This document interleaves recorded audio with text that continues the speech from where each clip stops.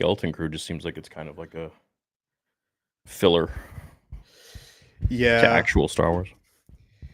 dude, I'm tired. I'm tired of projects being announced and then unannounced and then going back and Yeah. I'll believe it when I see it. I know, right? Me too. Welcome everyone to another Thursday with Stupendous Theory or Theory Wave or whatever you want to call this new show we Dude, got going Theory on. Wave. Theory Wave. Seems a new one of the movies for 2026 has allegedly been canceled by Lucasfilm, and nobody knows what it is. A lot of people are thinking it's the Rey movie. And to that, I would say wishful thinking, but they're going to be turning it into a trilogy anyways. We're going to get episode 10, 11, 12. And as we've read and heard, she's going to be in all of them. She's going to be in like multiple Star Wars projects as the Obi-Wan role. So, I don't know what that 2026 movie was. We only had a few of them planned. It was the Origins, like the Dawn of the Jedi kind of thing. We had Mandalorian and Grogu, and we had the Rey movie. So it's one of those three. Yeah, and Heir to the Empire. Or the Filoni movie. I keep forgetting about that one.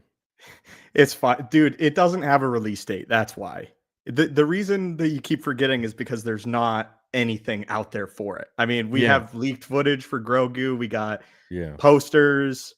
The thing, I saw an article last week that was like Rogue Squadron's back on the slate. So I was just telling you, I'll believe it when I see it. Right. Yeah, I saw this too. That Rogue I'm just like, all right, yeah, whatever. We'll believe it when we see it. Is Rossi in the chat? I just got to know. For those who don't know, Rossi is he's an OG here. Super active. I saw he was here an hour and a half ago. This was an hour. Since an hour. God bless Rossi. God bless you. God bless Rossi. But this was also an hour and a half ago. Cavill's in talks with Lucasfilm for the next trilogy. Who is? Henry Cavill, apparently. Oh. Okay. I don't know, man. I just can't keep track of.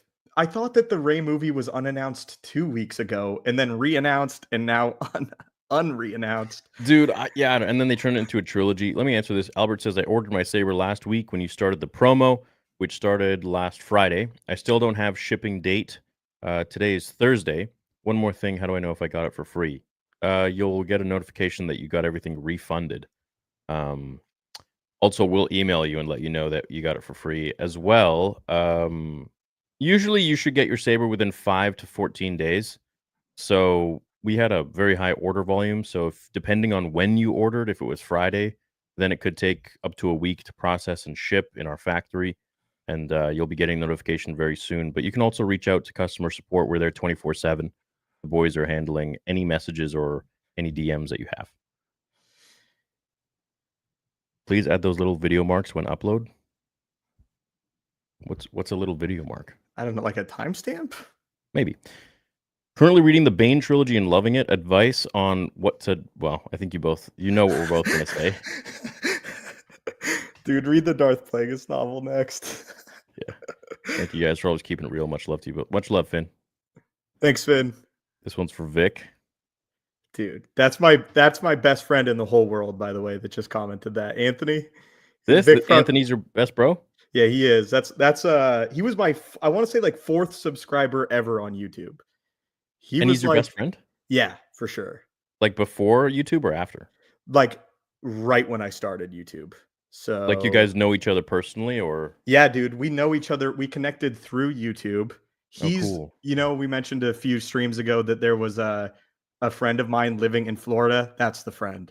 So, oh, really? Yeah. So I'm not from Florida, but I was like 18, turned 18, and we connected through YouTube. We talked about movies, and he was like, dude, your state sucks. I'm not going to say which state I was in, but you should just move to Florida. And I was like, all right, bet. I got nothing here.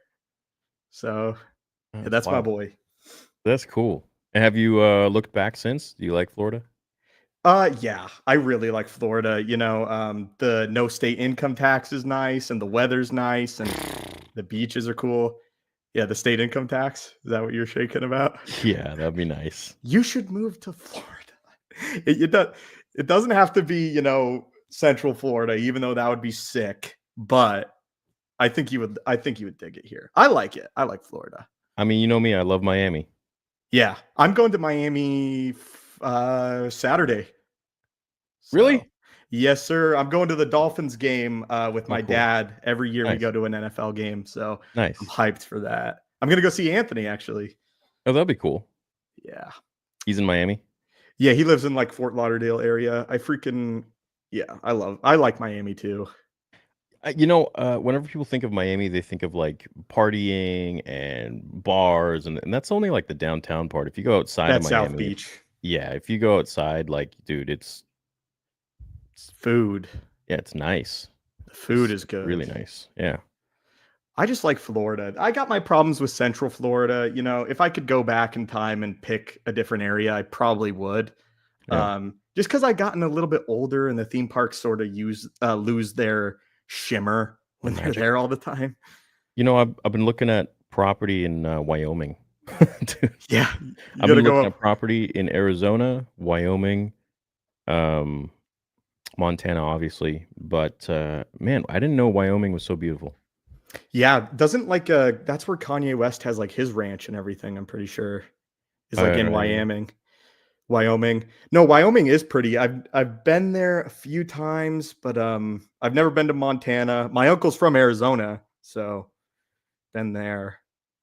He's That's cool. he's a former DEA agent in Arizona, actually. Some of his boys, did you ever hear about the Lil Wayne arrest that happened like 10, 15 years ago? Yeah, something like that. Yeah, he was packing on his tour bus, but I guess that was in Arizona, and one of my uncle's officers, I guess you would call them officers or agents, arrested Lil Wayne. So, oh, what the hell? Yeah, it's kind of wild, right? That's crazy. But I like Arizona. Thursday. Thank you for letting me know how long it takes. Can't wait to get my Saber. Oh, absolutely, man. You're going to be getting it very soon. Once it ships, dude, it's going to be at your door within no time. So, Yeah. But always, if there's any question or anything, just please shoot customer. The boys are. I'm so lucky to work with guys who are like also my best friends. It's great like that, like to have a team you trust. So just message them, dude. They're one of the boys. They'll take care of you if there's anything you ever have a question about. Pump for 4 Visions. I didn't like Visions. Oh, I didn't like either Visions. season. They just announced this. Really? Yeah, it's coming. Did you like season Visions? 3. There were a couple of the episodes I liked. Other than that, I was like, whatever. What was the one where there was like the Sith was the old man? That's one that I really liked. Yeah, with like the Qui-Gon sort of feel. Dude, yeah. Oh, here we go. Check this out. Yeah, share screen. Yeah, I have not seen anything from Vision season 3. I got it up right here. But I also like the Visions episode where the reveal that like the Jedi and the Sith have like sort of switched roles, and that there's a whole bunch of Sith that have called in the young Jedi. I thought that was a good episode. Which one is this? I'm pretty sure I butchered that plot. It might be the lightsaber episode where like the character's father is like the constructor of the Jedi lightsabers. I liked the Ronin episode a lot, and then and also the old guy who was shooting lightning. Oh, I don't. The one you just mentioned. It's that the one? Old man, or yeah. Star Wars Visions is returning to its anime roots with 9 new shorts slated for release next year at the 2024 Disney APAC Content Showcase. It's exclusively revealed that Visions will debut a 3rd volume in 25. Okay. 9 shorts by 7 different Japanese anime studios celebrating the mythology of Star Wars through unique cultural perspectives. Last year's 2nd volume took the imaginative series on a global tour featuring animation from across Japan, India, United Kingdom, Ireland, Spain, Chile, France, blah, blah, blah. Now, with Visions 3, they return to where it all began with 9 shorts from 9 different anime studios, including returning contributors Kamikaze Douga, Kinema, Citrus Co., Productions IG, and Trigger. The next installment will also introduce 5 new anime studios to the world of Star Wars Anima in co-production with Kamikaze Douga, I'm butchering that. David Production, Polygon Pictures, Project Studio Q, and Wit Studio to further demonstrate the diversity and creativity of Japanese animation. Okay, great. I'm happy to hear that because I didn't like how the last one was. I don't know, man. I liked season one. I like season one. It was all Japanese done, and I really enjoyed that. So I'm excited that they're going back to, it seems, all Japanese made. Dude, I'm gonna be real. I did not watch the second season of Visions. I can't really remember it. I remember the first season. Don't Yeah, really remember the second one. I just been disappointed like one too many times. I was super disappointed by Tales of the Empire, and at a certain point, even if you're a YouTuber, you just get tired if you're not enjoying it. Oh yeah, of course.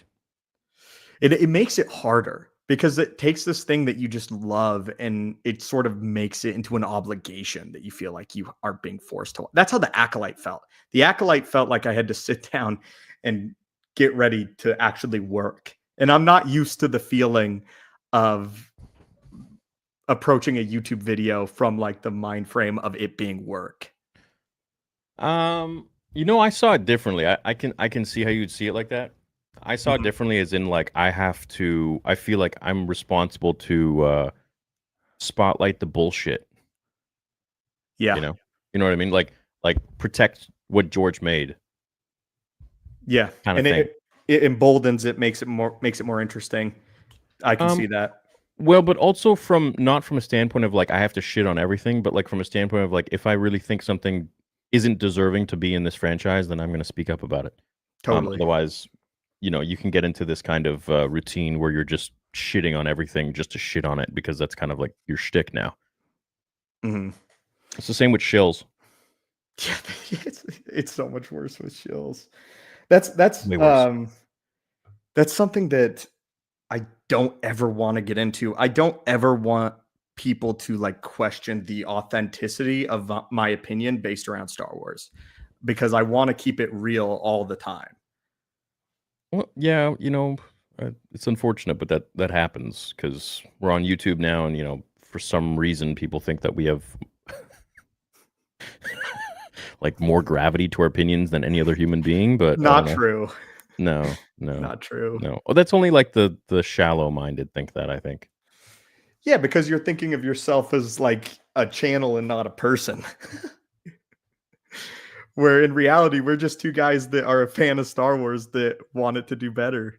Yeah, yeah, and share our passions. Biggest super chat of the day so far by Archer Emiya. Big $100 to the both of us. He says, "Loving the podcast. You both are my longest watched Star Wars channels, and I appreciate the hard work you put into this community. Have you read the Lost Tribes of the Sith novel series?" First of all, thanks, dude. I appreciate that, and I'm sure Wave does too. I have not. Neither have I. Thank you so much, Archer. That's incredibly generous of you. I haven't. Is the Tribe of the Sith, is that where in the timeline is this? Because I know the Tribes of the Sith have like a Luke No idea. era. It would probably be the EU, like Luke stuff, right? With Crate. I don't know. It's No, I possible. haven't read it. So this is new Disney stuff? I think Lost Tribes is a Legends thing. The Lost Tribe of the Sith is definitely a Legends thing. I'm not familiar with the exact novel that he's bringing up. Let me look it up real quick. Yo, Nick. No, I haven't seen the Skeleton Crew videos and clips. Should we watch that? Yeah, why not? Okay.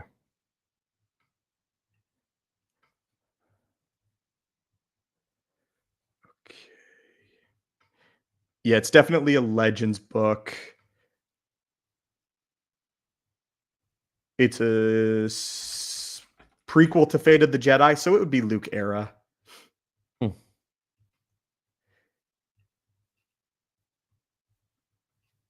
Official Let's Go teaser trailer. I think the Tribe of the Sith is a really old concept in Star Wars lore where, some group of Sith went out to a different location during the time of Naga Sadow, I think it was. Does that ring any bell to you? Not really. Yeah. The timeline of the Sith gets confusing as it goes on because then an older extinct version comes back later in the lore, so it can be hard to track. So here's the new trailer for Skeleton Crew. A crew of murderous pirates is coming. We have to hurry. Are you listening to any of this? We're listening. Oh yeah, what did I just say? Are you listening to any of this? Let's go! We wanted to search the buffet. We're not searching the buffet! Yeah, okay, That so doesn't feel like Star Wars. it's for kids, dude. It's for sure for kids. It's like Spy Kids. Yeah, it's very very childish. So it's like it's for children. For sure. It's not really yeah. People say that about Star Wars in its totality, though, which is always People an are argument that annoys me. Yeah, people are wrong. I mean, it's got a great message for kids. You know, if you learn it young, then as you grow up in life, you'll realize, like, yeah, it's never too late to change, and don't sell yourself for, little tricks of the devil kind of thing. Don't try to control every situation. You know, little things like that. That's in the original 6 films, but I wouldn't say it's particularly for children. I would say this trailer we just saw is for actual children. Mm. So. I don't know, man. I'm not excited. But again, like you're saying, it's not advertised to me. But my question with that is, how big is the child audience of Star Wars right now? Because I have to imagine it's a lot smaller than it was when we were growing up. I can't think of a single trick-or-treater that came to my house this year that was a Star Wars character. Yeah. No. Yeah, you'd probably be right. So I don't know why they would put so much money into a part of, well, I know why they would. It's because they didn't think about it. But why put all of this money into a portion of the fan base that, may not be all that big? Well, they're creating something for everybody, and I think that's fine. But at the same time, it would be cool if they had something for adults as well. Or, something for like teenagers. Because this is for like kids, like 10 and under, I would say. This is like one that you release in between like 2 big projects. Yeah, I totally agree. And I mean, it's just been a little bit too long since we've had anything actually good. Like, you can't count the Acolyte. We had the Acolyte, which was like, literal ass. And then you have this right after, and it's like, okay, well, this could be a cool breather, like a cool thing to like chill down with. A breather. Yeah, in between maybe something like, I don't know, Mandalorian season 4 just came out, and then we get this, and then after this we get Ahsoka season 2, and it's like, all right, cool, yeah, I'm chill with it. But to have the Acolyte, which is the most disrespectful thing to Star Wars, and then have this, it's like, it doesn't really up the hype, but it's for kids, so holiday season, I get it. That's fine. Yeah, people are coming. People are together. I guess it'll lead to, small children watching it with families and everything. Small children also watch the first 6 films, so Exactly, though. That's my thing. Is like, if you guys make a cool, like the Avengers sold 1 billion toys, but the movie is good too. So 2 things can be true at the same time, yeah. and it doesn't necessarily have to be for kids. The Avengers has elements in it that appeal to the human spirit that we all have. They're aiming for kids, not the spirit. Exactly. Yeah. Well, it's corporate. I think it's a long time now. We've already addressed the fact that it's just they don't know what they're doing, and it's whatever. I'm not bent out of shape about this because it's just a kids show. It's not a big deal. It's like, okay, whatever. Like, I don't have to be super excited about it, but I know some kids will like it, and that's great. So yeah, I can see that. I'm just disappointed. This just feels like a reminder of the state of Star Wars to me. And I'm not making a judgment on the end product. I'm just saying that it is a constant reminder of you're in a dry spell, because I feel like I'm in the desert, bro. I feel like I am in the desert. I'm looking at 2025 for Star Wars, and it's just like, what is in 2025? Nothing? What Ahsoka. is it? I don't think so. I've been seeing online people that they're going to film in April, And if these things take like a year from end of shoot time to actual premiere, we're not going to get Ahsoka in 25, which Well, breaks hey, my heart. then in that case, it's going to be another like 2019 or 2018 or whatever it is, where we don't have Star Wars, but the Vader fan film comes out. So Yeah, you do have that. That is true. and chat, I landed the officially confirmed the composer, which took a long time. I haven't announced it yet. I haven't made it in a video yet, but I probably will for tomorrow or the next day or something like that. I've just been really busy with Theory Sabers that I haven't had time to actually like make content for the most part. Even record stuff. Just haven't had time. Yeah, I feel that, dude. For But my if you trip, guys want me to tell you right here, to the select crew of 1,400 people right here, let me know. I would love to hear. Let me know. Type one in the chats for composer reveal. Is it John Okay. Williams? That'd be crazy. Oh my God, no! He has NDAs, and he's probably like worth freaking $100 million. But no. for the people, no. can you imagine? Yeah, but I mean, I don't know. That'd be crazy. Okay, just see the same guy spamming one. So, I was reading how a lightsaber beam works like a chainsaw. It's shot from the handle and then bends back to the hilt and forms a loop of plasma noise. Yeah. True. Yeah, the only problem with creating that in real life is like you have a beam of light. It just keeps going. You would have to have this was actually a science project I did when I was a kid in school, and I constructed this thing that essentially, if you shoot a light, like to create an actual real life lightsaber, you would have to have an arm that branches out and then has a mirror that is perfectly level back to the emitter. And so it's just this beam that, but then it's like you literally have one side of the saber that you can't use. Move. Yeah. That'd be cool though. Have you seen like the ones made of fire on like TikTok and stuff? Yeah, but those are just flamethrowers. I don't know why people call those lightsabers. They're just flamethrowers. Yeah, I still think they're cool. To like Yeah, they're light cool, but candles. yeah, it's just a giant, what is it, jet torch. Mm-hmm. And like you have to like leave it on the object for like 2 minutes for it to actually melt anything. So, Oh, it doesn't heat up really quickly. well, when you get to a point, I want to see a lightsaber that like you literally can just chop anything in half, like within a millisecond, just passing through it like a knife through butter. So you think that something like that is gonna be made one day? Like Yeah. obviously one day in the future, but how far away are we realistically from real lightsabers, you think? To How be many honest, years? I think we have that right now. I just don't think I don't think the public knows about it. That would be crazy. I wonder what they really look like a real one. I don't know. Probably dangerous. Probably. Can you imagine how easy it would be to just horribly maim yourself if you had a real one? No. It happens dude, it would happen so fast to me. I feel like even just the toys are dangerous in my hands sometimes. Dude, sometimes I'm freaking like I would train with my saber and I would sack myself. Could you imagine? Like, goodbye. See you later. Goodbye. Having lots of issues with sabers working with CS. Okay, great. Keep working with them. They're going to take care of you.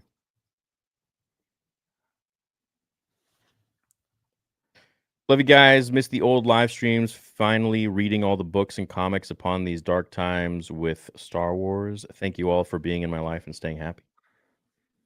Thanks, Ice Phoenix. Thanks for being here, man. I was born in Central Florida, so I feel you, Wave, in regards to Central Florida. Yeah. What if they replace Rey trilogy with Clone Trooper's sister? Oh, Jesus. Yo, Rossi, I have an announcement for you that you're going to be very happy about. We get a Theory Ripaverse comic. Published by, they'll be the publishing company. They'll like create the book and the comic and everything, but I'm working on that right now. Yeah. So story's pretty cool. It's one of the stories I've had in mind for a while, and yeah, it's nice process of writing it. What is Ripaverse? Is that It's my friend's comic company. okay? Cool. Yeah, he's independent. He's a YouTuber, and then he created his own comic about over a year ago, and he's like just absolutely killing the game. Like now he's got action figures with McFarlane toys. He's got Oh, geez. he's yeah, dude. It's independent creatives are the future. I feel. I Good for truly feel. him. Yeah, so I've been wanting to make a comic for years. I just didn't know where to go, how to really start, pull the trigger on it, and so finally I'm writing and see where it goes. I think fans will be pretty happy. It'll be my own IP, my own story. It's just creating my own universe, essentially. That'll be nice. You have full control, full say, and then you get to keep secrets from people, and that's like the cool part. You get to I mean, know where the story's gonna go, and they're just pining for that, and they want to know so yeah, bad. But like yeah. you just have to hold off and promise that it will pay off. Well, you know what's funny about that is I've even had to deal with that with Vader, like people wanting to know like what is, and people think I've spoiled certain parts. It's like not really. But when you guys find out like where it actually goes and how it ends and how it connects to the original trilogy, I think people will be really happy, and I think a lot of them will be excited. So Yeah, you got to pick your spots too. Don't reveal too much. You want it to be as impactful as possible. yeah, I want it to be exciting for people. So I've read all the canon books that interest me. Where should I start when it comes to Legends? What? All right, Plagueis. what's a different answer than the Plagueis? We're Sith guys, so the Bane trilogy is super good. We've talked about that, but what's like a Legends book that is not the regurgitated common answer that you just think That we like is every great? day. It's like all he's read is the Plagueis book. Yeah. I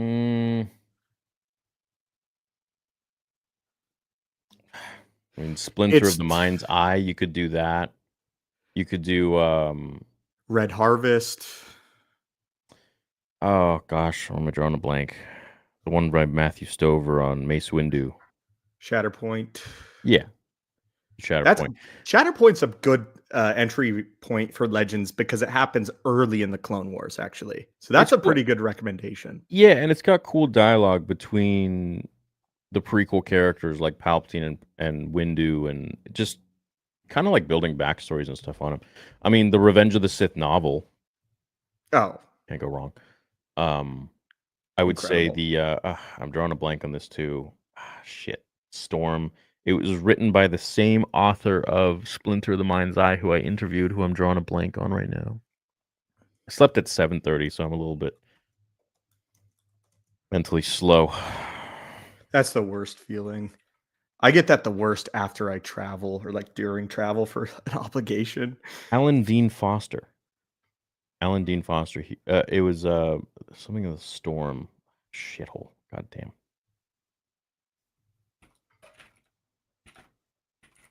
Sandstorm. The Approaching Storm. There we go. That one was a little bit slow, but it was just fun. I don't think people realize just how gigantic these Legends books are. Like Luke Skywalker's Legends story is like 11 books after Return of the Jedi. Yeah. It's substantial. So it's hard to pick just one perfect one. I mean, God, I have like every Legends novel on my bookshelf. I just haven't read them. Yeah. I mean, I got the entire NJO series. I've got the entire, like once Ryan told me about, what was the other one? It was NJO, and then there's the, dude, I am so like useless today. My brain is just. You're good, buddy. You're good. Yeah. Chat, can you help me out? There's NJO Labyrinth and of Evil's good. then there's one before that. Or is it after? I can't remember. But there's a series before or after. Legacy of the Jedi.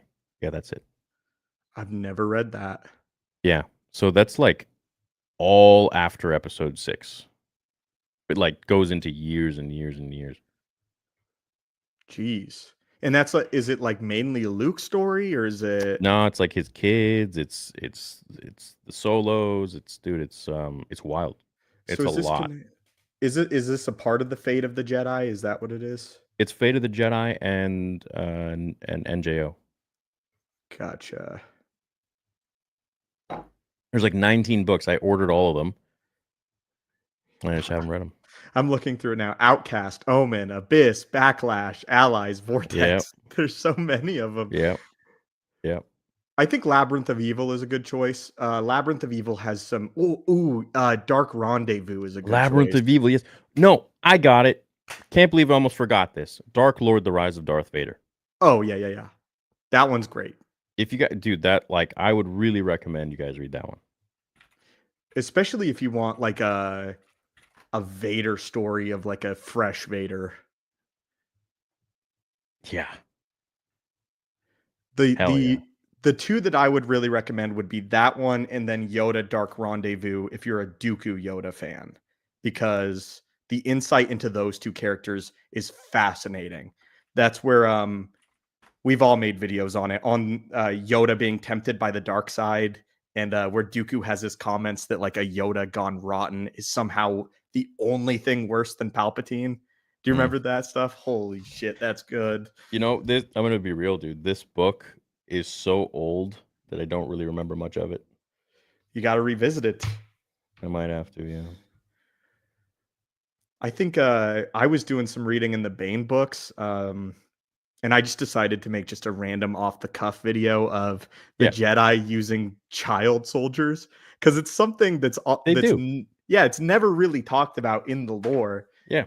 But during the Ruusan campaign, Lord Hoth basically requested child soldiers to the front lines because their numbers were dwindling. And I was just wondering, how did the Jedi justify this? So apparently they look at their Padawans as not people necessarily, but rather inheritors of a larger role. And that's why they send them to die. It's crazy, right? Yeah, I mean, when you look at it from a Sith's point of view, you can totally see that it's absolutely they have merit in what they say. They do. They do. The Jedi care about power, which is the biggest lie, is that the Jedi don't. They obviously care about power. Chat, you want to help them out? So, I mean, you start off with Plagueis, okay? Then you go to Bane trilogy.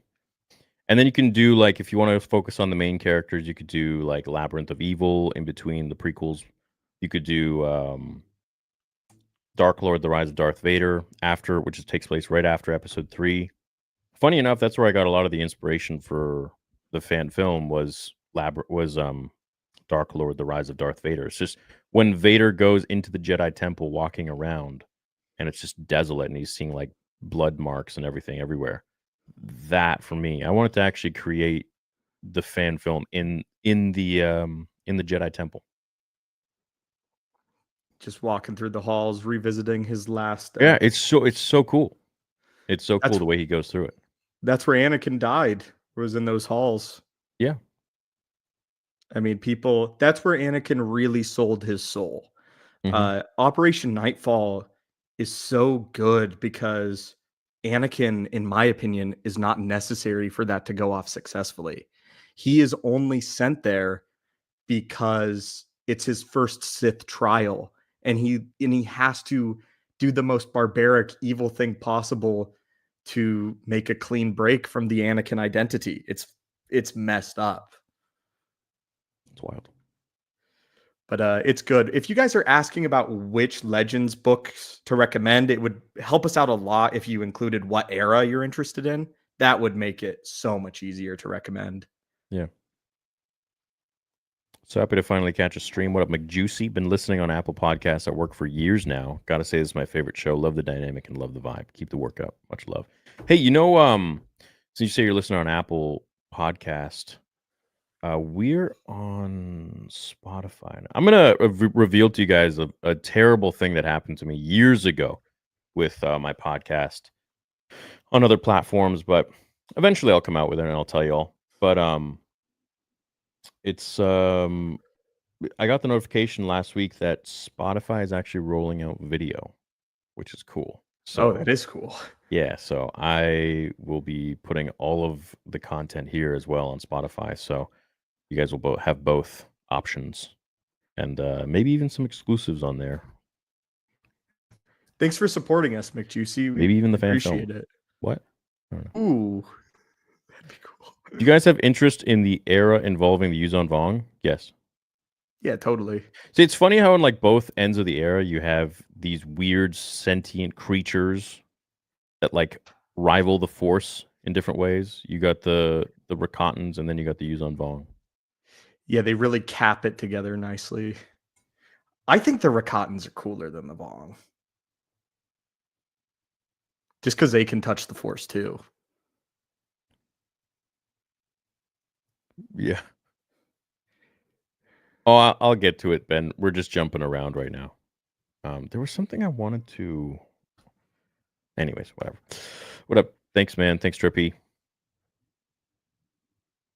Whoever the Indian Studios episode for Visions episode 2 was, the episode was awesome, in my opinion. Would love to see a second opinion episode on that.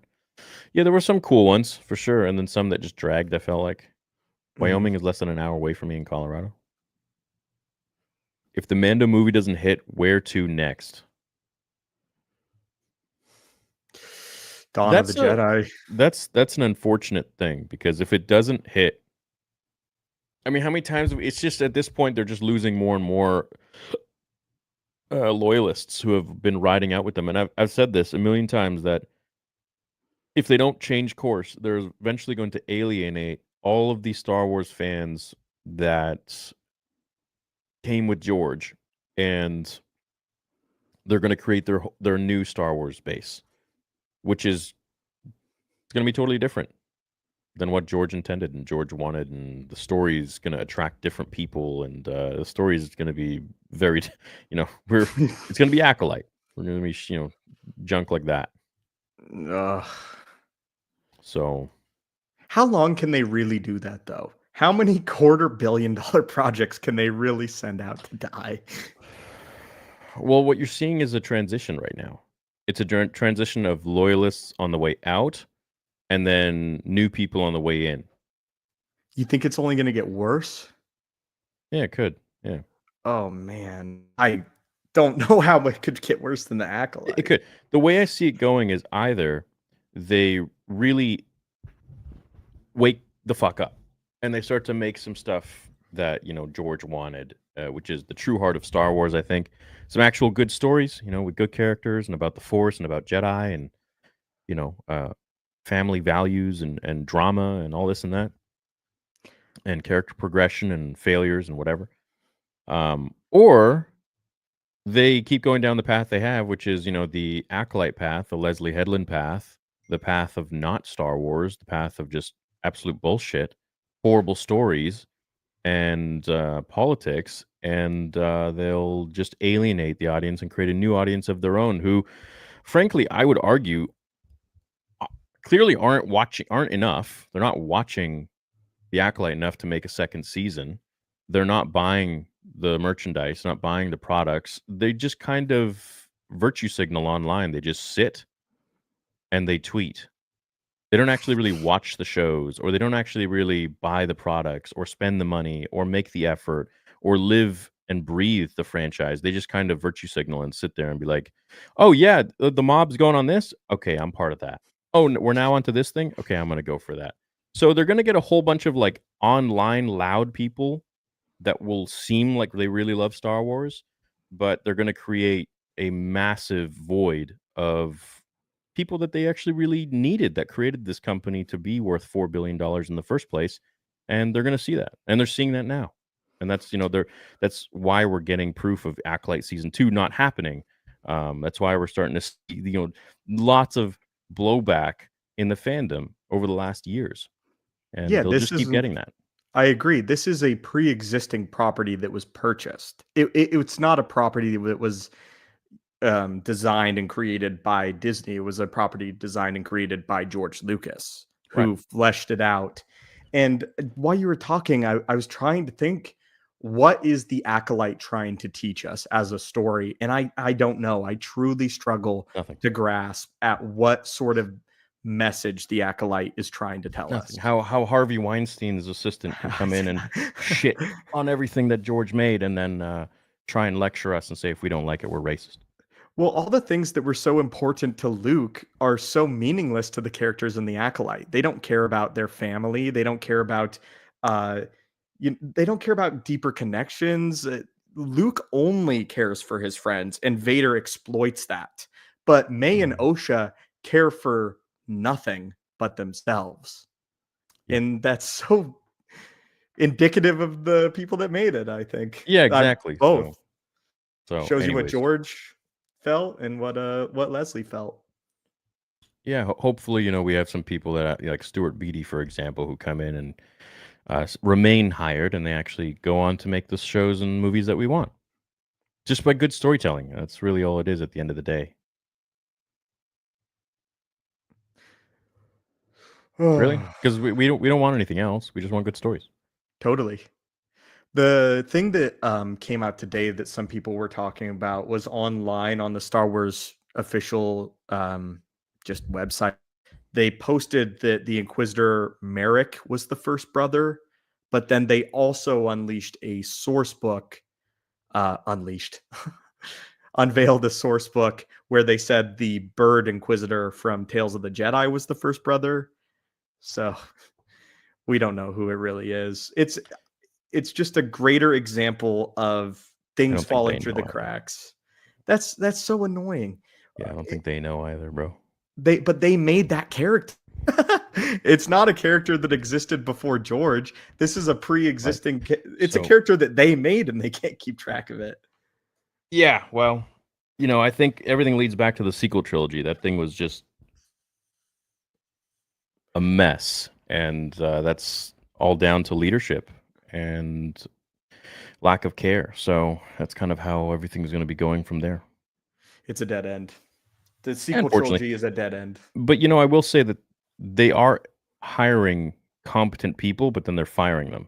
So it's just like, okay, well, who's the one firing them? It's Kathleen. So she got to go, man. Hi, Kathleen. Time to leave. She's too strong. She's got dirt on somebody, or she's.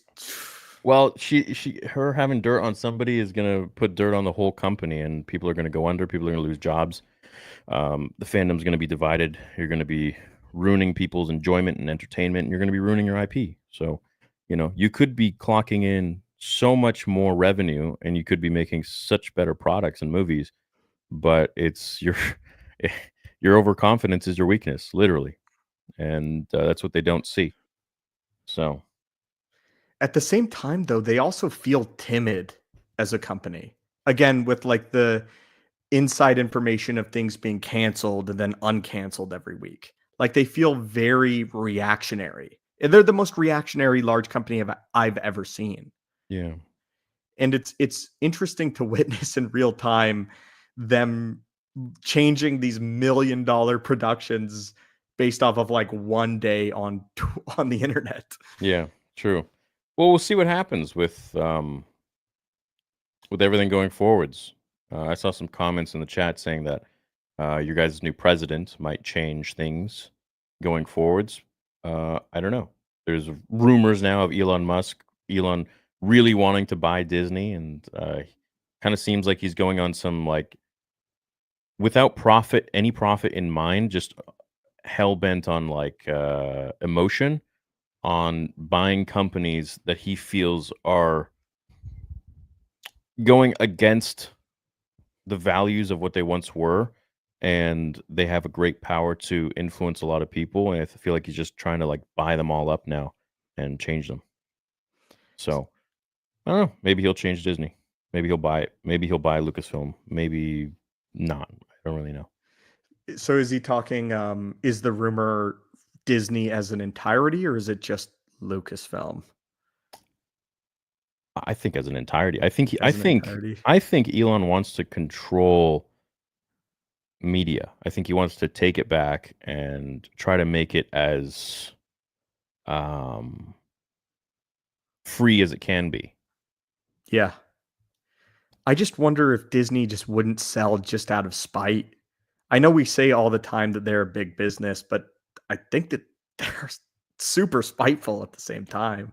They are, but they're a business at the end of the day. Yeah, They're there I to make mean, money. Everyone's got a price. you think so? I think so. I Yeah, hope not. I think so. Well, if someone offered Disney $1 trillion to buy the company, you don't think they'd take it? I think they probably, I don't know. I think they would, but I think the interesting question is, what if they were offered a fair amount? What is the final number, not the fair number? Like, how much is their Yeah. spite worth? Do you get what I'm? No, yeah, totally. Well, I mean, I don't think Twitter was worth 40, 50 billion. Definitely not. He definitely paid the spite tax. He literally just overpaid so that they would just like they wouldn't even consider. They'd be like, all right, this is too much money. We're out. Yeah. So, what number is that for Disney, for Lucasfilm? And if they were a company that were truly focused on telling good stories, I would never want them to be bought out. It's as if someone were to say, if George were still the one owning Lucasfilm, would I say I'd want someone to buy him out? Hell no. It's his. Yeah. And he's doing great. Yeah, he did do great. His movies definitely age extremely well. Because they're timeless, bro. They are. Star Wars movies, the first to 6, are timeless politics. And I always see very stupid people argue this fact with me when I say, you got to take the politics out of Star Wars today. And people, well, Star Wars was always political. Well, yes, but it's timeless politics. It's the big guy versus the little guy. Right? But today, it is something completely different. And that's the problem. That's problem with the immersion. That's problem with the timelessness of it. And people say, oh, in 20 years, will people like the sequels like they changed around for the prequels? I don't believe No. so. I don't No. believe so either. No. You have children today that hate the sequel trilogy. If children hate something, I mean, that's a pretty clear indication of like what, Absolutely. the prequels and originals were cohesive. They were made by the same guy with the same vision who created those characters with everyone in mind. The sequels is something, it's a perversion. It's someone trying to continue a story and go astray from what George actually wrote, what George actually wanted to happen, so that they can go and create their own bullshit IP and their own junk and profit.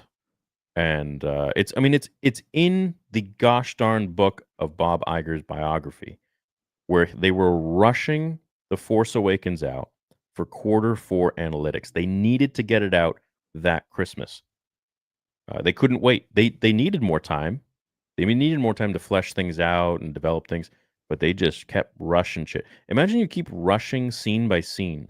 In the end, how much are you left out? How much are you leaving out? How much are you cutting? How much are you not preparing for? That's you see it in the final product. No, you do.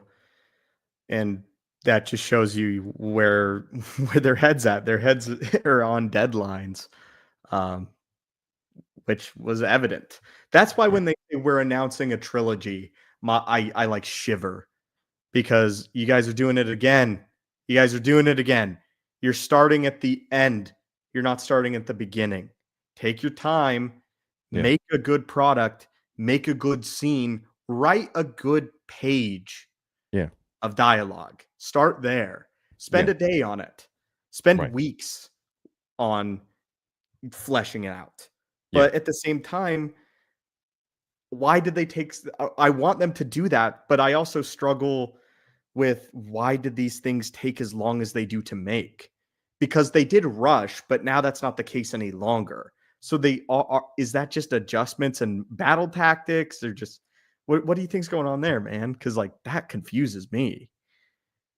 I think it's what you get when you have a lot of business people that are focused on money, trying to create something creative. You Yeah. know, Yeah, so totally. it's when you have people that don't understand how to tell a story, and you have people that are just focused on like graphs and analytics and money and revenue and pushing things out for a certain time to fit a quota and a tax bracket, that those guys are driving the cart and pushing everyone, including the story creatives, the actual guys that are writing, as incompetent as they might or might not be, we don't know, to get something that's unfinished out. Mhm. That's the issue. It's not like George anymore, where he's just focused on telling a story. He's focused on a story A to B, right? Let's get the characters in, let's flesh them out, let's tell a story. It's now so much more than that. It's about tax brackets and getting this out by this certain time to save on tax or to, meet our quota of it's like cops. Like they have to get, a certain quota of tickets per month, Uh-huh. right? So it's like, It's your like, dad's a why? cop. Yeah. His department does not do that, but I know what you're saying. Okay, well, so he's above a traffic cop, I guess. But Yeah. so yeah, clearly. But it's always near the end of the month. That's why you see so many cops like pulling people over for nothing. You're like, what the? Dude, I've gotten my unfair amount of tickets. Yeah, I've never been yeah, caught. I've never been cut a break, dude. Never once. yeah. Well, you're driving fast, baby. I I'm Do they not saying know? I didn't deserve. No, they don't know. No, they don't know. Okay. I have a fast vehicle. Anyway, you know what that's like. You don't have to divulge if you don't want to. You know what that's I've like. divulged in the past, but I mean, look, we're YouTubers, we're self-made, and we work really hard, and so we like cool stuff. Yeah, we do. We like the same cool stuff sometimes. Yeah, Wave and I actually have a lot in common. We have a lot of same interests. Which is But, cool. That's why the show works, man. Yeah. All right. Back. What were we talking about? Oh, super chats, dude. I got to get better at the live stream thing because I just get talking. What do you mean? And You're fine.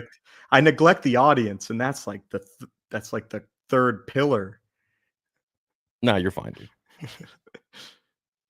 You both have ghostwriters. Yeah, so I've seen this guy comment a lot. Him and his buddy, they try to vilify me for now having a ghostwriter for lore videos, which I've uploaded, I think, like 4 lore videos since October, because I Mhm. just don't have time anymore to write. I mean, after 8 years of writing, I just don't really have the. When did you hire yours? Oh, Bryce has been working for me for over a year. Yeah. Yeah. Listen, first off, it's not ghostwriter, it's a writer. If you want to Mhm. find out who they are, it's not a freaking secret, dude. And if they wanted, Yeah. you to know who they were, you would know, bud.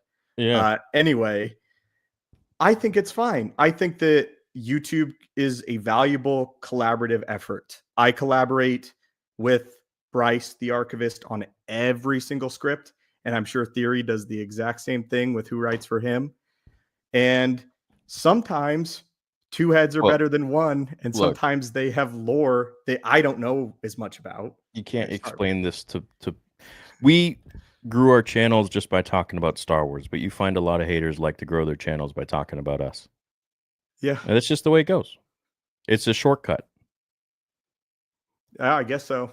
It's a shortcut. It's the way it is. It's the easier, low-hanging fruit, but it doesn't last because if they were to talk about themselves or talk about actual Star Wars, nobody would listen. It's just the fact.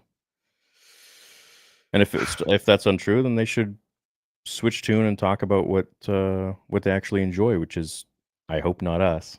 I hope it's more so Star Wars and actual lore. But it's low hanging fruit, man. I've been doing this too long to know. In the beginning, be like, why are these people? Why would people come after me so much? Why would they say so much? But it's low hanging fruit. And then you look at their tweets and you look at their analytics and you're like, okay, every time they talk about themselves or something irrelevant that's not to do with me or whatever, they don't get any views. And it's Mhm. like, okay, well, I see now. Makes sense. You just see, you're providing jobs for people. It's okay. There you go. That's the way Hey you gotta man, look at it. that's why this is cool because I don't have a lot of creator friends. So that Yeah. perspective, that sincere, genuine perspective of like, look, man, they don't know everything. Like let it be. I It's like okay. it. I Mhm. like it. I just think that collaborating over Star Wars is just the sickest thing ever. And if you can make a better video with someone else's help, why wouldn't you do that? Mm, I don't know. I haven't really done too many collabs here on the channel. I think I collabed once with Lore Master, who's fact free now. And that's it, I think. Yeah. I mean, I know that collaborations were popular when it began, but like in the Star Wars community, that stuff died. That's people don't really link up that often, do they? Or at least not that I'm No, aware of. no, I haven't really seen that much in the Star Wars community all that often, really. I wonder why that is. I don't know. You know, I think it's because I think when a franchise draws its own battle lines and then like fans sort of have to say, hey, I like this and I am going to be honest and speak my mind. And then you have a portion that is like, I need to have the validation from the larger company. That certainly complicates things. Yeah, I don't know, man. I can't really speak for those people, but you know what I like about our show also, like not just that we know Star Wars and we're passionate about it, but like we've also been in the YouTube game, so to speak, for I would say longer than anybody for Star Wars. Definitely. And we've obviously been around like continuously, just like, you see people come and go. But we've stayed, and that's thanks to the audience, thanks to you guys. But I think we've also learned a ton from that, and good and bad.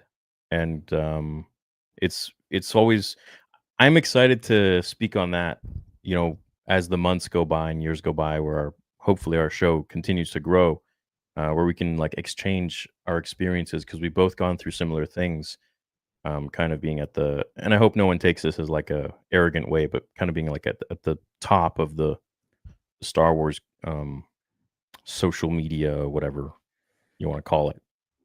Yeah, dude, it's sick. You start at zero. You started at zero. I started at zero. And Yeah, everyone does. you just talk about what you enjoy. And then, you know, going on a decade, when you get to the point now where people want to listen to you, like that's sick. That's I really just cool. I just love that. That's so cool. Yeah, yeah, Every day I get to wake up and I get to find something in Star Wars that I think is interesting and then ask like all the all the boys about it. It's so fun. yeah. And I know that there's like, because when I started, there were just like four other Star Wars creators. Now there's everybody. There's just so many, and there's more and more that are. I always get like I look at sometimes my request folders on DMs just on Instagram. People are like, how did you start, or like, how do you grow, or like, people find it very difficult, and it's very difficult to grow. So hopefully our discussions can also elevate others that are trying to grow as well, because um, you know, guys, you'll find like the smaller creators. I find typically don't like they like to step on each other, but we want everyone to grow. Like the bigger the Star Wars community, the better. So that's how we think of it. Even like SEO wise, analytics wise, the more people are out there, the more interest there is. Um, so even on that front, it's great. So we want everyone to grow, and hopefully, everyone's Star Wars channels and content just reaches more people. Yeah, we want all ships to rise with the tide. Yeah. Is the whole Oh, that's thing. beautiful. Nice. That's something that I appreciate. You said a few times ago on the stream that anybody was welcome to come and discuss, anybody was welcome to come and disagree, and that it's just open dialogue, which Yeah. Yeah. And chat. Anytime you guys want someone to come on the stream and like either just join in the conversation or disagree, we're it's fun. We're fine. We're fine with that. yeah, Let us we're know when a- you want that to happen. we're adults. Well, yeah. Do you is there any part of what Disney has come out with recently that you found yourself enjoying? Any Disney Star Wars product that you think is a really good path that they should continue on? It's a very good question. Um, Probably the Jedi games. Yeah. I think those are good. I think You? that the larger conflicts and concepts that Filoni's setting up, I'm a big fan of. I'm a fan of the alternate aspects of the Force that are being explored with somebody like Balin, and I like the Abeloth stuff a lot. But when it's 4 years between developments on those stories, it makes it kind of hard, dude. Yeah. No, I agree, man. But those Jedi games they're great. I bought them both. I don't play video games. I suck. I've seen the full walkthroughs on YouTube. They're incredible stories. Yeah, they are. They're fun, and they're well-made games. And I hope that they continue to make games with that level of fidelity and care. Yeah. The antagonists in Unlike those Outlaws. games. Yeah, that game that sort of crashed, didn't it? You gave that a long time too. You played for like 10 hours, I heard you say, right? 10? Bro, I Yeah, think I was put it like 10? 30 hours into that game. 30 hours? I think so. It's got to be. Jeez. I don't know. Look at all the live streams. Oh, maybe 10. Yeah, maybe you're right. I don't know. A lot. It felt like 30. It felt like a lot, dude. I'm not gonna play the game that I do. Games intimidate me if it's good already. I don't need it to be bad and complicated. Yeah, well, it was horrible. It got to a point where you're just like I said with the Acolyte, you kind of like you said it gets like a job, sort of feels like a job a little bit to comment Uh-huh. on it. Where I'm just kind of like, you know what? It's kind of my job now to just like, in my opinion, call out the bullshit. If this is garbage, why is this being made? Uh-huh. And I'm why just is it not like this is just not doesn't feel like Star Wars? No, that's what I saw a lot of it, and it didn't look like Star Wars, and that's why Skeleton Crew. I know it's made for kids, but it doesn't feel like Star Wars. Like when they have a joke at the end of the trailer about the buffet, inherently it could be funny, but that's not like a Star Wars thing.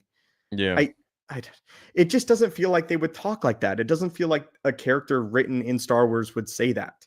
When No. Luke says, "Oh, I got to go get power converters from the Tashi station," Yeah. that's a Star Wars line. Yeah. I want to wait in line in the buffet. That's not a Star Wars line. That's a me line, you know? Ugh, I just don't get it. Why are you writing this like it's just not set in space? I don't know. I don't know, dude. It's a good question. We'll figure it out. I'm not gonna come on the show and be like it's fun. I'm okay with it because I'm tired. I'm so tired. I just want to be excited about Star Wars again. I want to have the Luke feeling again. I want to have Ahsoka season 1, a few episodes, just that hype. Yeah.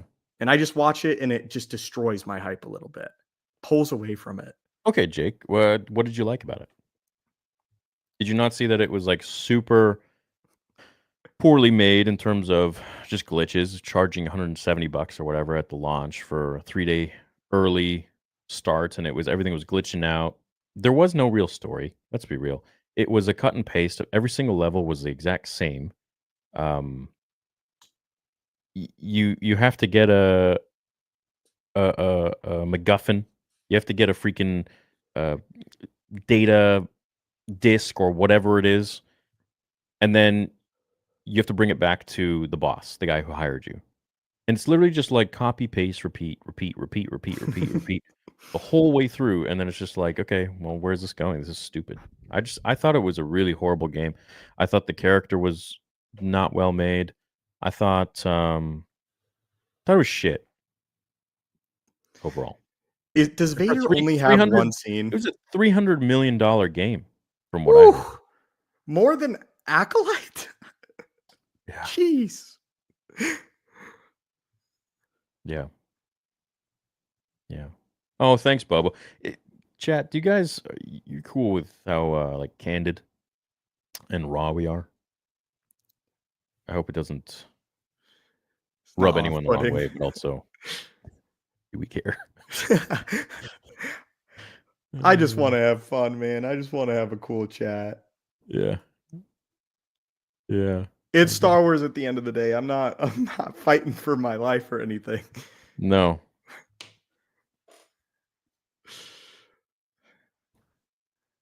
Hello there. I've been watching a lot of your videos. Awesome content. Just became a member. Happy to support. It's great to hear from like-minded Star Wars fans who are passionate like I am. Well, thanks, man. Appreciate you joining the channel. Thank you, And dude. hope you find something worth your while here.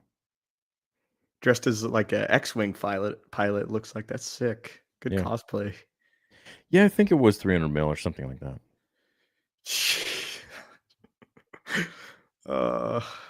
Yeah, well, definitely not fake, dude.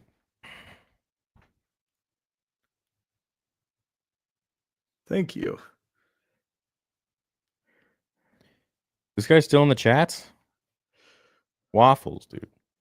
It's like if you just spend time creating the content you want instead of like coming to every live stream, being a #1 fan, and trying to get on the channel by being an asshole. That's not how it works. That's No. You're literally just Mr. T from Rocky 3. Like, it's not how it works. Kay's voice actress from Star Wars Outlaws has been nominated for the Game Awards for Best Actor. No, she didn't. Is that true? No, she didn't. No Does she have any way. like emotional scenes? Is it just it's like you're saying just a fetch mission times 30. It has to be a troll. Yeah. Oh, right on, man. Yeah, guys, thank you so much for participating in the sale we just had last week. We realized that it's not truly Black Friday yet, so would you want another one? Dude, it's the holiday season. I was talking to the team. I'm like, "Fuck, should we do a third one?" I mean, the first one was for the Vader trailer. Then the next one was for Black Friday, and then we're like, "What if we do one more?" We're Dude, like, just "Shit, co- it's like Christmas dude, is around the cook. corner." Yeah, all the we know competitors out there are doing sales too, Cook. and Cook. we have something launching next week that Rossi has been hounding us for forever. Let's just say it rhymes with Knips. I don't know. See, dude, that's how you get on the channel. You act like Rossi. Rossi's great, man. Rossi's been great. Whether he donates or he doesn't donate, he's been here since day one. There are people who don't ever donate, and they've been here since day one. Like, it's not It's a still donating sick. thing. Yeah, it's people have to stop seeing. I don't know how they really see you. I think they see you much lighter, but they got to stop seeing me as a corporate entity and just be like, "Yo, it's like we vibe with you guys the same way you vibe with us. We're just people." Yeah. If you talk to us on the street about Star Wars, we would love to and just be people. It's not Stupendous Wave and Star Wars Theory. Our YouTube channel is about Star Wars, but it's not the person. This is the person. The show is Yeah. about the person. Yeah, yeah, yeah. We're not like some. If you want some corporate feel, go elsewhere.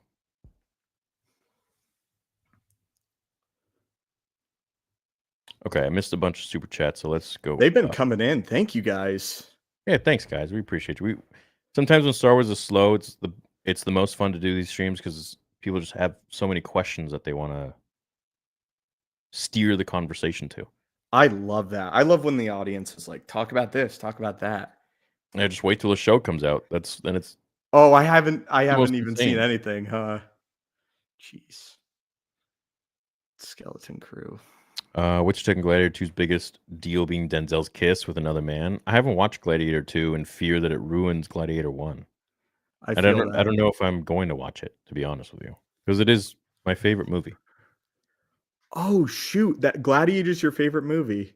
Yeah. All right, I realized the hesitancy then. I'm Have gonna you go seen see it? it. No, but I am because Ridley Scott, he came back. He's 90, and the fact that he's capable of something like this is a feat in and of itself. And I just got to see it. And there's a movie theater in South Florida that I talked about it last stream. It's like the Science Center, but it's a giant IMAX. I can't wait. That's cool. Yeah, I would be first to see that thing, but I don't know. I've just kind of learned now with like what they did with Star Wars. It's just if it's amazing, why do I want it? Why Mhm. in today's day and age, um, I don't want to see these stories anymore because they just they're They so hurt. corporate. They hurt. Yeah, it's so corporate. It's all weird. Is there any feeling that it is like Ridley back again though, that like maybe I'll check it out if it's good? You know what, dude? I know nothing about it. Okay. I know Yeah. nothing about it. I know that it's the only thing I know is from when I was on Drinker's stream like several months ago and we watched the trailer and it was Lucius. It was yeah. He's a gladiator now somehow. And so I mean like Oh, the little kid. yeah, Gotcha. so Russell Crowe's dead. Yeah. Commodus is dead. Marcus Aurelius obviously dead. Um so I don't know, man. I don't I really know what's the point? what to expect. It'll be interesting to see if there's like cohesion between the two movies because they're made so far apart. And that's the big question. Well, that's the thing. It's like, I would say I have top 3 movies of all time that speak to my soul on like some weird ancient level that you have those movies that you're like, Ugh. "Ugh," Dude, I'm gonna steal that. you know? Ain't some ancient level. I'm gonna steal that. What Yeah, are like they? it's like in some other life, I don't know, or like a fancy whatever. It's Yeah. Gladiator, Troy, and The Last Samurai. I've never seen The Last Samurai. Oh, well, you might like it. I bet I would. It is, I would say I can't choose between. Well, I would say Gladiator and Last Samurai are probably tied, and then Troy. If I would ever have to go to war, like let's say I'm getting like let's say I start actually like competing in boxing, I would just Mhm. probably watch Troy. So, That Brad Pitt. yeah, there's just a whole shitload of scenes in that movie that are just so unbelievably primal and like it's I gotta rewatch it's Troy. unbelievable. It's it just I think Brad Pitt's a great actor, and I think there's just certain movies with combined with the music and the way it's shot and the writing and directing and the acting that it's just amazing. I feel that completely. Troy Amazing. was ahead of its time. The action Yeah. sequences in Troy move incredibly quickly for when it was made. Yeah. Chat, have you seen Troy?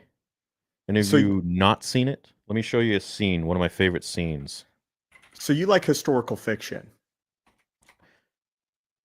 Yeah, I guess. I Yeah. guess I do. Nice. Good to know. My Yeah. favorite movie of all time, my number one movie, The Dark Knight. Easy. Mm, I remember being a kid in the movie theater watching it and just thinking for the first time ever that I was watching something special and that not just anybody could make. And I'll just never forget that. which movie? The Dark Knight. Oh, well, yeah, I mean, that movie's freaking on a fantasy level, that movie's amazing. Yeah. Yeah. Let me show you guys this scene. Hopefully we don't get like blocked, but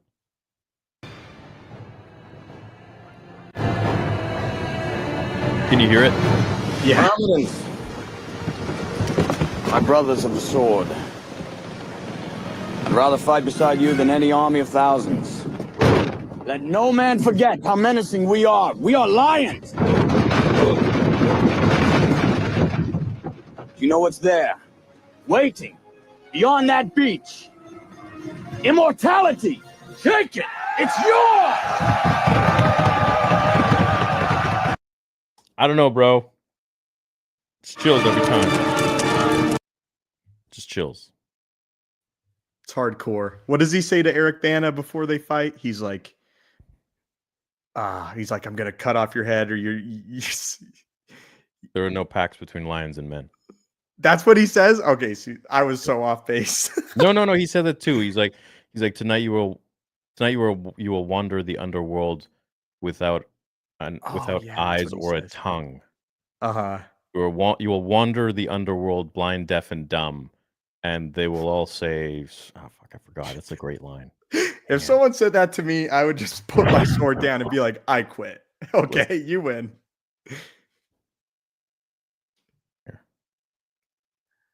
Yeah, that scene's great. Oh my gosh.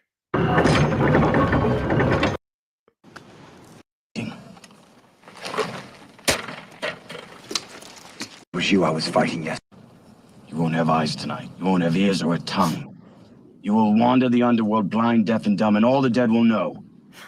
This is Hector, the fool who thought he killed Achilles. Ooh, I give up. Nah, bro, it's on. No, dude, no way. It's on, bro. I believe in the afterlife, so I mean, fuck it, I'll make the best of it. Dude, I believe in sharks too, but that doesn't mean I want to go swimming with them. Yeah, well. No, Troy, badass. One word for a movie, badass. Primal. No, you want to hear the most. I'm sorry, chat. Do you mind? This is like freaking going Not into Star another Wars. realm. Yeah, it's not Star Wars. The most badass of any film I've ever seen. There's only one scene that comes next to this, and I'll show you guys that one after. Why doesn't the hero reveal himself and tell us all your real name? You do have a name. My name is Gladiator. How dare you show your back to me? Slave! Will you remove your helmet and tell me your name?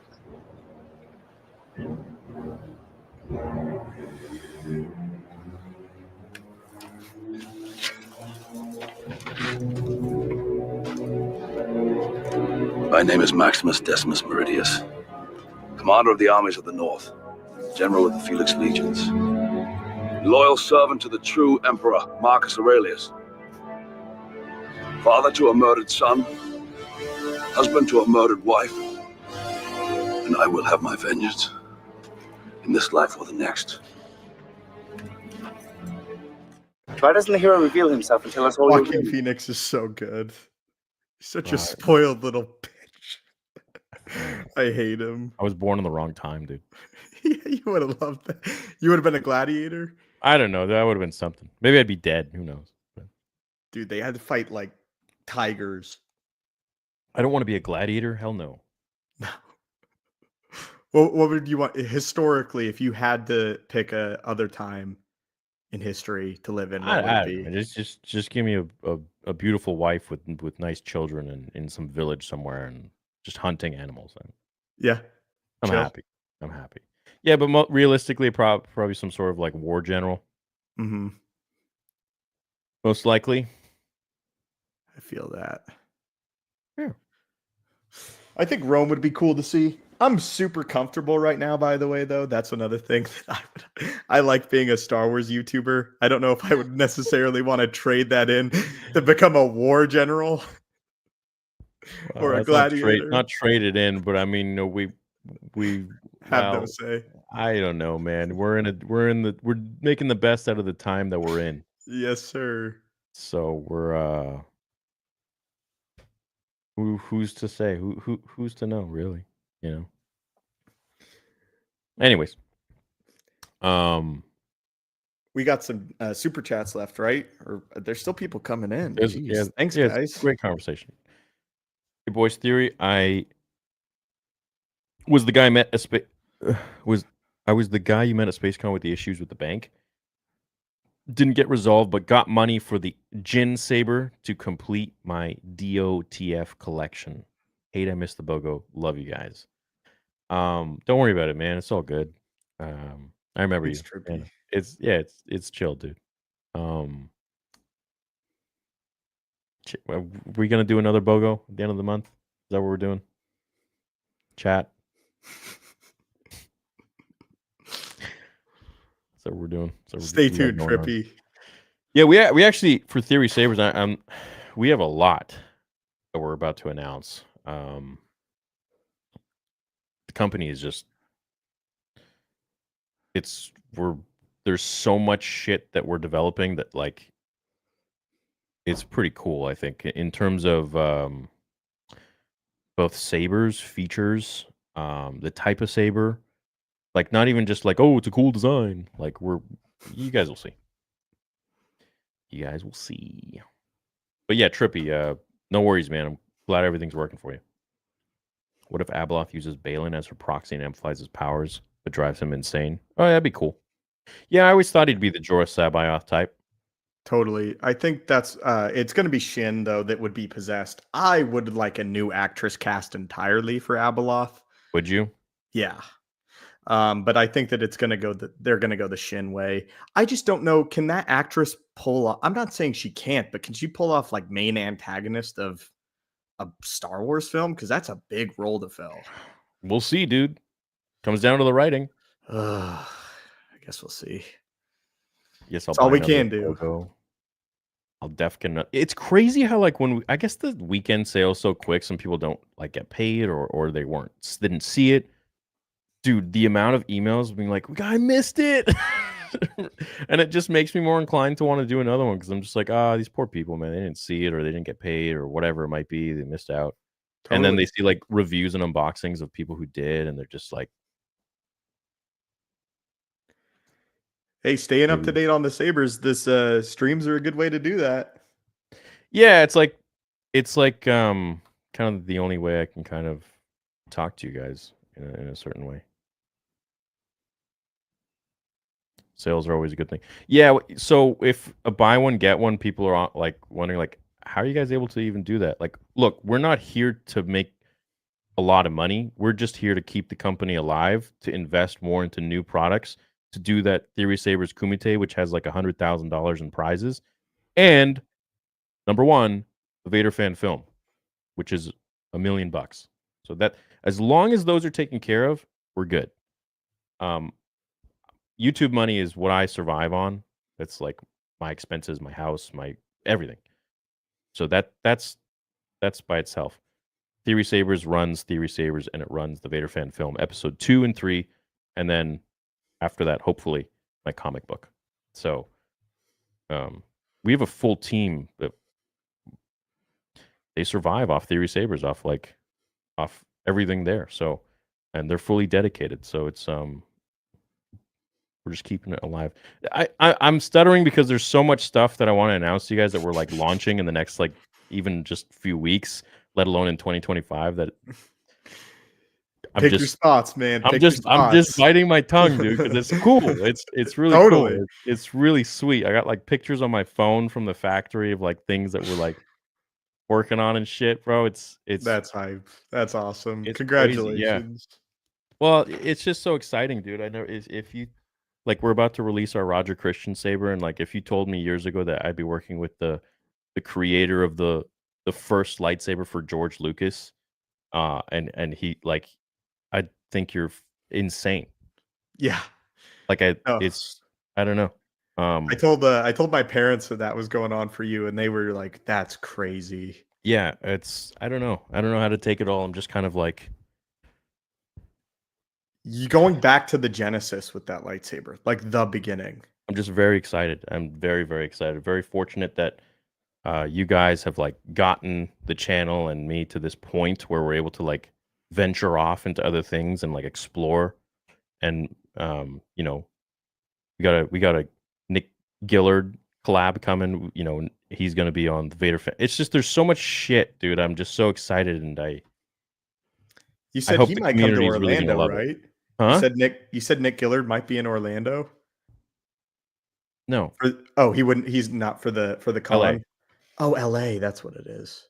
When are you doing the LA booth? I don't know. I don't have one planned yet. We're putting all of our money and time into MegaCon right now, so we're getting everything prepared as we speak for that. That's sick. As well as anybody going to be at MegaCon here? And we have like a smaller crowd right now, but we're gonna have some exclusive sabers there that will only be there, which will be pretty dope. It's something a lot of people have been asking about. I'm just excited, dude. Yeah, absolutely. Yeah, A lot to be excited about. Yes, a lot, and I can't wait to announce it. And I saw another clip of Vader episode 2 last night, just of a scene, and it's fucking it's just really cool. Oh, can you say No. anything? No.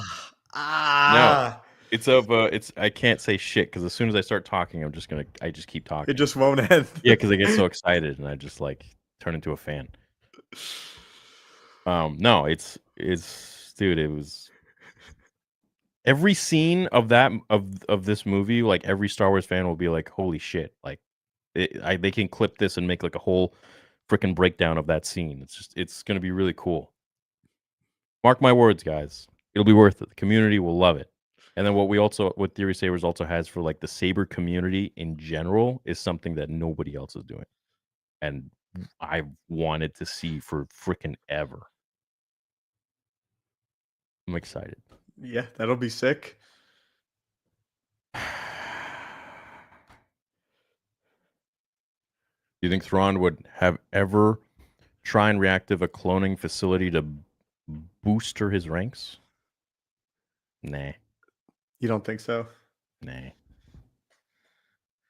I'm trying to think if he ever commented on clones. I'm sure he has somewhere.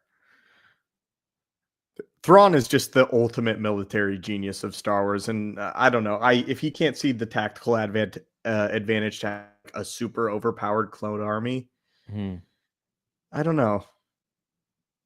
It's an interesting question. I'll be interested to see how his story plays out in canon, because with the sequels and where they have to end, not easy.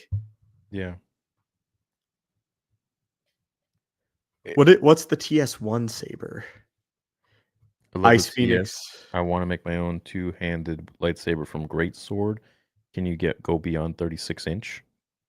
I mean, we could, but that's overkill. That's crazy. And then we'd have to make a whole new box.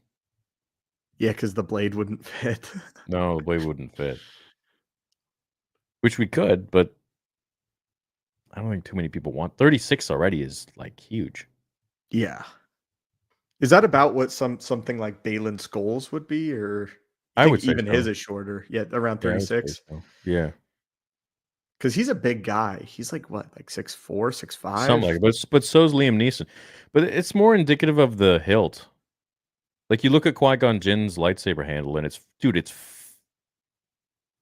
huge, man. It's like freaking. It's just one. I don't know how to say this without sounding gay, but it's one long, thick, freaking thing. Man. Like just, hey, bro. Whatever. We got it. No, it's very it's streamlined. Yeah. Yeah, versus like Yoda's, for example, is like this tiny little thing. I always thought Yoda's was so boring looking. I loved it, man. Like the Master Replicas ones, and they had like the scratch marks, dude. I thought that was the coolest shit ever. I begged my parents. Yeah, it was like what, like 500 USD back in early 2000s. Oh my gosh, which is what is that now? 1,500? Oh my goodness, for a tiny Yoda saber. I don't know what that would be now. Maybe not as much, but my dad would look at that and be like, "Dude, that one's smaller than the cheaper one." No, I know. Master Replicas, Yoda.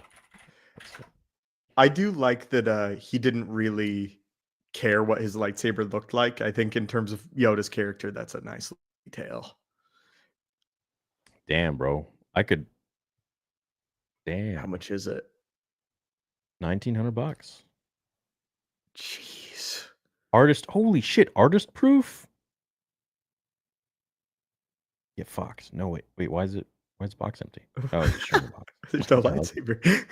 Holy shit. Artist proof, dude. I have a Luke Skywalker artist proof. And it's Is that just a high-end version? It's like the first before they actually started making the batch of. It's like what the artist. It's a little bit different. Oh, okay. It's like one of the first ones produced. Yeah, if I were to show you, I'll go get my Luke Skywalker artist proof, and I'll show you. All right, cool. You want to hold down the chat? Yeah, I got it. I dropped my phone immediately. What's up, guys?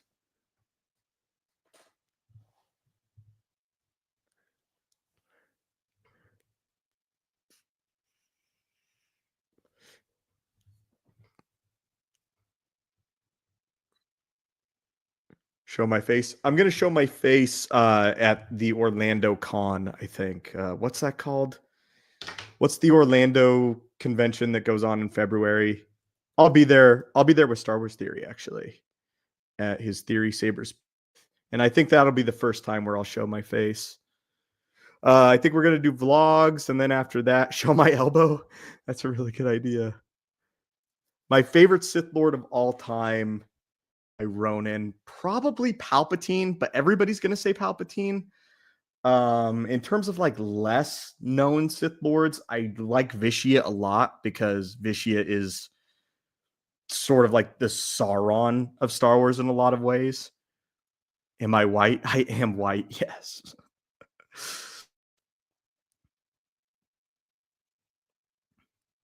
Bane's a good choice too. If you've read the Bane trilogy, it's hard to say that Bane isn't one of the best Sith Lords ever. He's smart. He has the smarts of Revan and the brutality of Malgus. Like, he's sick. How wide are we talking? My dad is Portuguese, Italian. Mom is French, German, so exceptionally white. Bane books are amazing.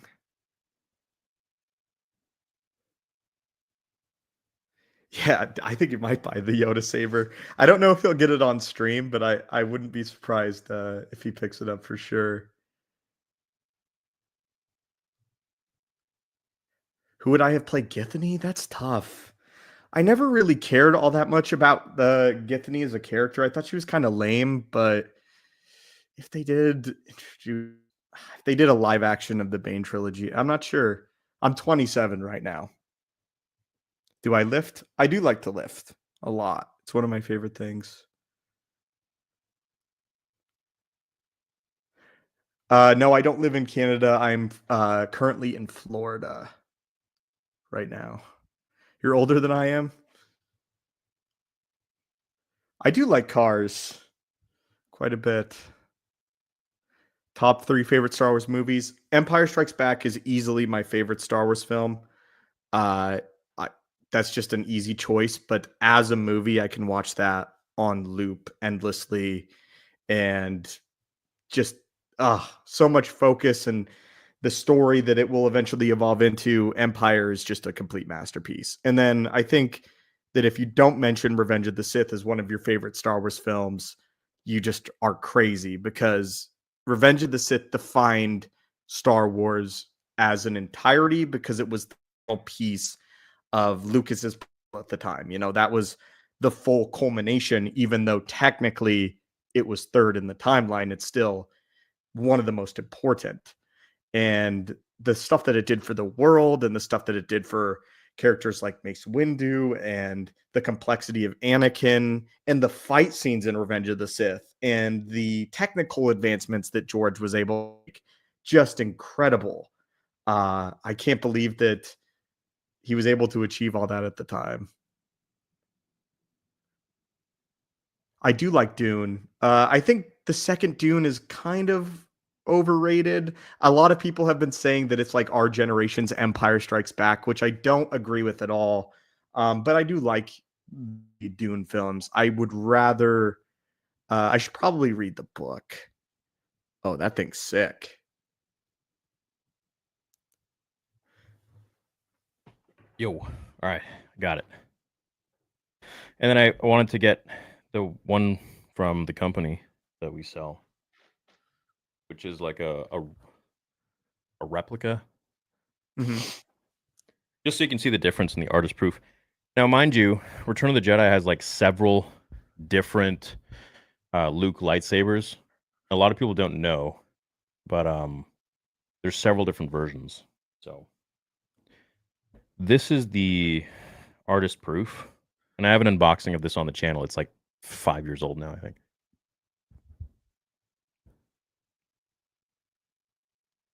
So this was it was unopened as well.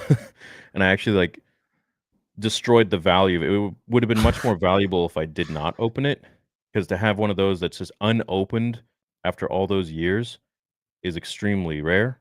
But I just said, nah, you know what? I want to enjoy this. And That's the way to do it. Yeah, man. What like? I open all of my figures. Yeah, I I don't know want that to. people would hate me, but like, yeah, I do it. I'm sorry. I I want don't to want to make a hold it. profit, man. I want to enjoy these. Like one day I'm gonna be gone, so it's like I want to enjoy them. I don't want to just freaking have them on display. Oh, it still smells new. I just took the case off. So this is the Okay. one we sell. This is the artist proof, master replicas,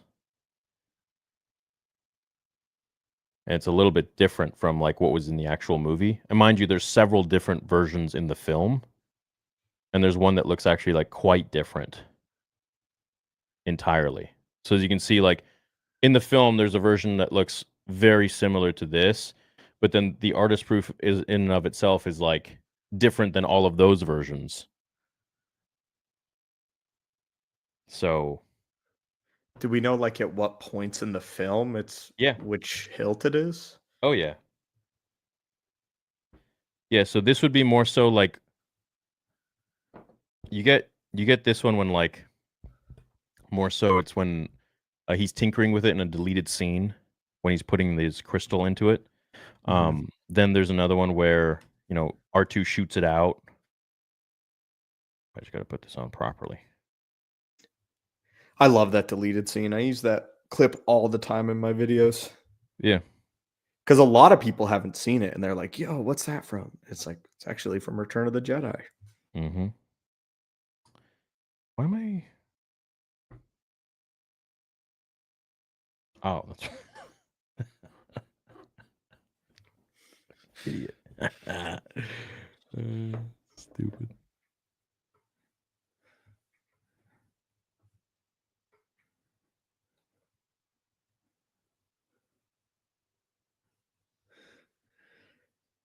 That's sharp. I'll just leave that there for now. Oh, it actually looks good. Yeah. It's kind of cool.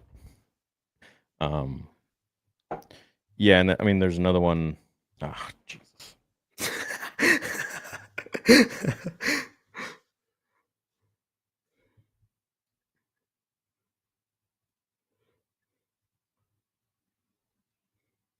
I kind of like the gold one more, guys. Is it? I wonder if that's the color that it is in the throne room. I don't know. Just like that's the scene I associate with the lightsabers. What do I think about Andor? I think Andor's great. I'm gonna have to give it another watch. Um, I sort of fell off after the premiere. Um, I don't know. For me, Star Wars is a very unique feel, and Andor didn't hit that right away. But I'd be willing to revisit it. I just didn't vibe with it immediately. I thought the first 2 episodes were kind of boring. Of what? Andor. And then there's this one, which is the one he has when he's actually like on the Death Star. Okay, so it Getting just shocked. the top of it changed colors, like the biggest difference. No, look at the right here. Oh, okay, yeah. So where do I? Actually, quite different, as you can see. And then there's like a this is supposed to be like weathered and yeah. So Luke's lightsaber is so freaking cool. they just had many different versions of it. And then obviously so what we did was, side note, our best seller right here, we just take the control box off and make it a little different, and it's much more affordable, and it's really, really great to just maneuver around and duel with. But tricks. Keep that in mind, because I'll be talking about that in probably a few weeks. And then of course we're doing that with a lot of the sabers now. We're just taking the control box off so that it's great for display, like on your belt or dueling or cons and stuff like that. That's awesome. Yeah. I was always curious about those, like the functionality on why the Jedi would put them there, because it would just make more sense to have it be more of a streamlined hilt without the function. power box. Well, see, so that's exactly what Nick Gillard told me, and it blew my mind. Is that when they were practicing with him, when Hayden and Ewan were practicing, they were all just shaved down, and they just had he literally just drew on the control box, so it was just easy for the boys to just do their thing, much like this. So there was no control box in the way. Can you see that in the film? You think like that? There's Not just in the clearly close-ups. no but just when it's the wide angle shots when they're really going at it. Yeah. So for example,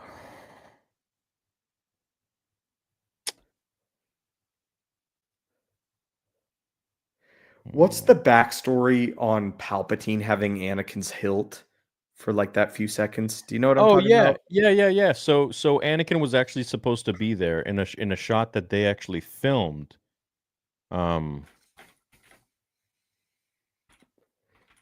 And they just never switched it up. They never fixed it. So at some point, Palpatine was going to get Anakin's lightsaber for the duel. Yeah, because Anakin was going to be there, and he was going to, and Palpatine didn't have a lightsaber, so he was going to throw it to him. That's how it would have started, or would he have been disarmed at this point? And the other Jedi would just be. He wouldn't even have had a lightsaber. Okay, can you walk me through this? Yeah, so essentially, I did a video and I'll show you. So that's why when they get to this part, he's holding Anakin. It's a little after this. Yes. So that was Anakin's.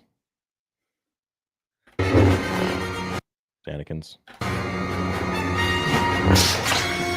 Close-up shot. It's going to be Anakin's again in a second.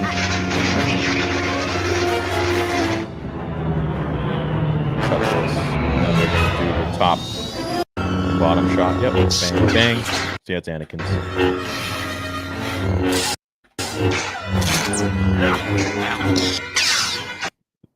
That's Anakin's lightsaber. Oh yeah, there it is. So, whoa! So, did the other Jedi still die in this scene? Like, how does that go down? Mm-hmm. They still die. Okay, Yeah, they're dead. Like, did they die through? Does Palpatine have a lightsaber still hidden in his sleeve, and does he lose it? No, he doesn't have any. He doesn't have a lightsaber. So, he kills the other Jedi with like the Force or something? It's part of his whole shtick. Anakin is there when he's confronted. When Mace Windu walks in, Anakin is there. Oh my gosh, I've seen that picture before of the Jedi walking in the background, and they're just standing there. Right, they ignite their lightsabers and you're under arrest, and then Anakin's like, Palpatine's like, "Help me, Anakin! Like I'm defenseless," and so Anakin throws him his lightsaber. I like that, and he just starts just fucking murdering everybody with his lightsaber, dude. It's sick. I like that way more.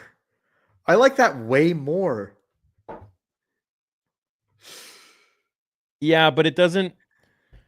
It's different because it doesn't help with like the whole pivotal, like he's under pressure. It's kind of weird because he's just walking around in the background while they're fighting to the death. It is weird. So it's like he's already turned. So then when he is disarmed, Mace Windu would be like turning to him, being like no, you already betrayed. Yeah, you already betrayed the Jedi by like giving this guy a lightsaber, and he's already killed several of us with your lightsaber. So like, screw you, Mace. Wouldn't like that scene wouldn't be as impactful.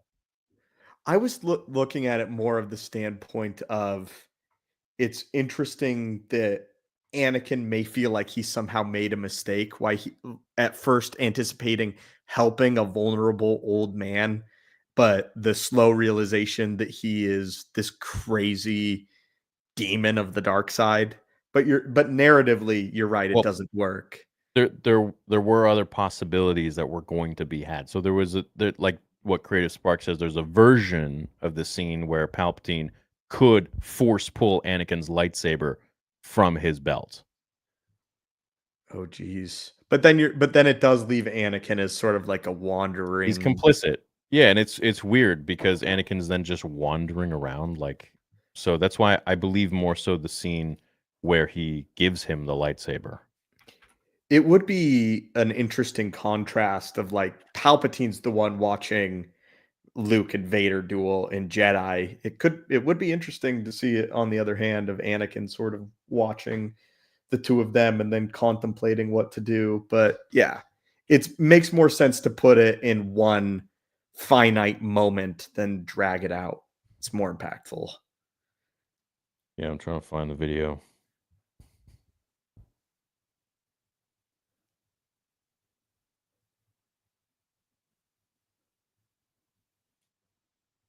Huh. What did I even title? Anakin was there?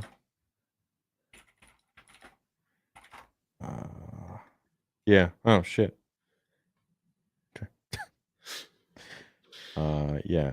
Anakin deletes scene during Palpatine versus Mace duel explained. Anakin didn't even know where Mace Oh my God, I and was a baby. Palpatine are fighting. Now this, of course, is Palpatine represents the devil. He represents the pure evil, the Dark Lord of the Sith, who is purely out to get more power and his greed. I'm appointing you to be my personal representative on the Jedi Council.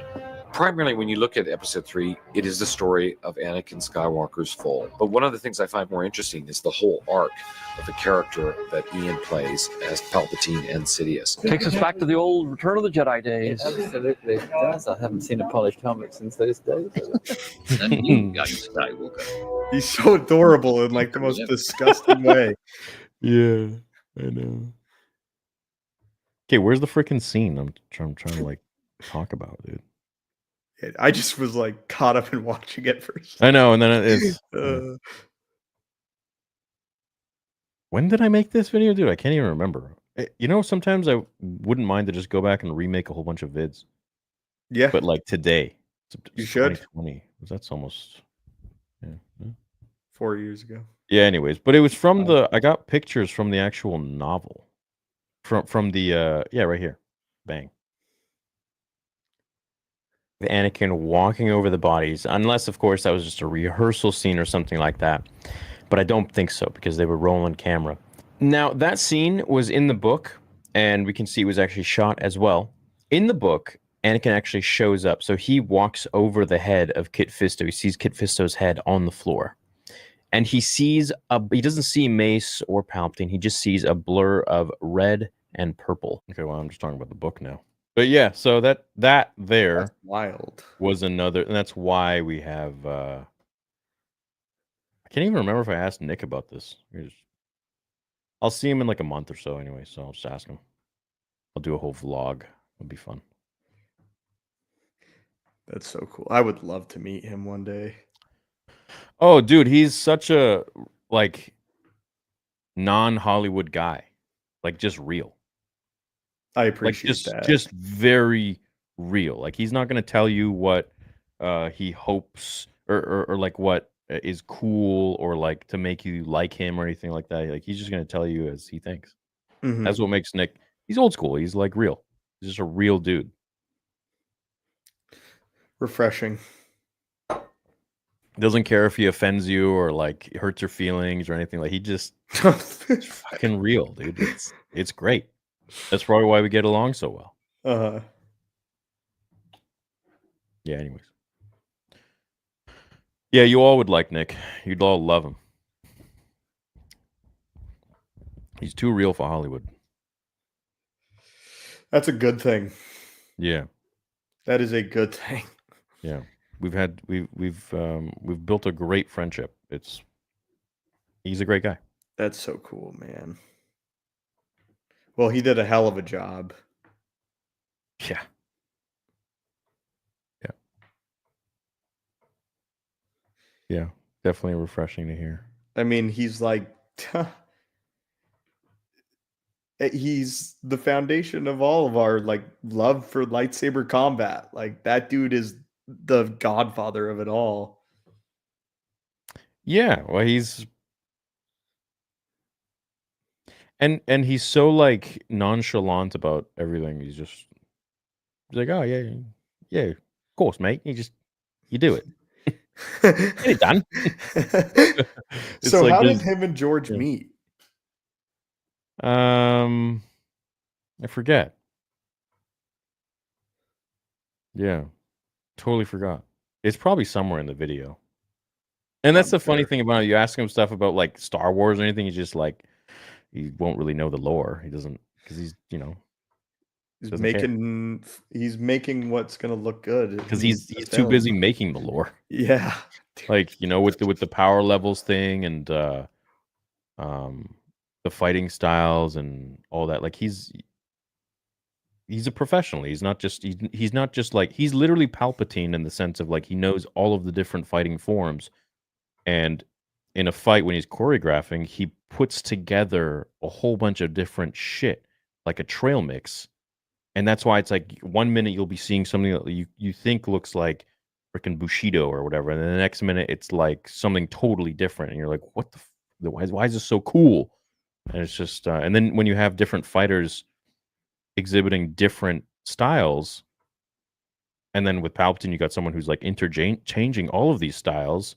You get a really, really cool fight scene for Hollywood, for anything really. So Do you think some of his choreography was informed by the athleticism or builds of certain actors?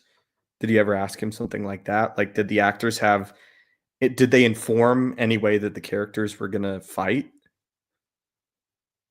say that again. Did the actors inform any of the dueling performance or choreography? Like Uh, uh, Sir Christopher Lee. he did? I'm thinking more in terms of I like would their assume. build or like their technique, or did Nick have it all in his head prior? Like, this is No, this that's a good character. question. No, actually, I think he probably adjusted it to their build because I remember he said that Sam and Liam were big guys. Mhm. So Which would make sense. I always thought Qui-Gon Jinn's fighting style was so cool because he is a big guy, but he's also athletic. But that informs why, he gets tired and Maul can pick him apart. So it's so well done. It's so yeah, freaking well done.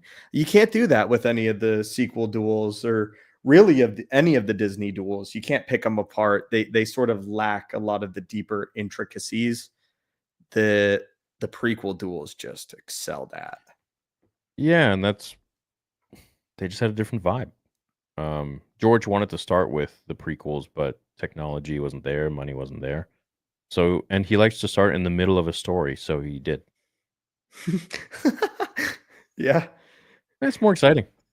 It's cool to think of it more in hindsight. Of at one point, Star Wars was just a thought in a man's head, and now it's this giant, beautiful thing. But George wanted to start in the middle, so he did. That's how it all starts, man. So freaking I cool. take a lot of inspiration from his storytelling and put it into my stories, like into my comics and stuff. So it's like I don't really start at.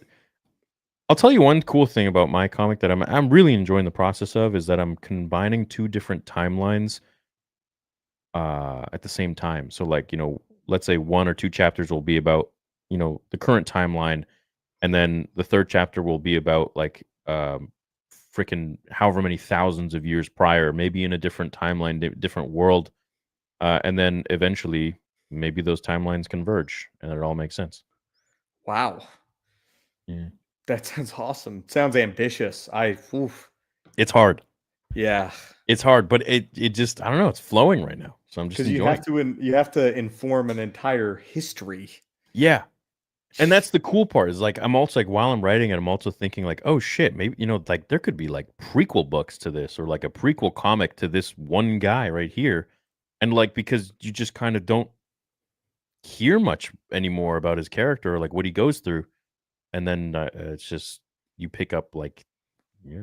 We'll see. That's exciting. Cool. I've always it's- liked stories that have like the Anakin character, like the fall from grace. Those things are so good. Like in speaking of timeline stories, I just think the idea that the twinkle-eyed protagonist in one timeline is now turned into some evil tyrannical dictator in another, or had decisions that resulted in an unfavorable reality. It's You know what I fascinating. think is a really cool character or character plot or theme to build on is the story of Kratos from God of War. Oh, dude, I freaking love Kratos. Yeah, I think that character theme is pretty cool. The like fall of life redemption. Yeah, but also like being an honorable man, and then you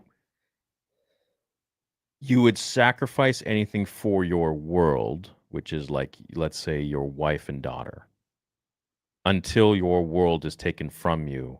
Then what are you? Well, what does that man become? What would that man then do to get his world back? And then we're playing with themes of Anakin Skywalker, Darth Vader to get Padme back from the dead. Then we're playing with themes of Kratos. Can he is it all just rage, or is he trying to find something to maybe get his wife back and his daughter back? It's when you're playing with something as like there's nothing that will hit harder than that. Mhm. To lose your what you deem as your world, what becomes your life. We all go through life. We all like this is our first phase. I'm sure once then we have a wife and children. That's like a completely different phase of life. We don't have those yet. I don't know, chat. I'm sure some of you guys are married and you have kids, and a lot of you would agree that that's like a complete new. Some of you would even say that's when life really starts, but I don't know. So, but then to have that taken away from you in some sort of way, like what then becomes of that man? What then becomes of that person? What is he willing to do? What depths will he reach or not reach in order to perhaps obtain his goal? Is it revenge? Is it some otherworldly way of like maybe getting them back from the dead? Is it how fucking far is he gonna go? And at the end of the day, it all has to do with not being able to let go. And so there's so many themes that can be played on that, and I want to explore those. I like that a lot. It's gonna be cool. It's interesting when you said Kratos, because I haven't played those games where he's back in Sparta and he loses his wife and his daughter. I'm just more informed of that lore wise.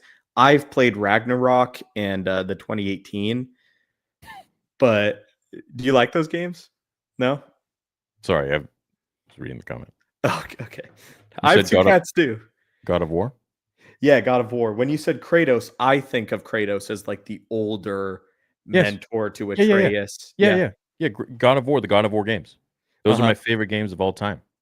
I just I think it's compelling that when you where you think of the story of Kratos is, where he loses everything, where he's leveled, and it's like what am I as a man now that I've lost the thing that makes me everything that I thought I was. Yeah. Which yeah, that is the story of Anakin Skywalker. But it's almost like Kratos is the light side Anakin. Like what happens, how does he learn and evolve? Because Kratos, he goes down a dark path, but ultimately isn't he redeemed? I'm not as familiar with the older lore. He just gets older, a little more wise once he finds his next wife, and he has his other son. So why does he leave pantheons? That's the thing that was confused me. Like, why is he in a new he kills mythology? all the gods. He kills them, and he wants to go live a peaceful life. So is this all in like one Earth? Is it? Yeah. Okay. Yeah. So then he leaves and he goes to the to the Norse mythology, and they don't leave him alone because they're like, this guy has created such a name for himself as the God Killer. Like, how are we going to know that he's not going to kill us or try? And so they just fuck with him, and then eventually he lives up to his name. Those two games are so good. Isn't he going to go into Egyptian mythology in the next one? I hope so. Well, the rumor is that in between 3 and 4, he somehow ends up in Egypt somewhere. Oh, so it's a prequel sequel? Yeah. I guess that's... Did you ever see Chris Judge behind the scenes? God of Yeah. War, Yeah. dude, unbelievable, unbelievable. It takes some decompression. Yeah, his performance is Incredible. The I live scene streamed the whole game. when I go back That was a time. That was an arc and get the blades of chaos. with the community. It was amazing. Was it Ragnarok or It was probably 4 and 5? not real early on, but early on in the filming, and that's kind of what I was like. Do I want to go there? Yeah, because this was a moment. Shit. If I was gonna take the scab off it as a person, as a human being, this is where it is. There's nowhere you can hide, Spartan. Put as much distance between you and the truth as you want. It changes nothing. Pretend to be everything you are not. Teacher, husband, father. But there is one unavoidable truth you will never escape. You cannot change. You will always be a monster. I know.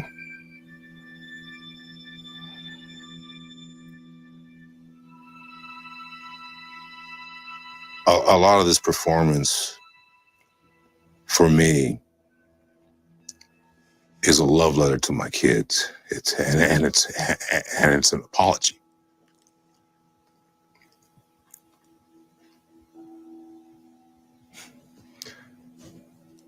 Yeah. And that. Yeah. Dude, so good. The acting, the storytelling, heavy. Yeah, it is heavy. Heavy. It makes you feel. And that's, I feel like what a lot of movies and shows are missing today.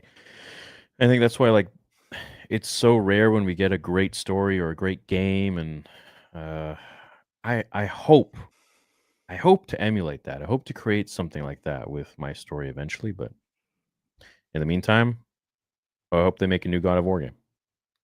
Yeah, dude, that would be so cool. I like what you said about, it's a good feeling when you watch something special. I felt that about the Penguin sincerely, like, and God of War when I played it, like, it's just good.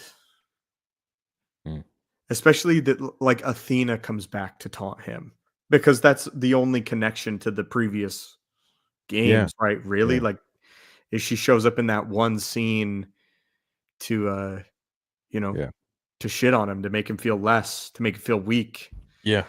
And when he's just breaking open this, it's like he said, ripping off the scab and taking the blades of chaos out and just wrapping them around his dude, and he's like becoming what he put to rest.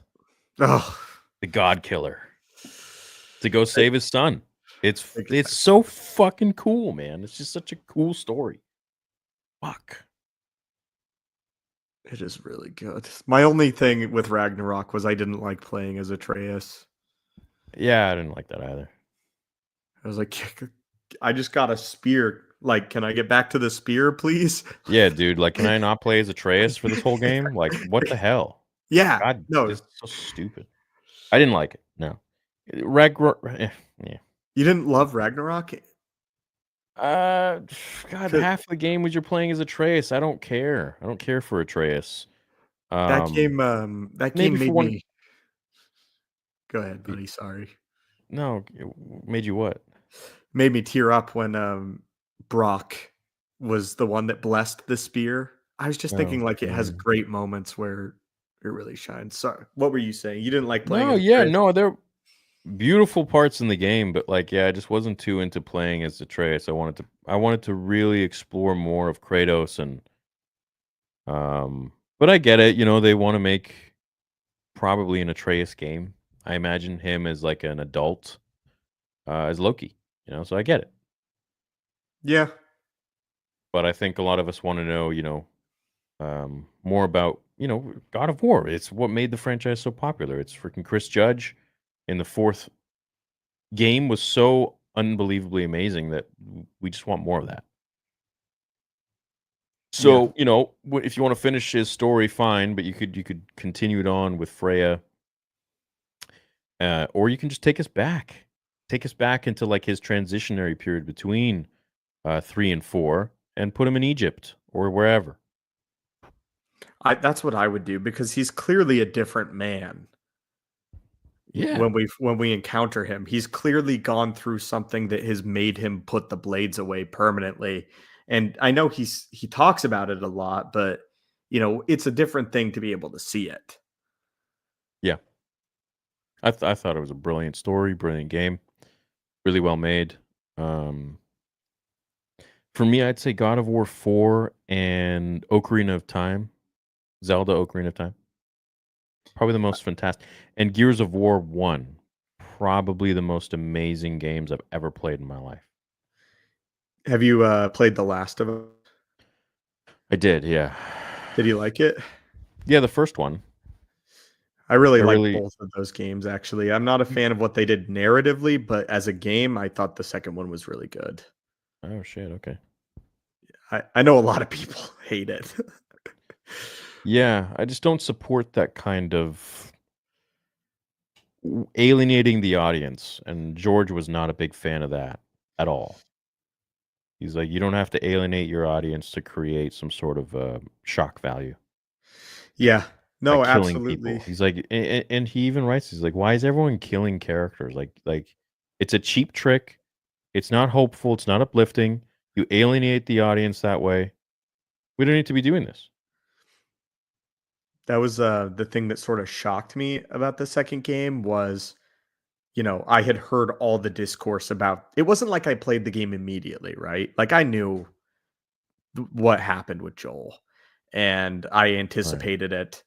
But then as a game, it sort of won me back because it was just a bigger, scarier version of the first game. And I'm a gigantic fan of the first game mechanically as well. So yeah, but for me, what made the first game amazing was there was that father-daughter dynamic where it was like they both are so important to each other. If you have this constant leverage where it's like, if you have how Jackie Chan can like jump from what is that called when there's like two tight spaces and he can just like jump up off the other, ding ding ding ding ding ding ding, and it gets up to the top part. It's like you have the father and the daughter, or you have the father and the son, and it's just this. It's so simple, but in storytelling, it's so amazing because you can just connect with it so easily. I mean, you got like Din Djarin and Grogu, you got Kratos and Atreus, you got Joel and Ellie, whoever else. We've seen it a million times, but each character is important to the other in this integral way, because at one point we've all had some sort of a father or mother figure that we can really connect with. And so as we're playing, we kind of like can feel how important it is that like we can't let this character get hurt or die, and it just makes it more of an escape. It makes it more real. And I think that's what makes a really good game, is when the player can just completely disappear from everyday life and just be in that TV, be in that screen, be the character. And with 2, it didn't do that for me. It didn't. The whole time I was like angry, how they did that disrespect to Joel. If you're gonna do something like that, build it up. Maybe do it in the 4th game. I think that was more of like a political sort of move that some people made, and they were trying to make a statement. Well, we heard it loud and clear. I just think it was the wrong move. The first game was amazing. I loved it. No, I agree. I think the first game is like a masterpiece. The thing about the second game for me is, again, and it really helped knowing that all that stuff was going on before I played it. But I just tried to put it out of my head that like that this was going to be some big statement. As a big political statement, I don't like that it was there. I don't think it's good practice to rip important characters away. And I do agree that like the whole Joel thing wasn't really built up to feel as integral as a character that important should. I mean, you play as the guy the whole first game. But it helped me knowing all of that information going into it. And Yeah. I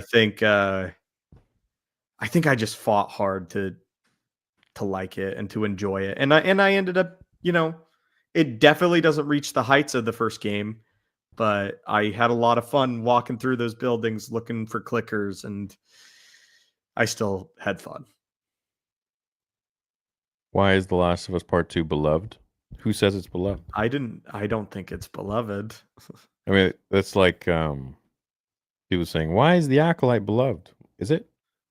I don't think so. What constitutes as beloved? One person? Well, then okay. 1,000 people? Okay. What? Because it didn't get a second season. Theory, did you see Josh won Shill of the Week? No. What happened? Guys, I haven't even made much content. I've just been so busy. It's seriously running a company and trying to make a fan film at the same time and trying to write a comic at the same time eats up a lot of time. I'm only one guy. So no, I haven't had time to see what did Josh do. What happened with Josh? I still haven't met Josh. I've never met him in person. But we've had our show for 4 years and it was great. He's a good guy. Yeah. I like him. No, I like his videos. I think some of his Twitter rants are funny too. I haven't seen any videos. What's the news? What's going on? I have no idea. Chat, fill me in. Oh gosh, now it's gonna. I didn't have the thing open, so it's just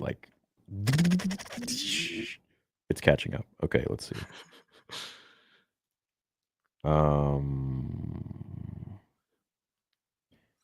Any idea why that Newt Gunray is so obsessed with you? Dude was even making flat out lies. I don't know who that is. It's just the truth, man. Yeah. You just don't have time for it. I don't have time for that shit, man. Look, I'm busy. I don't care. People have wanted to go at me forever and just sit back and observe. Am I out here talking about anybody else other than Star Wars and what they're doing to it? Am I out here talking about other content creators? No. But instead of people talking about Star Wars and joining me and trying to make Star Wars better by calling out the shit, they're fixated on trying to build clout for themselves by talking about me. Or eliminate you entirely. Wow, that'll never happen. No. But they can dream. Ugh. Yeah. They shouldn't take my nonchalantness and kindness for weakness. That's for sure. No. Why are they just make better videos if you want more people to watch them? Yeah. I don't even know who anybody. I don't pay attention. I say they vaguely. Yeah. They is a vague net. I don't. Yeah, I don't know. I keep out of the drama, man. I just stick to I got my team to worry about. I developing new Saber designs, developing new sales that we're trying to do. There's 5 new products we got coming out. Writing my comic. I'm working on Vader, talking with my team every night. Then trying to make YouTube videos, trying to make clips and stuff, talking with my clip editors. I can't be bothered. Full-time gig, dude. I got my own personal life too. I can't be bothered, dude. Yeah, no kidding. I can't be bothered with what fucking Newt Gunray thinks of me. Get fucked, dude. I don't care. Whatever. Say whatever. I don't give a shit. I'm out here doing my thing, man. And have fun. They're talking about God of War and The Last of Us. Chill out. Yeah, I don't give a shit. Say what you want.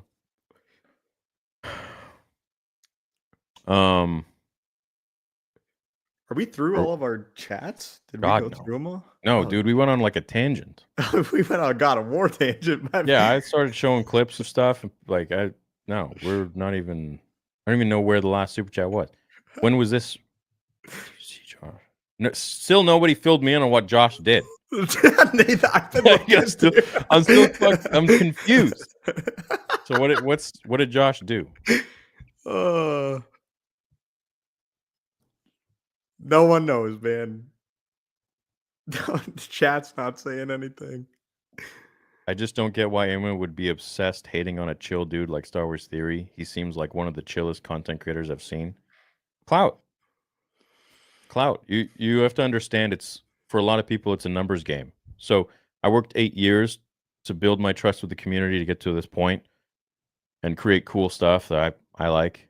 And people want to bypass that 8 years of work of creating content by then trying to criticize someone who's put in that time so that they are relevant. It's that easy. They're doing it for views and numbers and that's all. TMZ, man. TMZ is like it's a multi-million-dollar company that focuses on drama of popular people. Imagine that. Imagine that. They have a full-on corporation where they just focus on the events of successful people or people in the media, like prominent people living their lives. Think about that. Think about it. It's no different, but on a much smaller scale. Yeah, with people that like to say shit about me or come up with lies or what. Do what you want, man. I don't fuck. Anyways, they're saying he dressed up as Rey for a stream. Josh did. Oh, that'll get good views. Is that what he did? I guess so. You couldn't give me $1 million to do that. Well, maybe $1 million.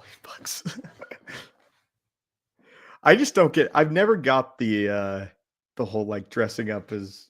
Never mind. Rey or no, what? Say what? No, say it, dude. No, yes. no, I don't get it. Dude. You have to. You have to. This is that bridge that you have to break. Don't give a shit what they think. Say it. What? I don't understand why you would dress up like Slave Leia and just that's all I got. Yeah. Sorry. I don't know why I don't understand cosplayers. I don't understand getting dressed up and going to cons. I just haven't gotten. I just haven't. Fuck. Okay, well that's shit. That's why I was hesitant, dude. You thought I was going left and I went right. Damn, what the hell? I don't understand getting dressed up. I understand others, but getting dressed up. So here's two ways I could see that. All right, this is a good discussion. So the first one is, I've gotten dressed up and gone to cons. I want to embody the character I really love. I look up to. I want to feel that level of like mysticism for the day, where like people who are falling into that level of make believe are all gathering together in one place. And it's super fun. It's super lighthearted. It's community. It's amazing. I love that feeling. And it's like, oh, cool. Like you got, Master Chief walking over there. Like, oh my God. And it like brings it to life.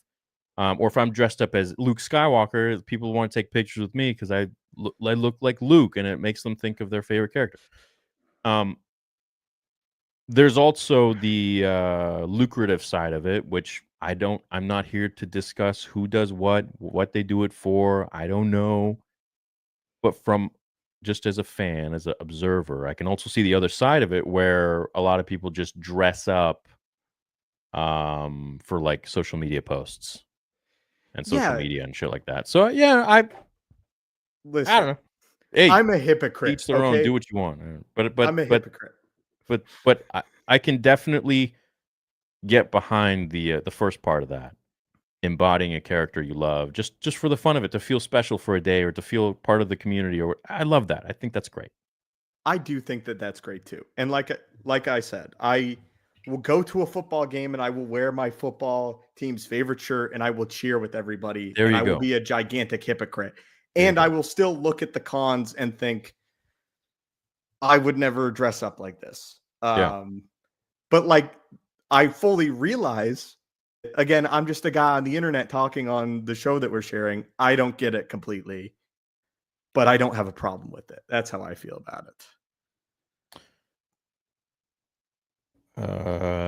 I get the coming together and having a, over a thing that we enjoy. But when everybody's like stressing and it becomes all about like how much is your costume worth and how accurate is your costume, and people just, I've seen people turn into just assholes at these things before. Just like, oh, that Deadpool doesn't have the right gun, or my Deadpool, that guy didn't spend that much on it. And it's just like a competition, and then it becomes super serious. And I look around and people aren't having fun. Like, they're just obsessed over their outfits. So you get a lot of people like that in Star Wars as well, who are just elitists. People call themselves lore masters and shit like that. Who anyone calls himself a master, just get fucked, dude. You like seriously get off your own high horse. Like, what are you doing? You're smelling your own farts. Like, what's the no one appointed you a master of shit. All right, we're all just fans. Okay, so those kinds of people are elitist. They're missing something on the inside. Like, oh, that gun's not accurate there. That. Okay, well, dude's just dressing up as Deadpool, man. Maybe that's all he could afford. Maybe he got it wrong. And that's why it was off-putting, because we all took pictures at this thing and then they all talked shit about like the Deadpool that didn't have the right stuff with him. And it's just like, you guys are weird. You're gatekeeping, like, just, I thought that the cons were not what I thought they were going to be. The few that I've been to, let's be real, I've been to 2 of them, man. I don't know. I'm not an expert on it, but when I went to one of them, the vibes weren't, let's all have fun over this thing. The vibes were, it was a money thing for a lot of them. Like, my costume's better. I'm going to sell more here. It was just kind of shitty. Yeah. Well, I'm friends with a few cosplayers who are quite big in that community, I would say. Yeah, like well known. And I've heard a lot of stories that it's not so much about cosplaying anymore in the community. It's more so about like who gets it right, like who's the most accurate, and they get clout for that. It's no longer about like the fun of it. You know what I mean? It's like, how accurate is and I get it, but some people are real dicks about it. Like, they're just gatekeeping, like you said, and it's like. It just turns competitive. Yeah, I've seen that. But that's like everything, dude. Like, some people just get like so crazy competitive about stuff that was originally just supposed to be fun. Yeah. Like, it's dress up. It's fucking dress up, dude. Well, that's why I was so shocking, and why when I, went to this con, I expected it to be more so, let's all have fun. I didn't expect every corner to be a competition. And that's what it was. It was every corner you turned, it was like, who has got the best thing, or like, oh, I want to take pictures with him, but not with him because, which, take pictures with whoever the hell you want, but don't make other people feel bad.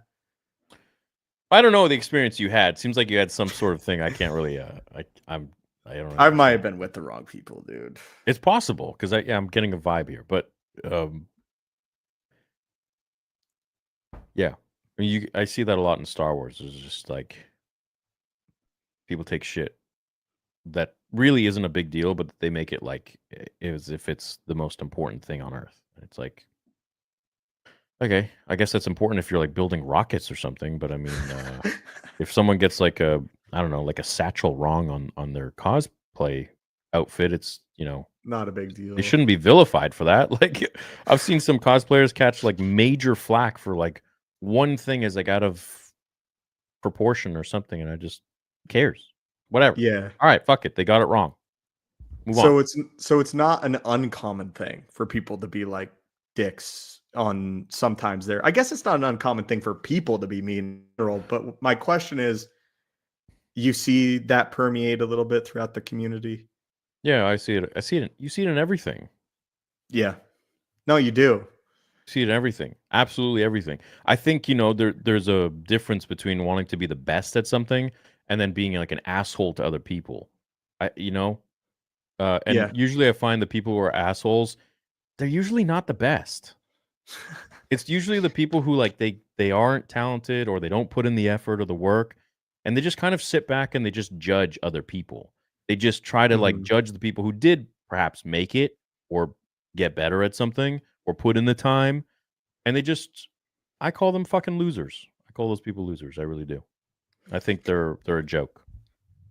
Absolutely. And if it had been an experience of everybody just showed up and it was cool, I was expecting Halloween. Okay.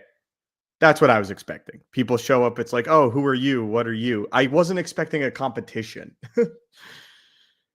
So Yeah. that's why I'm hoping the booth in Orlando will be different, because just getting to meet some of the viewers and say what's up. Yeah. An experience like that is something Well, I'm really looking forward to. Yeah, my experience at conventions has always been, I don't know, it's always been busy at my own booth and fan meetups, so I haven't had time to really experience jealousy and shit of like cosplayers unless I'm like hanging out with actual cosplayers behind the scenes where I like hear stories and I'm like, oh, that's weird. Yeah. That's strange. I guess it's with everything. That's so odd, but I guess it's everywhere. Anyway, that was a long tangent too. Jeez, I gotta stop. That's okay.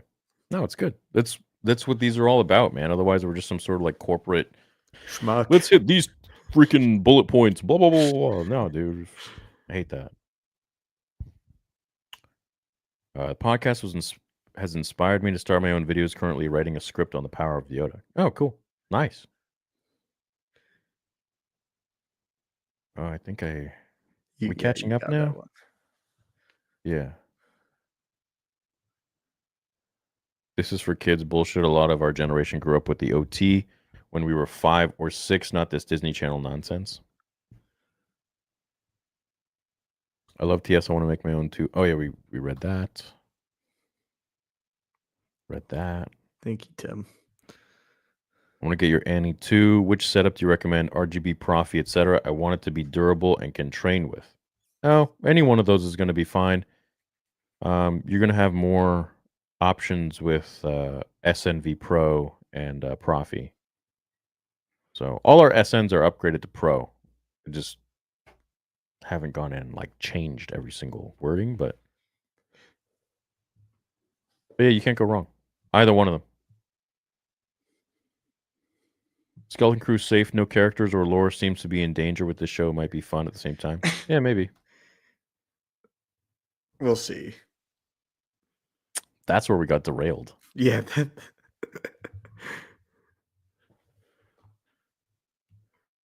As a fellow Canuck, I'd love to voice with you. Like talk? As a point of pride, Hacksmith is a fellow Canadian. Canada figured out lightsabers. Will hit me up for voices sometime.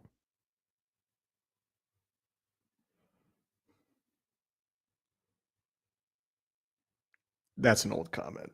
Denzel's kiss. I didn't know about. I heard that it was cut or something. That's all I heard. I was like, okay, well, I'll let you know when I see it. That's all I heard. I didn't know there was going to be a kiss. All I heard is that there was said kiss was cut, but I haven't seen it. All right, well, let me know how. I'll let you know how the kiss is. Yeah. Is it good? Is it a good kiss?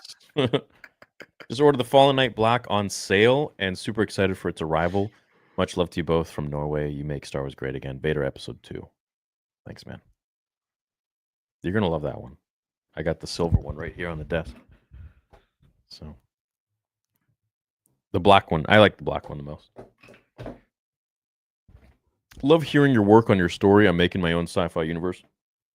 One book published now, mixing poetry with Blade Runner. Oh, jeez, that's awesome.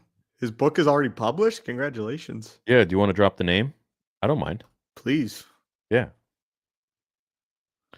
My Sabers got here. Prodigal Son V2 replica. I got the Aztec RGB free. Oh, damn. Okay. They're beautifully made. The pictures don't do justice. Thanks for the good review, man. I'm glad you like it.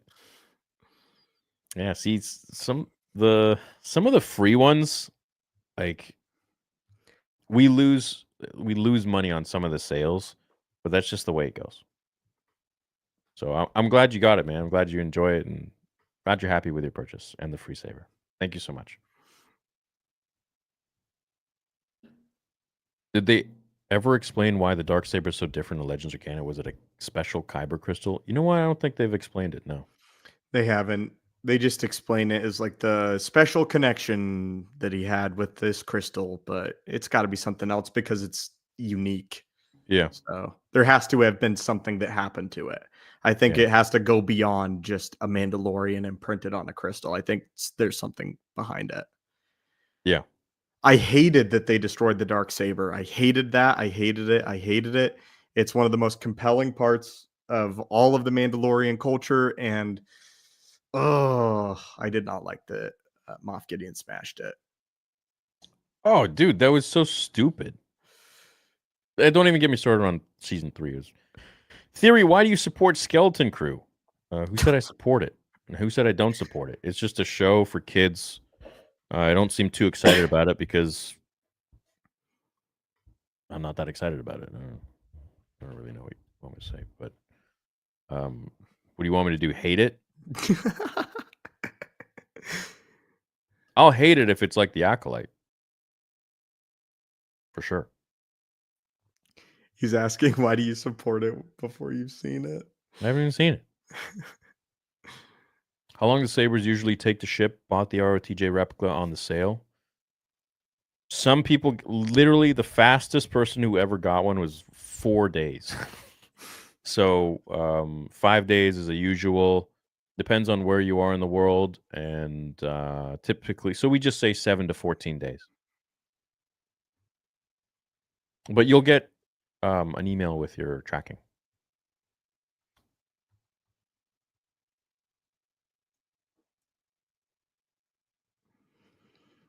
Am I coming back to San Antonio? Yeah, next year for SpaceCon. I don't know if I'll come sooner than that. How was Texas? It's cool. Did you like it? Yeah.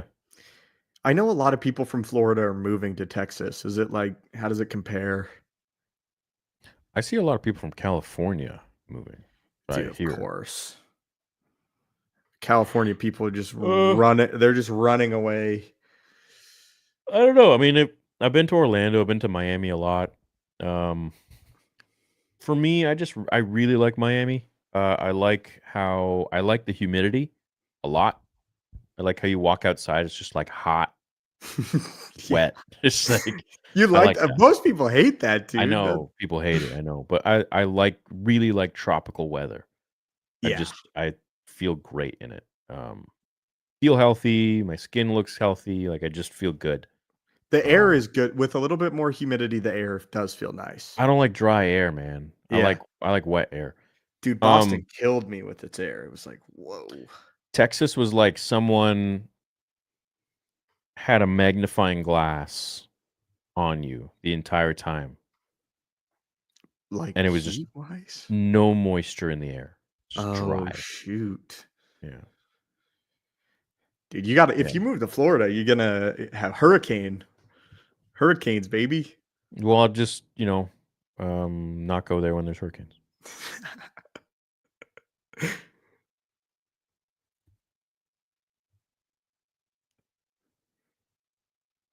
So happy to finally catch a stream, says McJuicy. Been listening on Apple Podcasts. I work for years now. Got to say, this is my favorite show. Love the dynamic and love the vibe. Keep up the work. Much love. Thanks, McJuicy. What a nice Thank you, comment. man. Thanks, dude. We appreciate that. Watched DBZ Kai and started DBZ Super. Where can I watch the newest Broly movie from? Circa 20. I think Netflix has it. Crunchyroll has it. Haven't watched any Broly movies yet. Oh, dude. Missing out. I've watched, I think, all the Dragon Ball Z movies. I don't think there's a single one I haven't seen. You're a huge DBZ fan, aren't you? Yeah. I could never get into it. Yeah. I don't know why. I like the fight scenes. Half my upper body with Dragon Ball, man. And to give you guys a understanding of like how actually limited in time I am, I have not seen the new Dragon Ball Daima after episode 2. And I think they're on episode 5 now. I also haven't seen the new Cobra Kai. It's like I'm excited to see them. So Yeah, you got some catching up to do. yeah, Penguin but, you keeps know, falling priorities. lower. My Priorities. heart For what? for Penguin, it keeps going lower on the list. You'll get bro, there. it's probably never gonna happen. Oh no! Hey, If I don't even have time to watch Dragon Ball, like God damn, You're- you think I'm gonna put Penguin on there? I don't know. I promise you'll like it. That's all I can say. I don't know, man.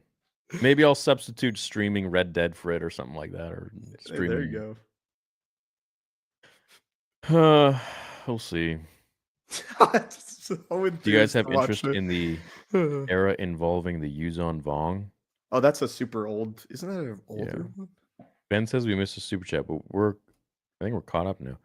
Also love how training is important in DBZ. I voice Star Wars folk. I'd love to work with you someday, Theory. Cool. Maybe. MegaCon's getting closer. Can't wait to see y'all. Can't decide between Darth Bane and Darth Malgus cosplay. Dude, if you show up in like I've never seen a Darth Bane with the obelisks. Oh, that'd be tough. That'd be tough to pull off. Fucked. That'd be so cool. I thought It would have to be like just on a suit though. So it's like a full body suit, and you just have to have them on the suit. And like a 3D printed helmet. Yeah. A lot of people do the Bane cosplays with the purple lightsaber, but he never has a purple lightsaber in the lore, but aesthetically it looks incredible. Looks badass. I like the purple Orbalisk armor. I don't think Bane looks good with purple when he's not in the Orbalisk, but I prefer red.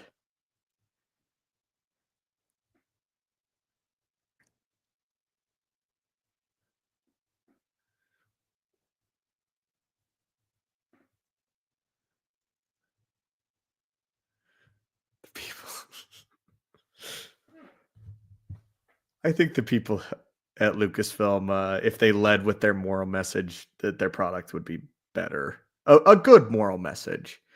Like we talked about way earlier in the stream. I don't know what the Acolyte was trying to tell us. Yeah.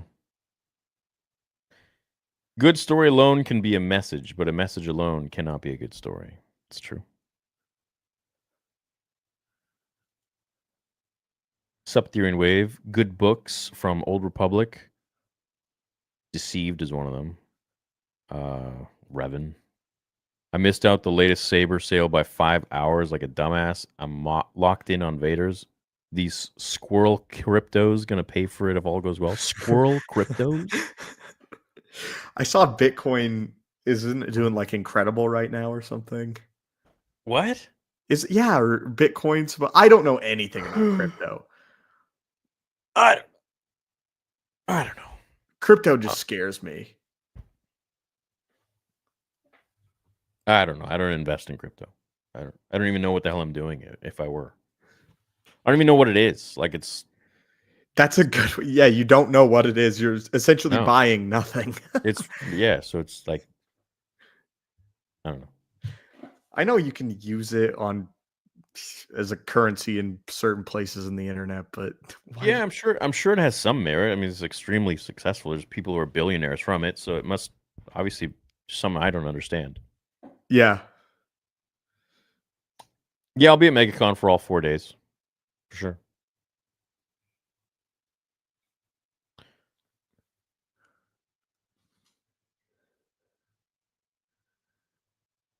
You were put in charge of Star Wars. You have only 2 choices. Option 1, decanonize the sequel trilogy only, recast the original trio, and adapt George's trilogy as you see fit.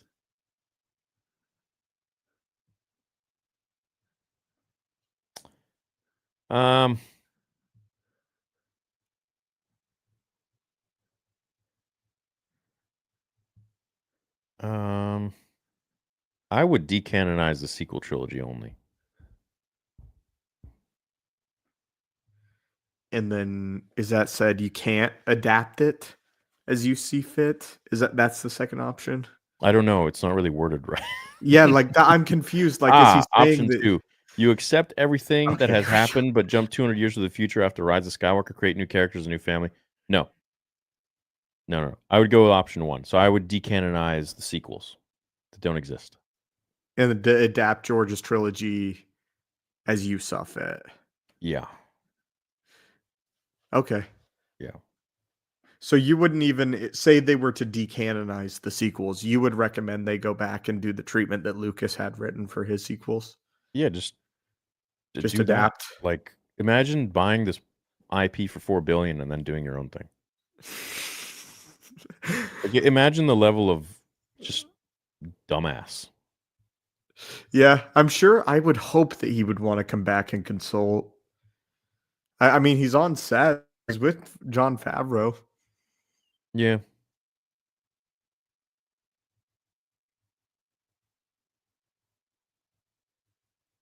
I don't know, man. How about a voice for your projects? Listen, man, I appreciate you reaching out, but this is not the place for self promo. So just, yeah, if we work together, that's awesome. But don't hit us with that here, man. Come on. The sequels are absolutely degenerate. For the cause, we need good stories. Wow. Yeah. Thank you. And thanks, Bobo. Bobo. Thanks, Bobo. Very generous of you. Yesterday, I woke up with my 7-year girlfriend, and I'm devastated. What? Any advice from the Jedi Masters? Theory and stupendous. What do you mean you woke up with? Why are you broke devastated? up with it. I broke with his up. girlfriend of 7 Oh years. shit! I thought you said woke up. I was like, what? That would be great. No. It's like, oh, it's 7 years today. I hate this. Get the fuck away from me. I mean, geez, that's tough, man.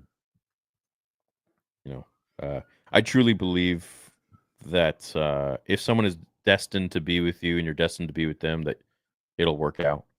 But I also believe that when one door closes, it's for a proper reason. And I truly believe that when that door closes, you never open it again, and you never look back, and you just continue on. Yeah. In my opinion, I mean, the beautiful part of this whole earth is that it's finite and that we don't have a lot of time here. And now you can look at this heartbreak as bad and that you invested in this person, that it's not going to pay off. But you certainly, especially as you go on and are single for a little while, realize what you've learned. And what I've sort of learned is, because I went through a breakup like 6 months ago, is that you don't have a lot of time in truth. And you can only really be good at a few things at once at life. You can excel at your business, or you can excel with your health and with your physique or your body, or you can excel with your friends, or you can excel with a significant other. Yeah. And you can look at that as, oh, I've lost this thing. Or you can let it hurt and then realize that this is an opportunity to better yourself in one of those other areas. And for me, that's helped so much. Yeah, it's all part of life. And I think if you can take that energy and try to put it into something positive for your own life, then that's the best thing you can do. And you got to wish the best for the next person, for the other person, and you got to wish the best for yourself too, and try to make the best version of yourself always. So, absolutely, man. Sometimes hard times suck, but you really do learn a lot. And it's cliche to hear, but it's so true. It is cliche, but it's a part of life, and it's very normal. This may sound very harsh, but I truly do believe it. I've believed it from a young age, that every relationship is a stepping stone to the person you're actually meant to be with. Which is rough to say, but you know what? It's true. Because if they were the one that you're supposed to be with, they'd be there. You'd be with them. You'd be able to work through everything. And if you're not able to, then it's not meant to be. They were just merely a stepping stone for you to get to the next person, and you were their stepping stone. And you both learned off of each other and figured out what you do want and don't want in life. And that's cool. And it's okay. And you got it, dude. You got this. Yeah, it's all good, man. Now you have like motivation to get jacked, focus on a business, focus on something creative, get to the roots of who you are, and get into that groove of this new life that you have, this freedom, and hopefully turn the tide of your life and make something better out of it. Go get Focus on jacked, something. dude. Go get jacked, man. Well, yeah, that always helps. Come back, Yeah. but just be a unit. You got it, dude. Yeah. It always does really help to make sure you have your health in priority. So, and then, if you look good, you do feel good in a sense. It's not the end all be all. I think people really get caught up in the fact that like if they have muscles and they can handle anything in life, I think that's the most far thing from No. truth. In fact, I think people use that as a crutch. Typically, they have more problems and they're softer on the inside than anybody else, because they build this exterior to make them look like they have some sort of grasp on life, but they don't. It should merely be one facet of your life that you should achieve, which is physical health and having a good physique, and that's just one of the many stones on your gauntlet. Well, it teaches you delayed gratification, which is so invaluable. Investing in yourself in the current to pay off later. Yeah. And that's great, dude, because it's not going to rock immediately, but that's why it rocks inherently, is because it's not going to be awesome right at the start, but it is going to be awesome at the end, and it's going to be worth it because it takes time and it takes hard work, and everyone that sees it knows it. Jagar says you may have broke up, now get yoked up. Yes. Broke up, yoke up. Yeah. Definitely. Yeah, look, it's part of life, man. George went through it too, and there he he made the goes. He prequel says he's trilogy. going to get jacked. Yeah, go get jacked, dude. Yeah. I wish I had a Bane saber to match the cosplay. Yeah, well. Star Wars is my escapism. Why being real world in? Oh, yeah, but why bring real world in? Yeah. Thank you for creating a space where we can share. Thank you guys for sharing. Yeah. I'd try the story. Bro. Please.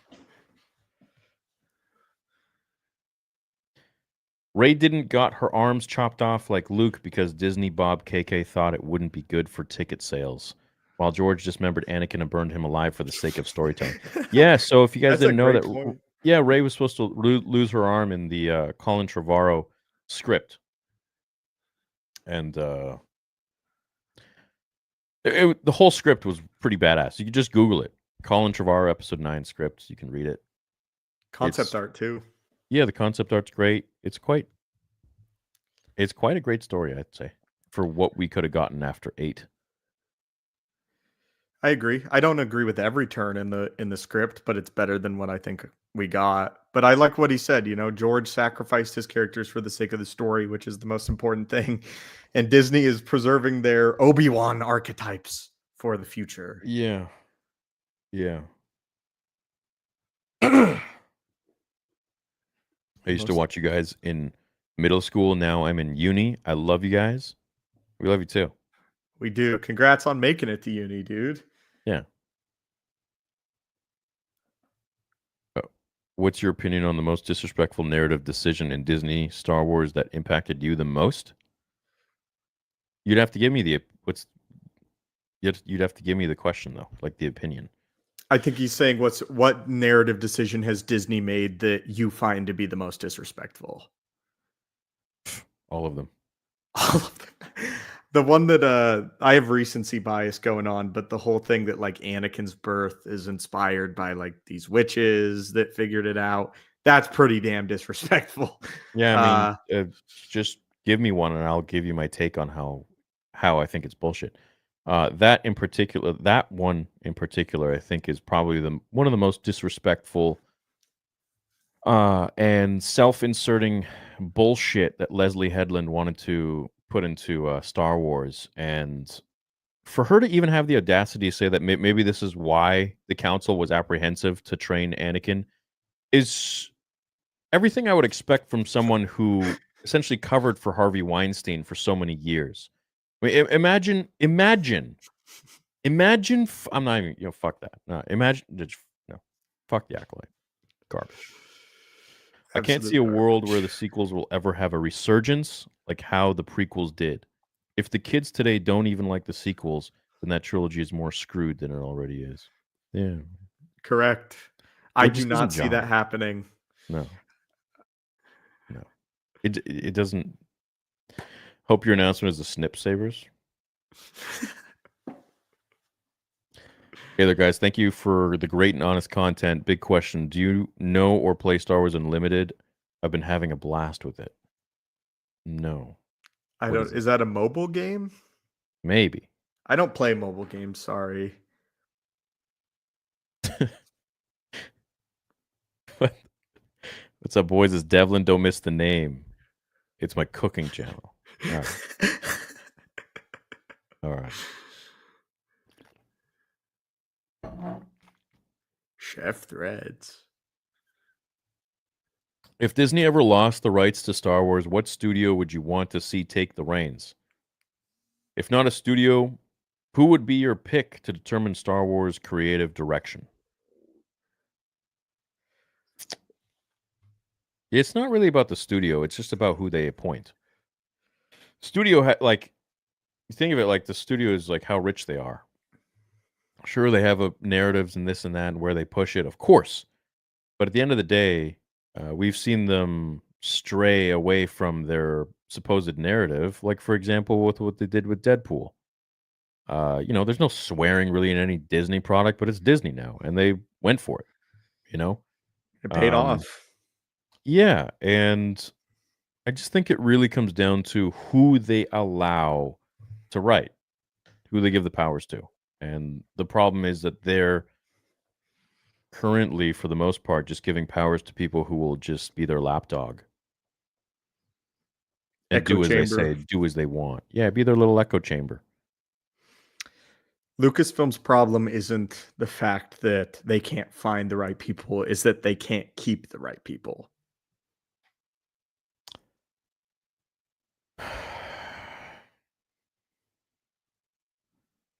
Yeah. I think Jon Favreau would be a good choice to put in charge of it. But we're going to have to see. That could change because The Mandalorian and Grogu is a big test. This is going to be the return to Star Wars to cinema. It essentially has to be a win. It really does. And I don't think they understand how important it is. I hope they understand that season 3, kind of changed a lot of people's minds on The Mandalorian and Grogu. Well, the best thing they can do is step back, step away, let the people that it's like your kids have to make mistakes sometimes, okay? But I don't think that they should get involved as much as they are.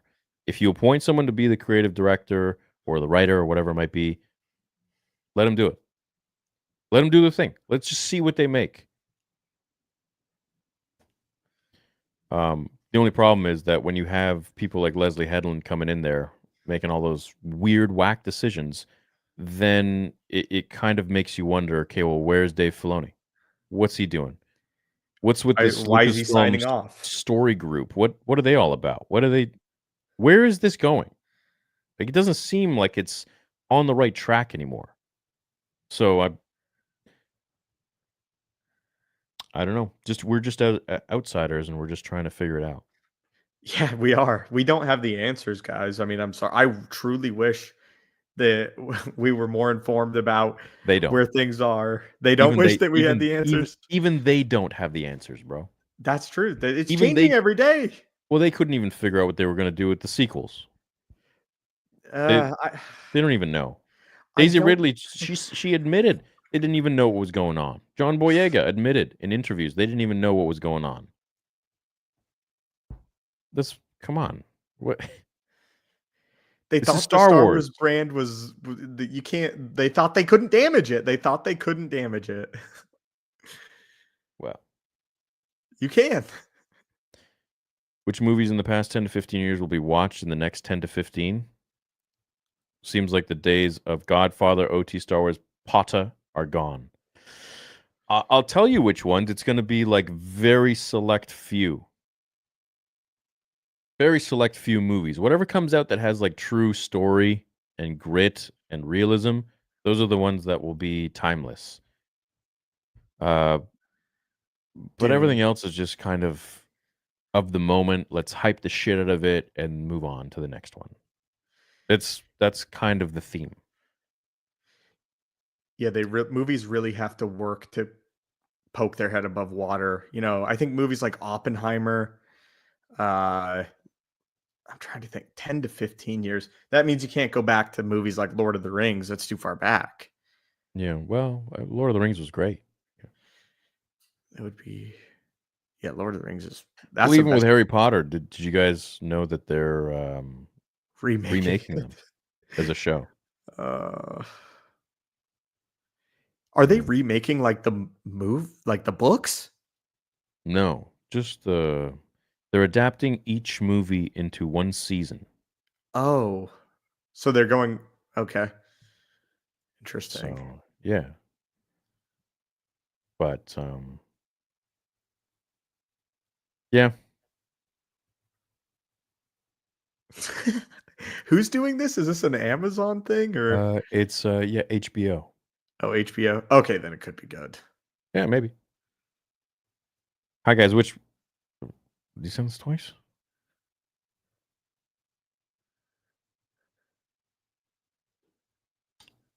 Oh, that's beautiful. Congratulations, Congratulations. Ransom. Yeah.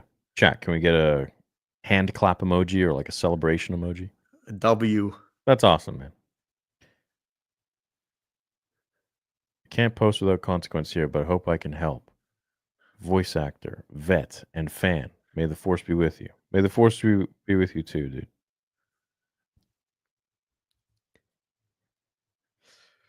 Stupendous, your recent video on Obi-Wan and how he got to become a master, but Anakin didn't for reasons the council created with Ahsoka was cool, insightful, and got me thinking. Really good video. Thank you, man. I appreciate it. Can I ask your opinion on that? So my whole thing was, I thought the council screwed Anakin over because it was their decision not to believe Ahsoka. And it was because of that she wasn't knighted. She passed her great trial. But among other reasons, one of the reasons why they didn't grant Anakin the rank of master is because his Padawan wasn't a knight. She didn't get that honor.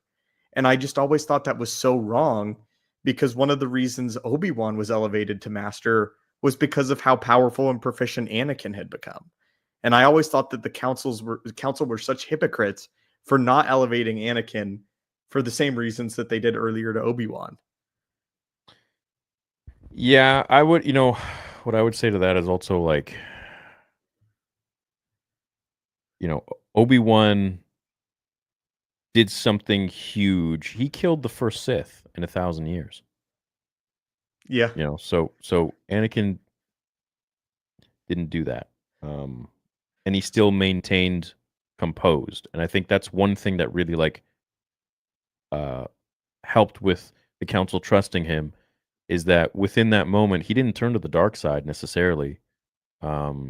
He stayed within as a Jedi. He stayed on the light side. And I think that that's one thing that really helped his cause. With Anakin, I don't know, man. They always did him really dirty, I feel like. They always really just held him back. They kept pissing him off. They kept testing his patience.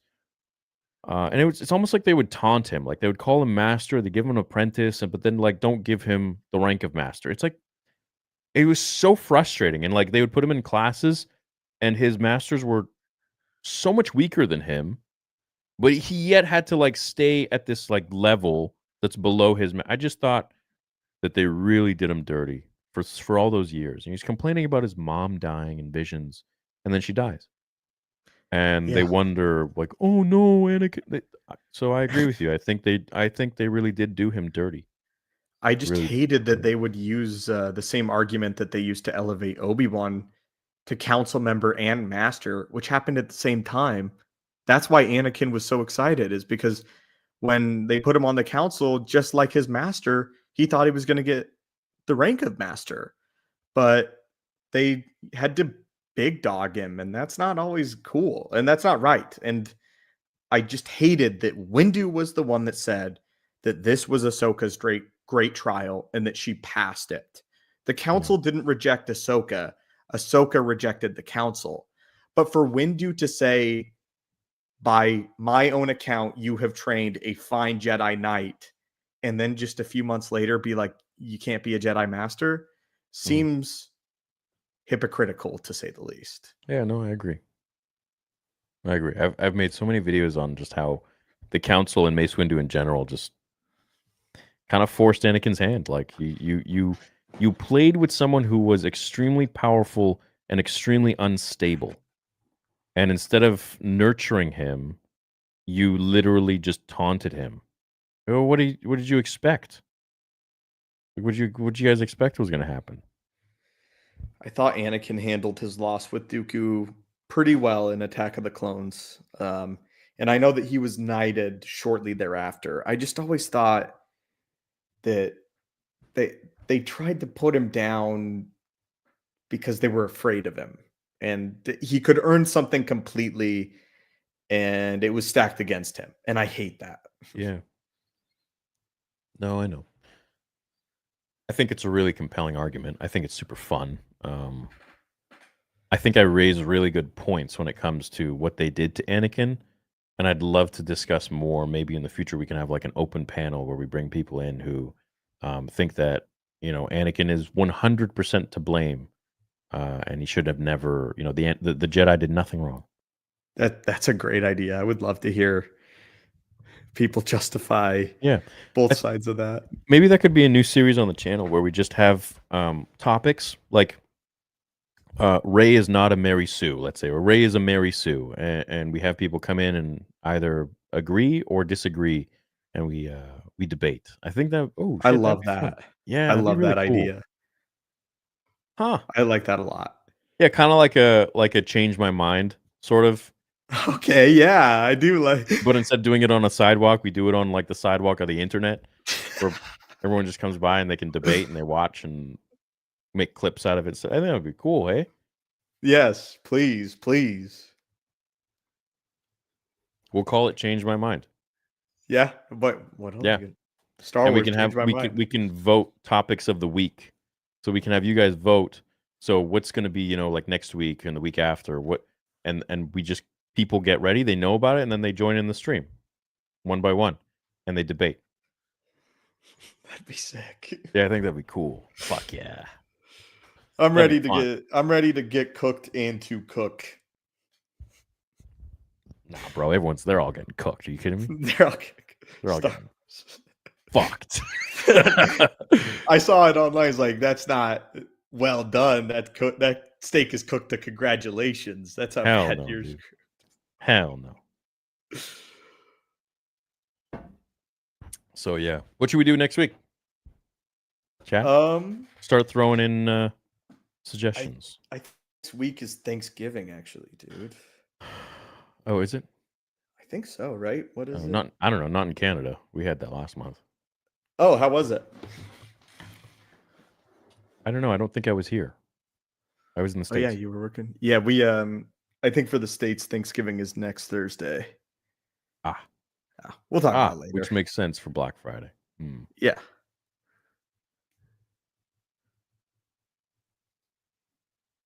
Well, I guess I go fuck myself then. No, that's not what I meant. That's awesome. I love that. Somebody clip that. You skipped my super chat. Good. I'm just kidding. Well, we've gone through them all in succession, so I don't think we've skipped anything really. But no. We'll go back and we'll try to. Hey guys, loving Theory Wave and all the videos you guys put out. What do you guys think about the Legends Young Jedi Knight book? I don't know. I haven't read them. Neither have I. Yeah. Which is worse, Star Wars Outlaws or The Acolyte? The Acolyte. I've only seen The Acolyte. Yeah, exactly. Someone said one of the change my minds should be try to talk you out of love with Anakin. Try to vilify him. They could try. You will try. You don't think you could justify his younglings slaughter?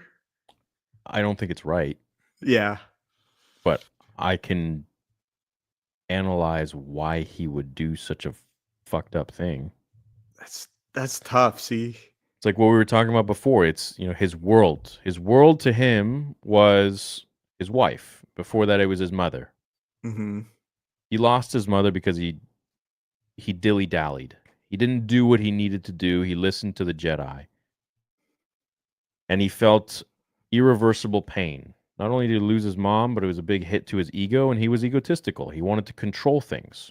All his life, he wanted to control shit. The outcome of everything. And so when it came to the premonitions of his wife, just like the premonitions he had of his mom dying, which came true, mom died, he knew that his wife was going to die. So he was willing to do anything to save her. So in his mind, it was those younglings or it was his wife.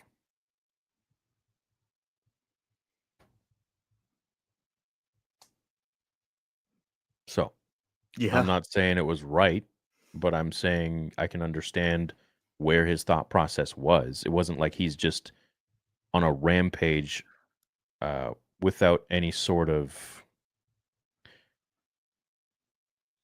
He was beyond manipulated, man. He was extremely unhinged, extremely manipulated, extremely emotional, unstable, ego-driven, control-driven, psychotic.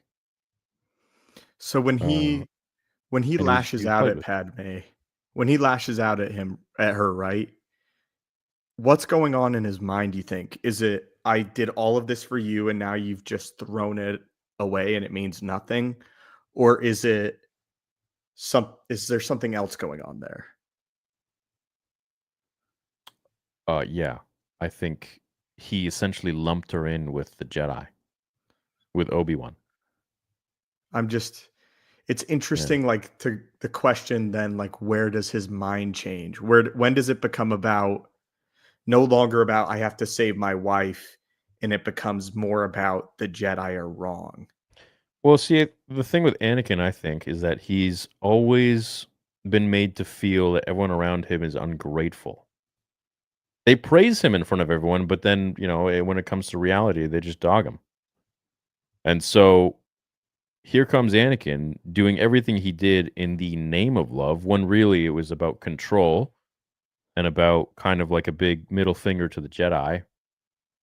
And of course, the underlying pretense of saving his wife, or what he tells himself, or what Palpatine manipulates him to believe. And then so when Padme sides or doubts him, it's like that nerve of his whole life of people doubting him and the Jedi doubting him and Mace Windu and then all of a sudden she is no longer Padme. She is now moved into the category of everybody else, of the Jedi, of everybody. Ungrateful. The enemy. So it takes him a minute to come to his senses, but in that moment, he's in the dark side. He's lost. He's gone. He's psychotic. It's a visceral, people fucked with him spiritual too much. switch. People really fucked with him his whole life. I gotta say, they really did. And nobody really like talks about it, but they really fucked with this guy. And so psychologically, he snapped. He became a murderer. He became. It doesn't matter what his reasoning was. The outcome was the same. Was that he was doing horrible things. He was killing people under some fictitious belief that some fucking devil told him that you'll get this and that if you for the devil's bidding. He was manipulated. The guy was unbelievably powerful and gifted, but he just fell into the wrong hands of no father figure. That's really what it comes down to. He didn't have a proper father figure. Obi-Wan wasn't a father. Yoda, Mace Windu, these guys just scorned him. He never had a proper father figure. Qui-Gon Jinn was the only father he could have had who would have turned him into a stable man. And he didn't have that. So he kept trying to find power and all of this and that. And eventually, essentially what they did, they just pushed him into the hands of Palpatine, who, like this lying devil, just opened up and said, "Come, I'll embrace you. I'll give you everything you want. I'll say it's okay. I'll be that father figure you never had." And he manipulated the absolute shit out of him since he was a kid. And so you got what was coming. I mean, you just fucking they should have been much more sensitive with this damaged boy, and they weren't.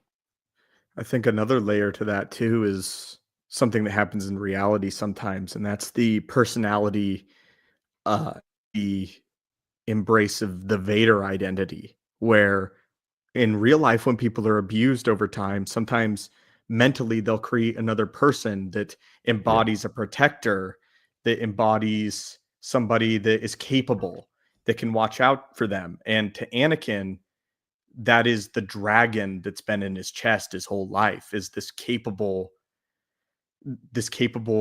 monster that can do horrible things, but promises to correct the galaxy and do it through force. And I think that's so interesting that Vader grows in increments within the soul of Anakin. It's a really cool conversation. So the fact that he maybe does have borderline personality disorder, where I think that's an aspect of it. Through trauma, he created another character who protects Anakin.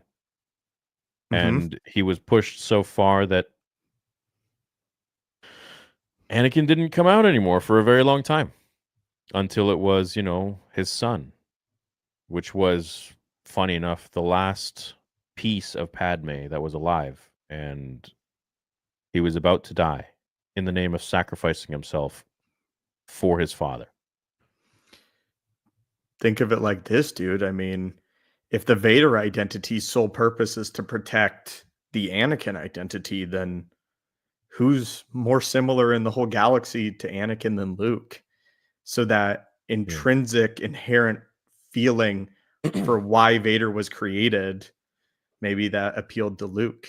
But again, Vader worships power because power gains him control, which is what Anakin never had.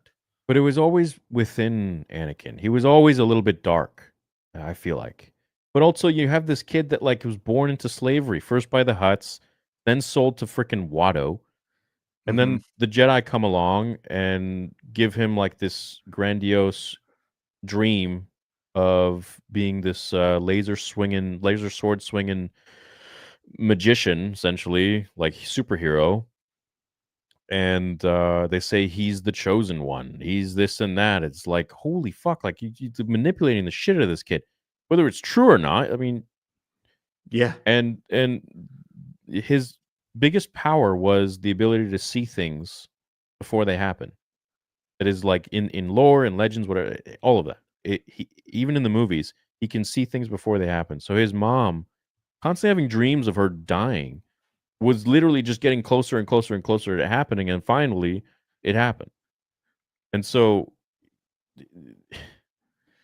I just think that he had so much trauma from inception that the kid never really got a chance. Totally. He had to create another character eventually. No, absolutely. Broke. I've always thought of it like Anakin and Vader share a soul, but not an identity, if that makes sense. And Vader is the monster in Anakin, where when Anakin gets angry, the monster grows. And the Sith take new names because they attempt to destroy their previous selves, right? But the Sith tradition never really took to Anakin, because even though he hated himself, he was never really able to destroy his past self completely. No. Which I think is part of what held him back as a Sith that not a lot of people talk about. We all talk about the injuries, we all talk about the anger, but how much does Anakin hold Vader back? Isn't that an interesting question? That is cool. Yeah. Maybe Vader was the real one all along. I think that it happens vice versa, man. I think that there are times when Anakin is being held back by Vader, and I think that there are times when Vader is being held back by, you know, the spirit of Anakin. And just the spirit of conflict. Yeah. Maybe I think they're one and the same. So my theory was always that they're the same person, but just using different powers. So the Jedi say you can't use X, Y, and Z power because then you're dark side. So he's like, okay, well, fine. That's like saying, you know, you can't use your right leg and your left arm. So your whole life you get used to using, you know, your left leg and your right arm, because then you're good. You're a Jedi. But it's still your left arm and right leg are still part of you. And so eventually he gets to the point where then he's just now using the left and the right leg. The left arm and the right leg. So he's using like the Sith. And then when he dies, I feel like that's when he finally like puts them all together and is like, you know what? And that's how he should have been raised. And that's how I think Qui-Gon Jinn would have raised him, is to use all of his abilities and to embrace his uniqueness. Interesting.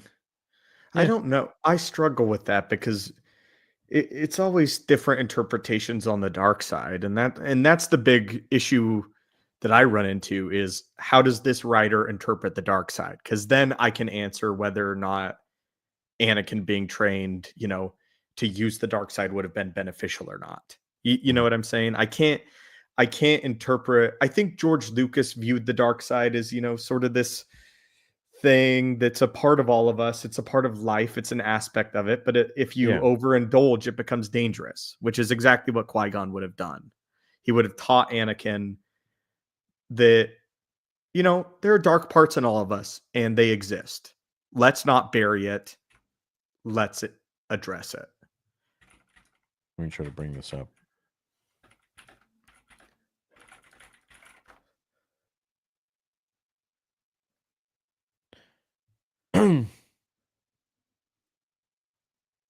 Here.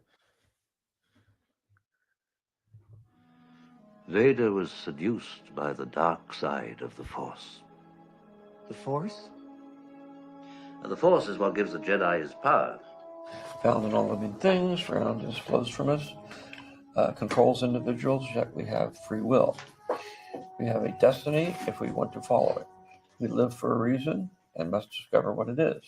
It looks like it was done when I started episode 1. Oh, okay.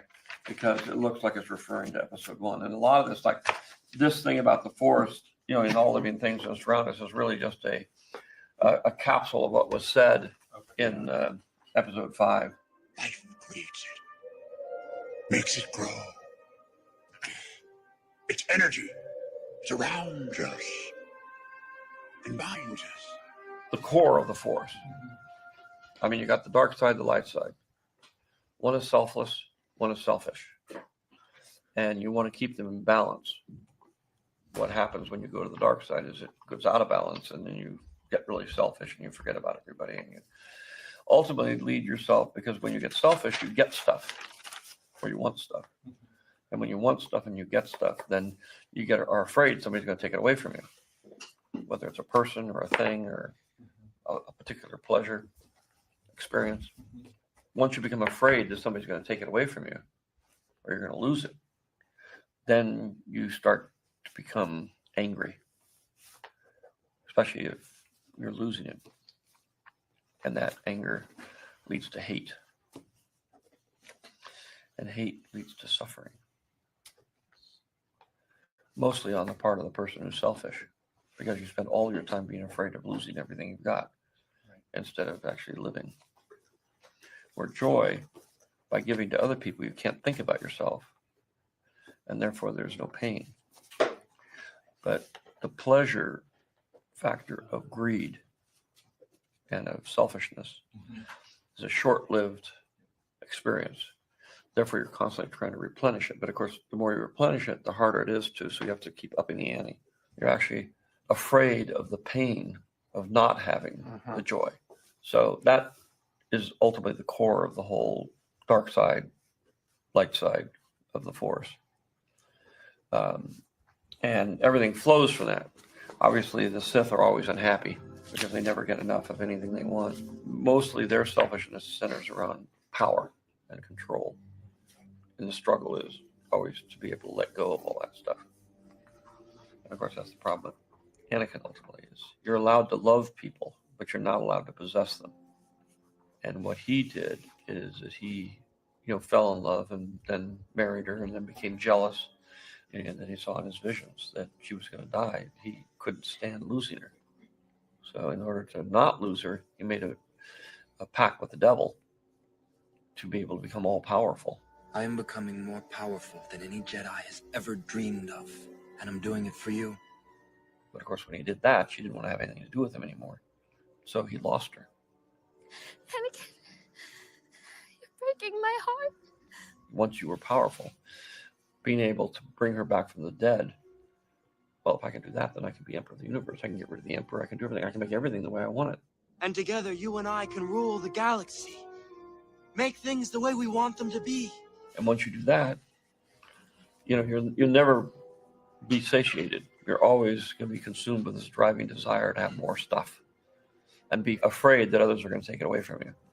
And of course they are. Because every time you get two Sith together, you have the master, you have the apprentice, and the apprentice is always trying to recruit another apprentice to join with him to kill the master. Luke, you can destroy the Emperor. He has foreseen this. It is your destiny. Join me. Together, we can rule the galaxy as father and son. And the master knows that he's basically everybody below him wants his job. Your hate has made you powerful. Now, fulfill your destiny and take your father's place at my side. The only way to overcome the dark side is through discipline. The dark side is pleasure, biological, and temporary, and easy to achieve.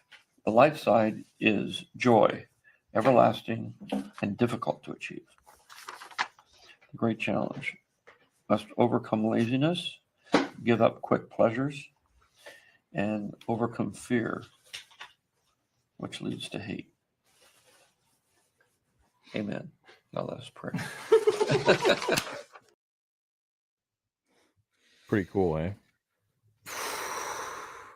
I've never seen that before. That is like one of the best videos I've seen in my whole life. Really? I don't even know what to say. Yeah. It's pretty cool, huh? No, I mean, wow. Ugh. Yeah, man. I'm trying not to cry, sorry. It's pretty awesome. Yeah, sorry. Shit, that's great. Ugh. Yeah. It's just summed up so perfectly. It's just like, wow. I've tried for freaking years to sum that up perfectly. I just look. Yeah, I agree. Wow, that's so good. I mean, it's just like it does come off almost like biblical at the end, which is yes, it is. Right. Yeah. So, and it's hopefully if you watch even a couple, I'm talking to chat, if you can watch a couple interviews with George, you'll understand that level of thought process is not in the Acolyte. It's not in any really Star Wars projects, the sequel trilogy or anything like that today. None of that exists anymore. It's gone. So I hope, my videos, my voice, Stupendous' voice, your guys' voice can hopefully uphold that truth of what Star Wars is, I believe, which is George's Star Wars, George Lucas Star Wars. I think that's the truth of it. Anything that deviates from that is, I think, blasphemous in a sense. It's not. doesn't feel. And that's why you see that today in the different media that they make. It's like some of it feels like Star Wars, some of it doesn't, because it just isn't made by George anymore. But what we need to do is to have people who really respected his story and his storytelling and obey his rules that he made with the characters and with the world that he created. So there are people out there, Stuart Beattie, and the likes. Colin Trevorrow, I think, is another, and there are many more. But unfortunately, they're not given the hundreds of millions of dollars to make Star Wars. To make Star Wars. Yeah, I loved what George said at the end about, true everlasting happiness and discipline. But also in the beginning when he talked about, Anakin wanting things and how wanting things isn't bad. Wanting to love isn't bad, but just how quickly that can be, when you have the wrong people around you, the wrong mentor around you, just how quickly that can be abused. Yeah. It's just perfect. The light, the dark. He doesn't condemn the dark in the beginning. He explains it. I don't know if you've seen this or not, but He didn't understand what the word graffiti meant. They didn't. I have seen this one, but Generally are not the most sophisticated people in the world. You will find that if you go to Hollywood. I hope you don't, because you don't want to be oppressed by people who are not as smart as you are. And I'm dumb. Okay, George, Obviously, you're dumb. All right, chill out. Hollywood. I didn't want anything to do with them. I never made a movie in Hollywood. Actually, I've made them everywhere else but Hollywood. I avoided the studio because I was in San Francisco, and they didn't bother to come up there. They didn't really bother to read the script. So THX, they freaked out when they saw it. Obviously, took all their money back from the studio, tried to recut it, tried to shorten it. I said, you can't understand it anyway. Why are you trying to shorten it? It's not going to make any more sense. And but they said, we can do it. I said, 5 minutes is not going to make it. Why do you want to do that? I put my heart and soul in this thing, and to me, it means something. You just come in here and whack a few fingers off and think there's nothing to it. And so I was really angry about that. Then they did the same thing in American Graffiti because they thought it was a terrible movie. They put it on the shelf. They cut it. They cut 5 minutes out, the magic number. I said, why would you do that? I said, it doesn't make any difference. They said, well, we did it because we can do it. And I got really upset. They put it on the shelf. That's annoying. So I was determined from under that thing of having them make cuts. And so what happened was, once Star Wars was a hit, I had, out of defense, acquired the sequel rights because they figured it wasn't going to go anywhere. But nobody thought it was going to make any money. So it was like half of nothing is nothing. So they let me have the sequel rights. He was smarter than all of them, man. So much smarter. What? I'll take my salary. I'm not going to ask for $1 million. I signed the deal memo, and that's what I believe in. But everything is not mentioned in the deal memo. I'm going to relook at. He knew where it was at. On action figures. All the money's in the action figures. Yeah. If you own the movie, which I came to do, you make a lot of money. But you have to own it. But that means you have to put the money in. So you have to take the risk. The story of that was when I was talking to Ladd Jr., on the first Star Wars. We were sitting in his office, and I said, and the deal was, I got my $125,000, and I said, now we're splitting the profits, net profits. I think we watched this part last Nobody week. ever. Yeah, I do remember that. This section, I think I've seen the video before. I know it's pretty famous. Him saying, Yeah. I got to own the toy rights. Dude, he's smart. He's smarter than all of them. I don't think I've seen this. Hold on. What the hell? And then you got Star Wars. Yeah. Oh, I didn't see this, dude. I didn't know he's talked to Charlie Rose again after the. I haven't seen this one. This is 2014. What? When I was trying to pitch Star Wars, I had an idea to do this kind of film. I was curious. Just an idea I had about psychological motifs that are in mythology. and if they're still accurate today. Because the great thing about mythology is an oral medium up until they learned how to write. But before that, with Homer and everybody, they would just tell the story. They go to people's houses, tell the story, get a free dinner, and that's how they made their livings. And then it passed down from father to son, and it again told the people what the rules are.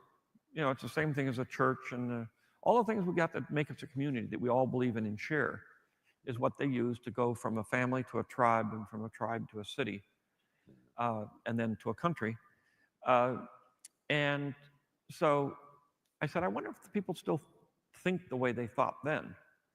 And I think I proved that they do, because the psychological motifs are the same. And it was this kind of thing, even though it's not in Star Wars, but when you're telling a story that has a boring part and everybody's sleeping, you say, well, let's cut that out.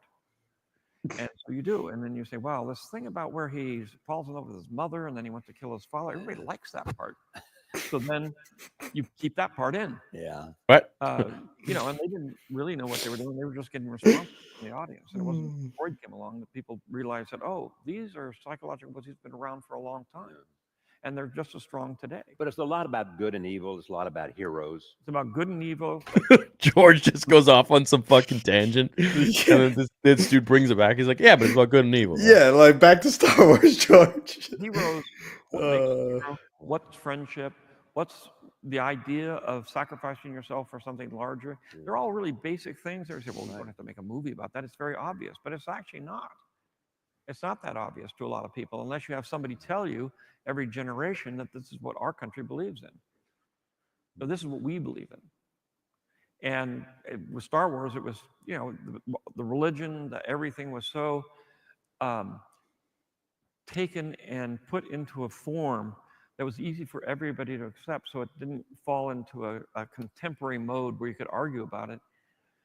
It went everywhere in the world because they could say, oh, the things I believe in are the same as that. Most people in the world believe exactly the same thing. They share the same. They share the same beliefs. Yeah. They want to do well by their children. They want to live a good life. It's something that I came up, that the idea of why do we think the way we think? Why do we do what we do? Why do we form our society the way we find it? It was something I did when I was about 8 years old with my mother when she was putting me to bed. I asked her a question.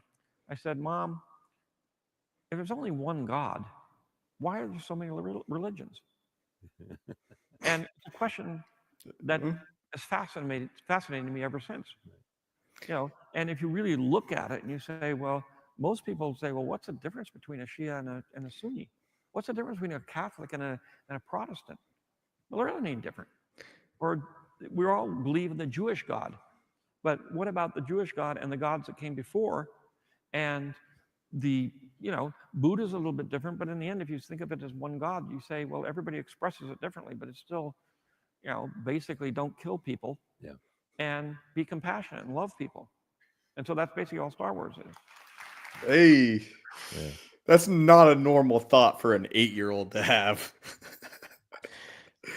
That's yeah. Well, that's smart. George is just so smart. I think what he was saying about connecting the universe with just using the like religion in our world of like the Force in Star Wars, where you can venture across the galaxy, but you still have these core tenets of the universe that always exist. Yeah. It makes it feel like Star Wars, even though you're in a different galaxy. You can identify it as Star Wars.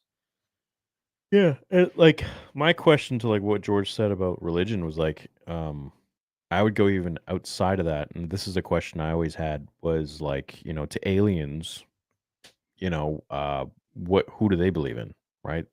Totally, of course, they must have their own god. Yeah, no, I believe totally. I believe in aliens 1,000,000,000%. I think if you don't believe in aliens, I always thought of it like, that's kind of selfish to think that we're the only ones, right? In the whole universe, there's no way. I mean, unless it's all rigged and we're like living in some simulation, then okay. But pass. No, dude, aliens are real. Area 51's legit. We all know. I have not seen that video, Aaron.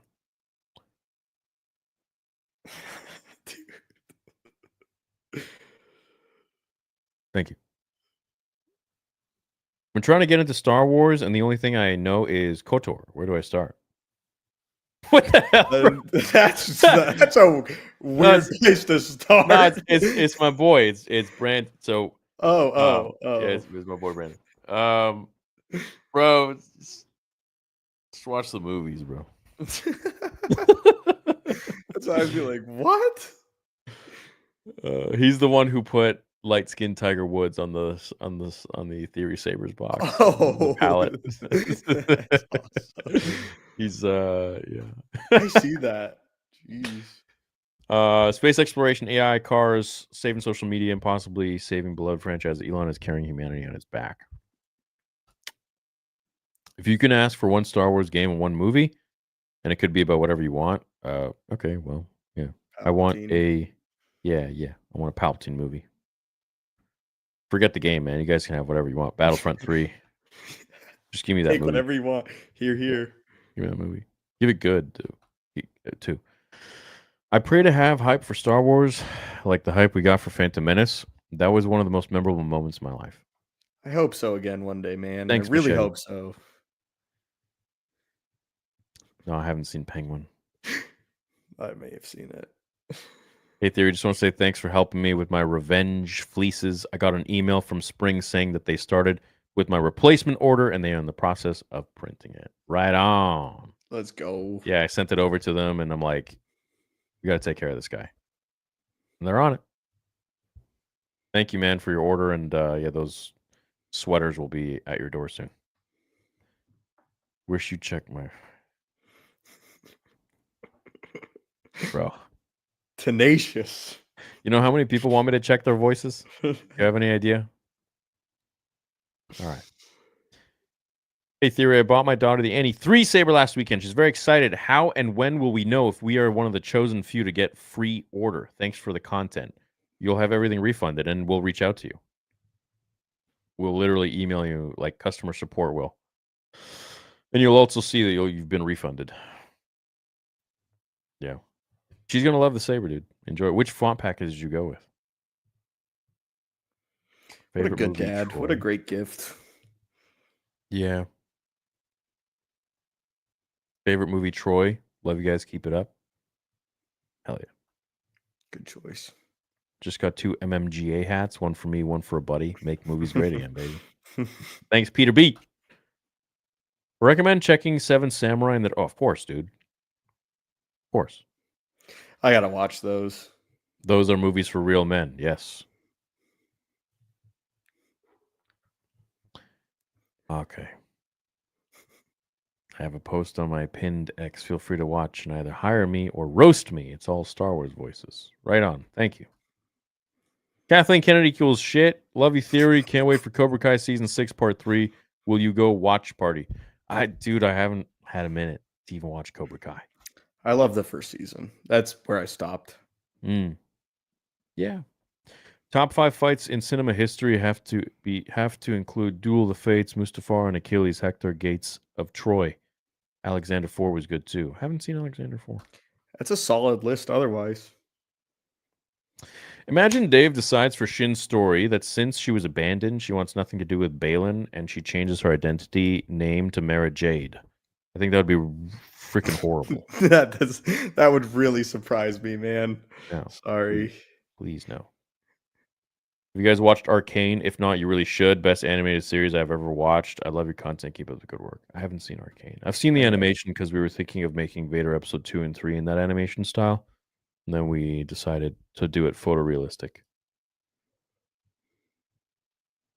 2027 marks 50 years after A New Hope. Disney plans on remaking the entire Lucas Star Wars anthology then or after. Am I right? I don't think so. Never. No. You can't. No. It was in the contract. Love your passion for Theory Sabers. That's exactly what I do with my clothing brand and cooking channel. Right on. Yeah, he donated with his cooking channel earlier in the stream. Thank you, man.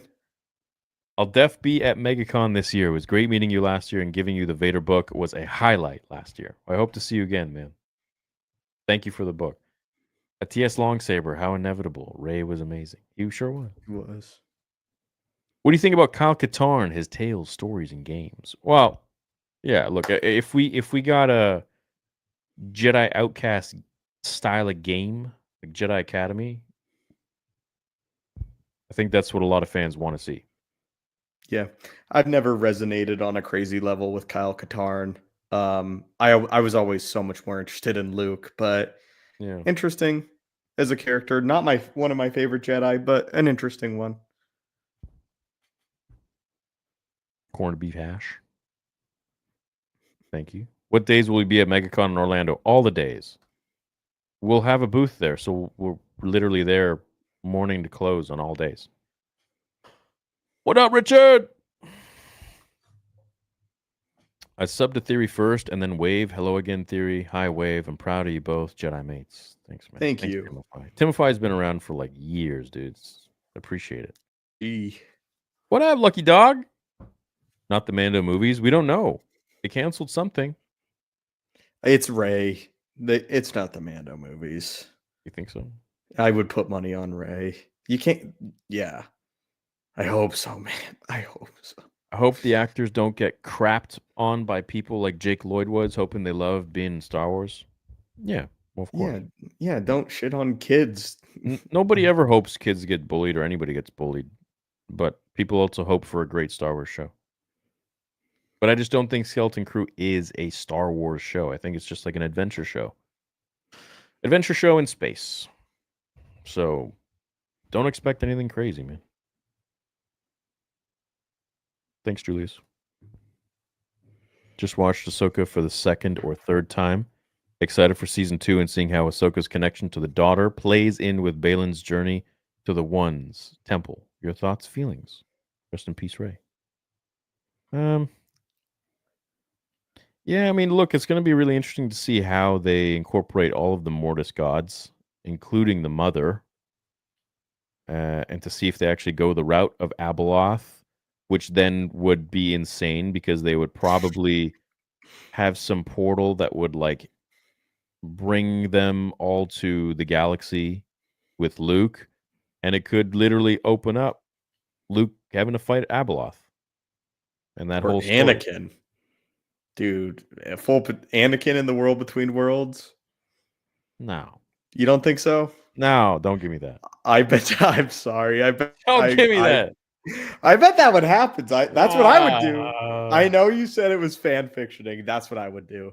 Listen, if I think that see sounds Anakin, sick. I'm obviously going to be like, holy shit, but it doesn't make sense. I don't like this World Between Worlds thing. It's I don't know. I'm not on board yet. They gotta sell you. That's why Ahsoka season 2 is important too. That's the thing I'm most excited for coming up. George never created some freaking World Between World that I know of, at least. I don't know. I just don't. And then I don't know how Dave says it's not like time travel when he literally pulled Ahsoka out of dying and like pulled her into this middle he ground. intentionally has not defined it. He's danced around it. No, he just, dude, like, come on. It's obviously time travel, bro. Like, you can change and alter any moment in time. Well, like, Yeah, but then why did they introduce that so that they can undo stuff? I don't like time travel unless it's Back to the Future. Yeah. No, I'm just saying, like, why would they introduce it? Are they trying to get a jail free card, like get out of jail free card? It's possible. You know what? It would be wild if Dave got like a whiff of the sequel trilogy and he like started to create a loophole. Dude, like Galen Erso making a weakness in the Death Star. Yeah, you know, he just like, all right, you know what? I gotta create some way where at some point we can go in time and maybe just fix this shit. Blow it up. That would be the biggest twist ever. Is if he comes out and be like, I know, guys, I couldn't really do anything about it, but I just created the World Between Worlds because it would bring us back to George. And I'm like, dude, oh my god, dude, that would be an interesting reality. It'd be wild. It'd be crazy. Oh, I hope. The 12-hour Phantom Menace breakdown. It's very intriguing, and the amount of detail and lore the movie has. No, I have not seen that. I may have fallen asleep to that at some point. Interesting. Who makes that? I don't remember. 12-hour Phantom Menace.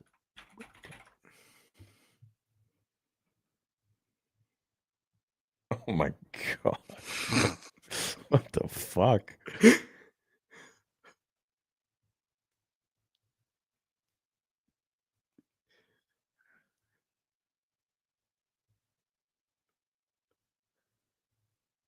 Okay. Cool. I wonder how long that took. Probably Months. Weeks, months, yeah. Months, dude. Okay. Months. But that's like, it depends if he's just, I don't know who this is. If he's like someone that was hired to put all this together, or if he's like a fan that has like read all of these individual like essential guides and like books and shit, encyclopedias, and like compiled them and all of his information that he's remembered. Interesting. Interesting. It's very interesting. Yeah.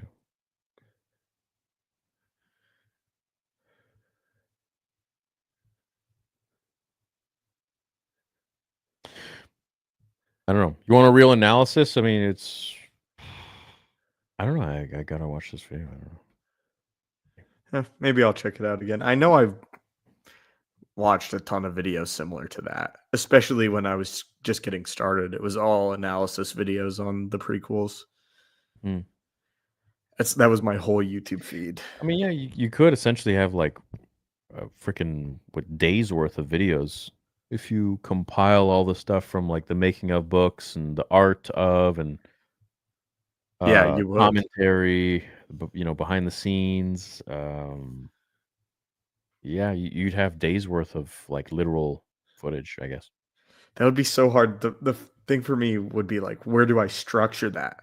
Like, am I dropping the little pieces of information and Easter eggs as they happen in the movie? Am I doing it after the fact? Like, No, so I without even watching this, I bet you what he did was he probably went like scene by scene in the film and just grabbed every little bit of. If I were to do that, what this guy probably did is he probably took every scene and went through like 10 different books, let's say, like different encyclopedias, different essential guide to maybe some lore books, maybe some making of, the art of, some behind the scenes episodes, and just like got all the information from that one scene, put it in that scene, and then just goes scene by scene and does that for like all of them, and ends up being 12 hours. Yeah. No, Maybe. you're probably right. That would be the easiest way to structure that.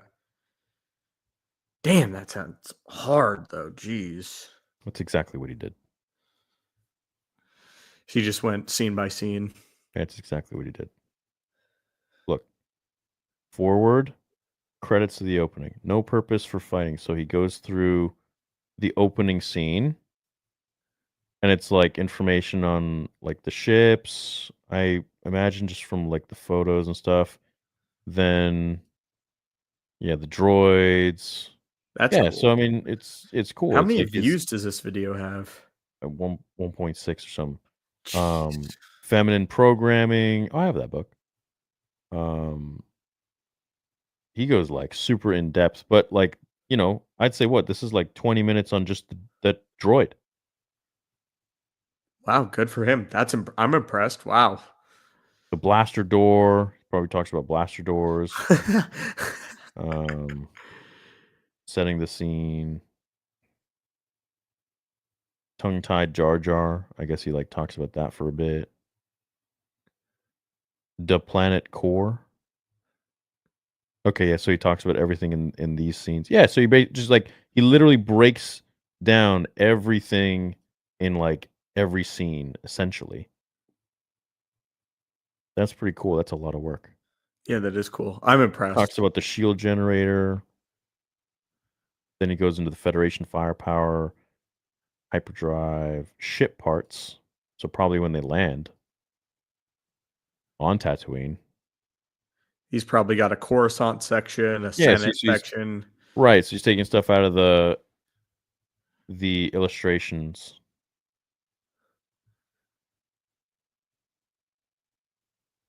Cool. Goes through different pod racer pilots. Yeah, it's structured scene by scene, and he takes as much information as he has. Probably on each one of them. But it seems like it's more so about lore, vehicles, and yeah. versus like how like the lore behind it. Or At least even filmmaking. Right, or at least like what I'm gathering. Pod racer pilots.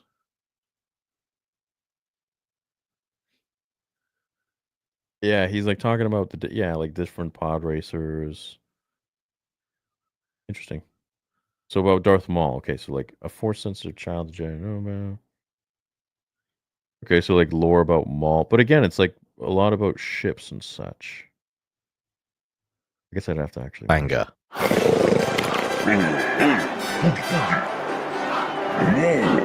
Newt Gunray is right. The Queen is out of their range. Even if they knew her exact location, there is no way to capture her. Darth Sidious sends his apprentice to resolve the situation. His plan starts with a little deception. The Queen gets a message from a CO. So it's a play-by-play too. He's like literally doing a play-by-play.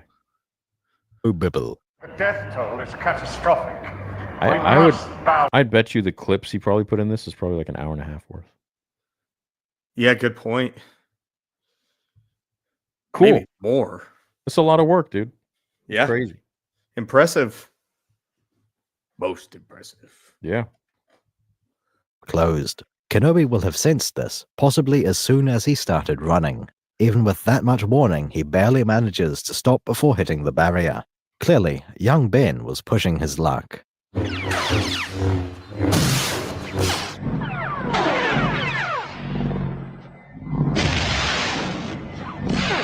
This is the pivotal moment of the fateful duel. Maul is no longer retreating, he gains ground again. He attacks low with one blade, high with the other, and keeps pushing forward. Qui-Gon blocks these as easily as ever, though his sword is swept aside at one point. This is a worst-case scenario. If Maul gets the upper hand, he could easily win. Qui-Gon blocks an odd move, more of a... It seems more like a play-by-play right now. I'm trying to get to the point where there's like actual like lore or... As before, we find the lightsabers have been turned off. As long as the fight is interrupted by energy barriers, this seems to be normal. What is going on, dude? After sweeping his sword through the rear arc, it swings back the other way. Obi-Wan catches up as they return to the doorway. He opens with a diagonal attack against Maul's left side. Maybe it's not lore. Very confused right now. Maul dies. The war is over. Every facet of the battle had already been resolved. We leave Qui-Gon's final words using a classic wipe transition. This represents a time skip of several It's just hours. a play-by-play. Prisoners It's need not- to be freed I from don't camps. think it's lore. There's no way this is a play-by-play. wrong. Come on. Battle droids will have to be collected into piles. There may even be a few Nemoidian accountants hiding somewhere.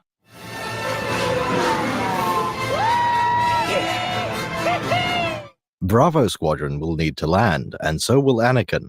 The kid expects Qui-Gon to disapprove of his reckless piloting. Stay in that cockpit. Someone will have to explain the duel to little Annie. All right. People are saying in the chat that it is lore. It is? That's what they're saying in the chat. I heard a single point being made, that confronting a Sith Lord is the final exam of Jedi training. Only a fully trained Jedi Knight, with the Force as his ally, will conquer Vader. Where Obi-Wan truly was ready for the trials, Luke tried to take the final exam early. Training! Of course, the reason it works as a test is that Sith are quite tough opponents. Only a Jedi Knight could emerge victorious from such a trial. This seems to be a long-standing tradition of the Jedi Order. Nobody even seems to question the logic. A Padawan who defeats a Sith Lord in combat is automatically knighted. This policy makes a certain amount of sense, but it does rely on the quality of Sith. He was trained in the Jedi arts. All right, cool. Yeah, so it's actual like he's like play-by-play, and then he's got lore. A little bit too much play-by-play for my liking. I would just be like, "Okay, they fight." Like I don't need, But He's got it all though. he's got You it all, want baby. He's got it. All right, he gets a like from me. Cool. Oh, they're saying only the battle is the play-by-play stuff. in Only the chat. battle? Oh, okay. So we Clearly sinister, this training could easily prove fatal. It included being locked in his bedroom with a pack of dingoes. Darth Maul is a Zabrak. This is a species new to the prequels, with 2 notable examples. Maul himself is from the Zabrak homeworld of Iridonia. The only other example of a Zabrak is on the Jedi Council. Eth Koth has a different skin color and horn layout. Finding a That's not consistent Eth Koth, explanation that's for Egg this and variation Kolar. Yeah, I was gonna be like, what? Where? That's Egg and Kolar. Yeah.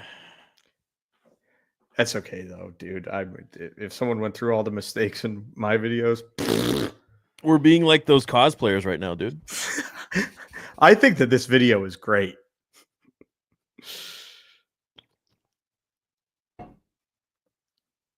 It's a lot of time. He has a part 2 as well. This is the first video in our A part 2 multi-part of the 12-hour one? No. Attack of the Clones part 1. Oh, okay. I was like 12 hours part 1.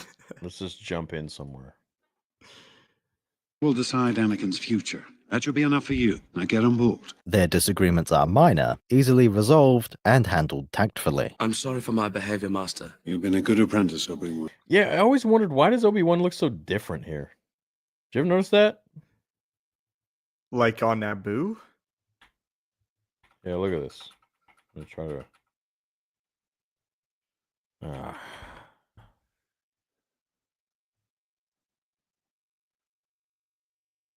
Give me a second. You're good. Tactfully. I'm sorry for my behavior. Bro, yeah, why does he look so different? Like in his this scene? hair is way different. Nah, It's just pulled like back. his hairline, his face. I don't know. I think it might not even be Ewan McGregor. Maybe it's like a stand-in. I don't know. Behavior, Master. You've been a good apprentice, Obi-Wan. I have never noticed that. You're much It looks weird, right? Yeah, a little bit. than I am. Anakin does not merely have a different opinion on what He should looks be done. older there. He has started making promises to their client just to impress her. Obi-Wan's response is harsh but fair. He counters the statement and highlights why it should not have been made. We will not exceed our mandate, my young Padawan. Oh, cool. People in the chat are right. They're saying it's probably a wig for reshoots. I bet that's correct. Maybe.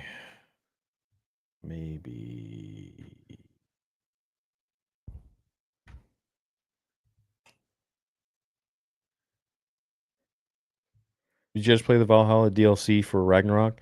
I did play it. It was pretty tough. Have you like 100% presented that game?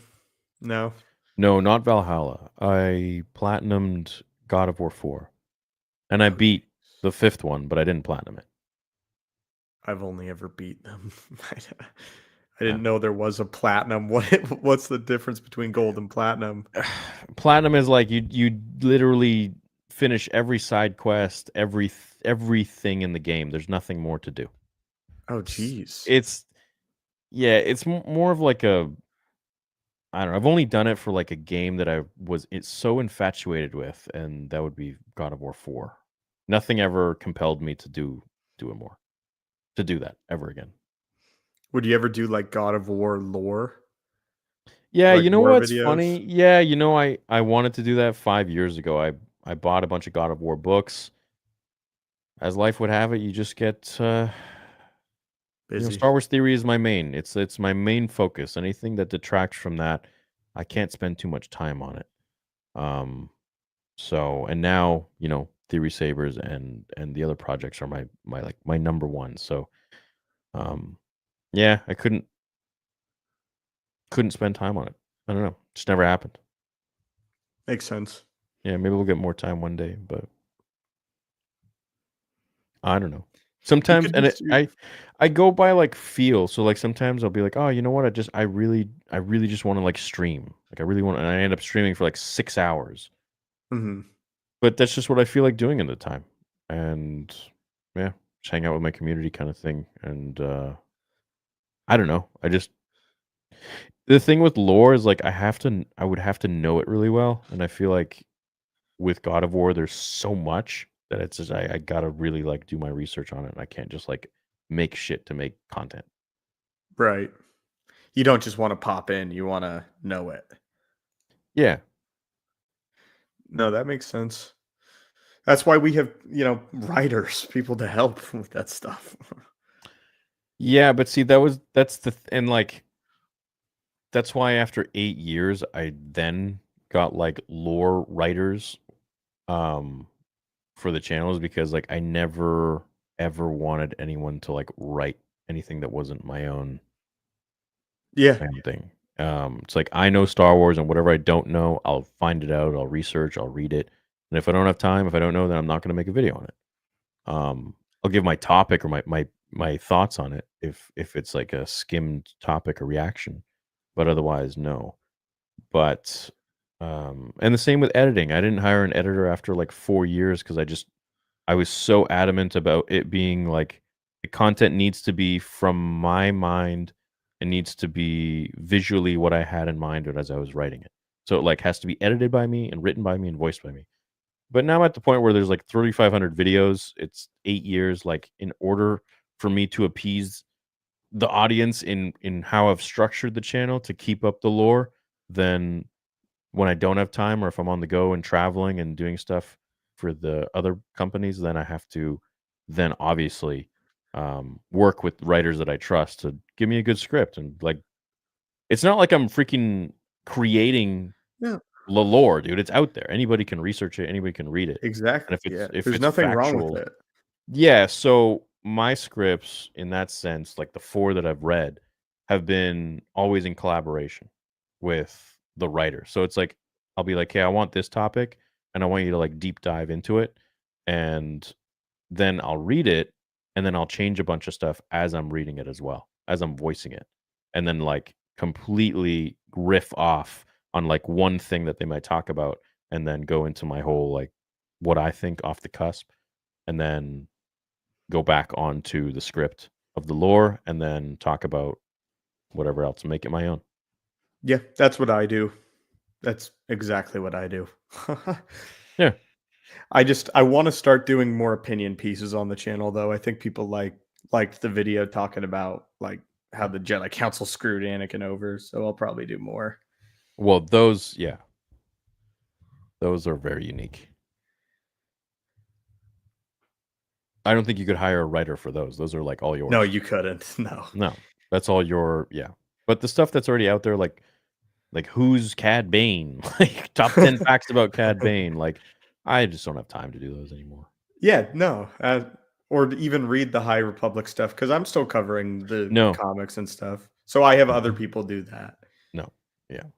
So I'd rather have someone like if someone wants my take on the High Republic, I'd rather, my team read it because I don't want to read that and then tell me what it's about and then I can formulate my opinion instead of reading an article that's maybe bought out by Disney or something. You go to the source. Yeah, I'd much rather it's closer to home. It's like, I would never give an opinion just based off of an article of the High Republic because they would just talk about how new and inventive it is and not how boring most of the books have been. Yeah. Yeah. I know. Question for both of you. Do you have a favorite obscure character that not many people know about? Love you both. No. I don't think so. The farther we get away from the EU, the more obscure Krayt becomes. But I think Darth Krayt is an awesome Sith Lord that's not mentioned very often. Although I wouldn't call him obscure. Sorry, I was just reading this comment. Also, Darth Caedus is worth looking into. I love Caedus from Legends. He's a much more interesting Kylo Ren. I think Krayt's cool.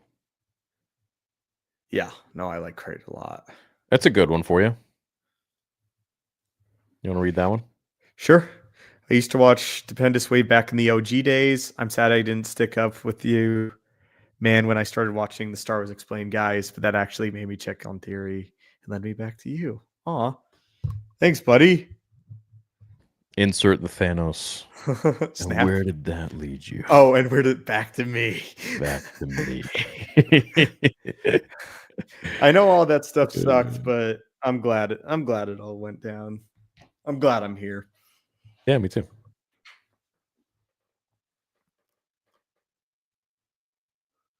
Is it rail proof the Q-tip? Search right short. No, I have not. Great to meet you, SpaceCon. Thanks for the inspiration and advice about my fan fiction. Served with some Canadians. Very good lads. And so are you. Thanks, John. Theory Wave and Josh would make me so happy. Hey, I invited Josh like a month ago or something. So, hey, never say never. Did you two know the clone sister exists in Mike Shen's Brotherhood novel? Chapter 21 describe the braids and armor trim exactly as shown. Who's the twin sister? Probably the new trans clone. Oh, sister, right. I did not know that, man. No, I didn't know that either. Where is P. Adi Diddy? That's what I want to know. He was here. Yeah, he was here earlier. React to Vader 1 in cinematics. Read my first chat. Oh, well, okay. Some people are so demanding. Will you by chance be making the Red Order 66 emblem flex fit hat available on the merch store that you had at the SpaceCon booth? You sold out of those, but they're coming back. They coming back, baby. Much love, Theory and Wave. Question about Bane. How in the galaxy did he do such wildly powerful explosions of dark side energy, and he was coated in orbalisks, making wildly powerful, and Jedi didn't detect it till too late? Didn't he learn to conceal himself too? And Zana also had techniques of concealment that she mastered. Yeah. So I would also say that because there were so many around, then the Jedi, I don't know, got confused or whatever. I would just argue that. Yeah. But yeah, I agree. They could have explained a little bit better when it comes to the concealment part. Yeah, they in canon the whole Sith shrine under the Jedi Temple. That's actually an addition that I like, and I think that's from George. George always it definitely is from George. The Sith shrine below the Jedi Temple that was supposedly always there is supposed to be in canon. Why no one sends Palpatine? So. Right. But you have to go to outside of the movies for that. Yeah, you do. But it's interesting how it was how it jumped into Legends and now it's so important that it's back, you know? Mm. I'm a fan now because you love Godzilla 2 and your dad's a Rams fan. Yes, I do love Rey character and didn't like Kylo. Cool. Nice. Yeah. Thanks, man. Thanks, Timothy. Don't ever go to Mississippi. If you do in the summertime, it feels like hell. Oh. What's your favorite Super Saiyan transformation? Probably the first time Goku went Super Saiyan against Frieza. 3 was dope. I remember being a kid and being like, holy shit, what the hell is 3? That's insane. 3 was my favorite. I always looked up clips of it. Yeah, 3 was my favorite. Thank you. Spent money just to say I love you both. Also can't believe Wave doesn't get cosplay. I dressed up as Slave Leia once during Halloween. Big fan. Love you both. Yeah, what the hell, man? You don't get it. I'm a dick. I'm sorry. Listen, it's great. I'm sure it was great. Damn. I know. Exposed. Suki Yuki hates you, bro. Damn, I'm just kidding. She loves you. Suki Yuki, I'm sorry. What do you think would ever happen if older Anakin met the Tusken he saved as a kid? Which older Anakin? Vader Anakin? Isn't that Crate's story? Anakin. Oh, the Tusken, I don't know what he's talking about. The Tusken Anakin saved? No, I don't think that's a great story. I don't think so. Huh. So what? Oh, no, it's a, I think, oh, fuck, me. I'm getting confused. This is a Disney one that they put in where Anakin saved a Tusken. Okay, that's weird. Yeah. Oh, He shit. hates What was them. this? No, it's when he was a kid. When he was a little kid before he was a Jedi. Okay.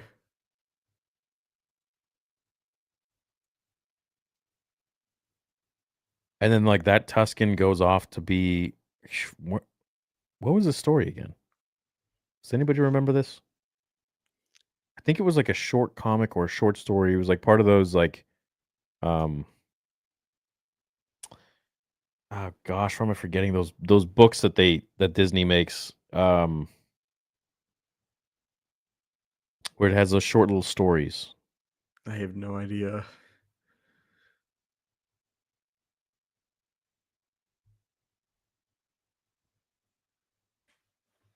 Is it like the Tales of books or I don't know. No.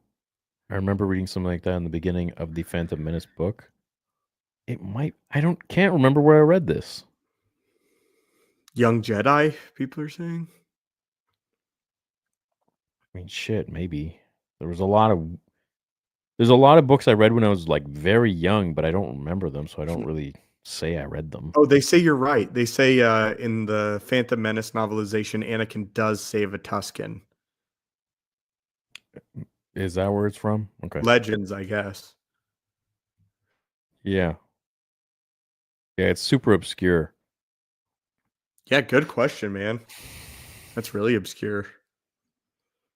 Best advice to isolate engaged lads.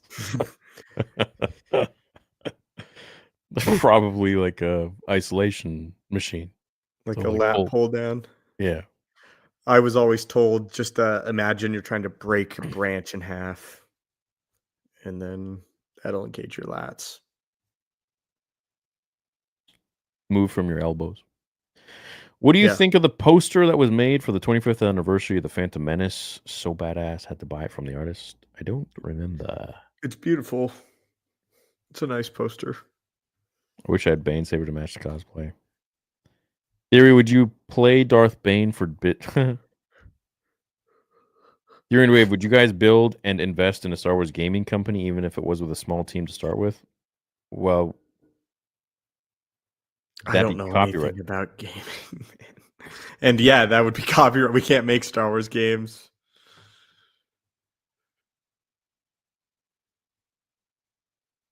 Dude, this just started playing from my phone.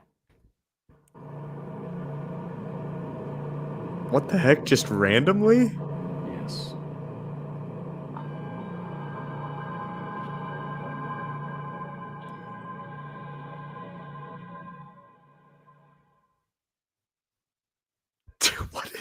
Bro, what the fuck is going? Was that on like an app or something, or is it just haunted?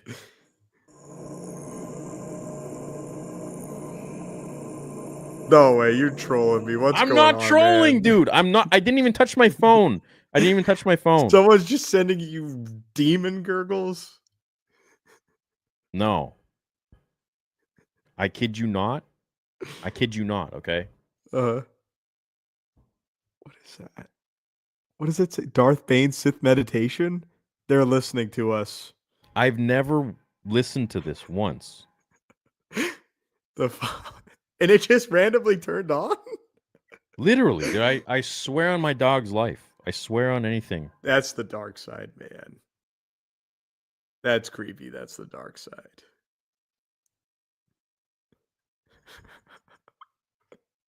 Fuck? It's like opened up Spotify, it just started randomly playing Darth Bane meditation. Bane Sith meditation, dude. I'm creeped out. That sounds creepy. What is this? Definitely the dark side.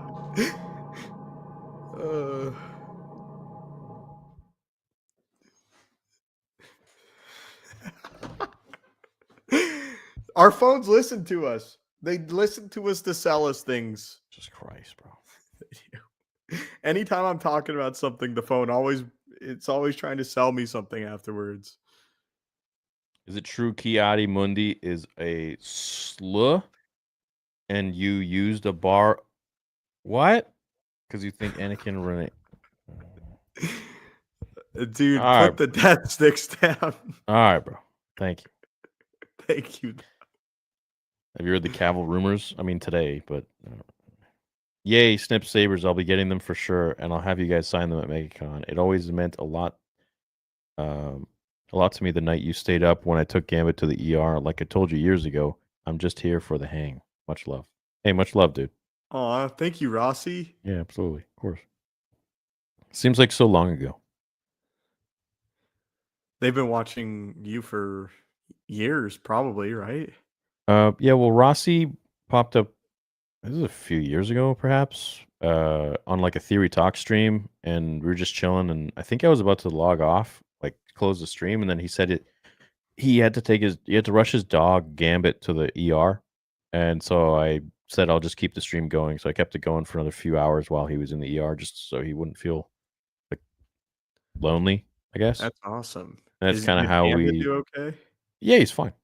Oh, let's go. Yeah, so and he's been here ever since.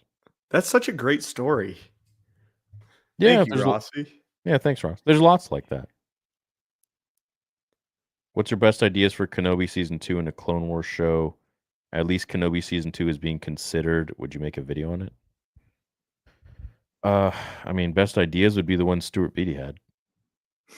Yeah. I guess you got to go comics instead. You could do Asherad Het, which is what I bet they would do. But Yeah. we'll see. That'd be cool. That would be cool. You think Disney's future with Star Wars was in the Acolyte, but since that failed, they don't know what to do anymore? Who knows, man? I don't think they ever knew what to do, my G. Prequels are a story of an arrogant religion Jedi who get a hold of the Messiah, Anakin, and then hand him over to the devil, Palpatine. So uncivilized. Yeah. Great insight. I think it's more of yeah. I mean, they could have well, no, look, if Qui-Gon survived, it all depended on that.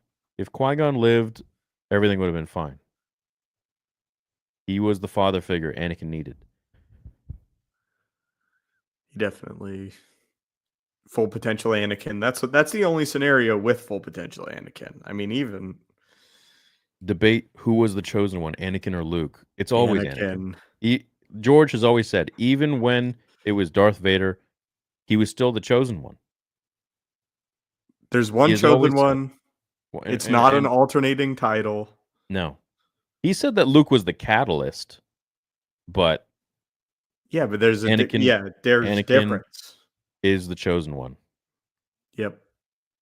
Completely. Anakin is the chosen one. Always, and always will be.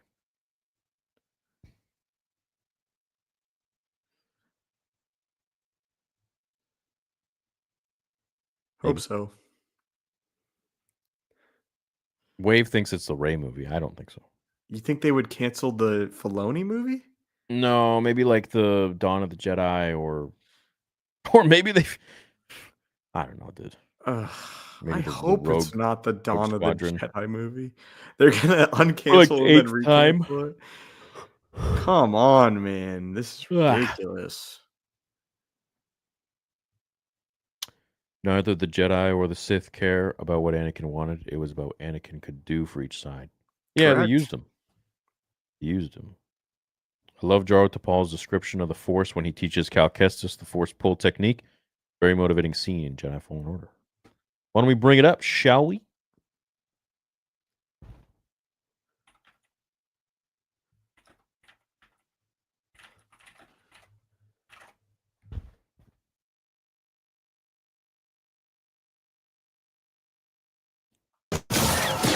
I got him! I will make you suffer! Death to the Jedi!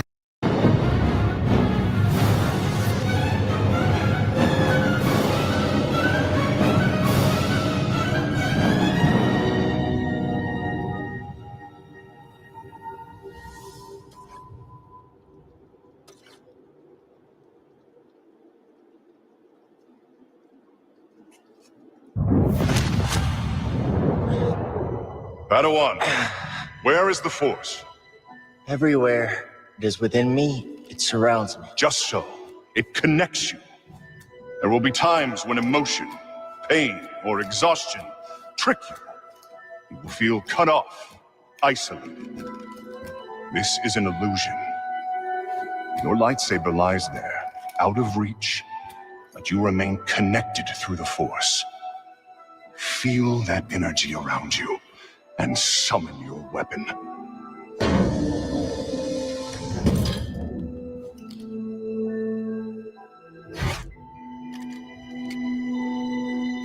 The Force is within you, around you, connecting you to your weapon. You must ignore all distraction.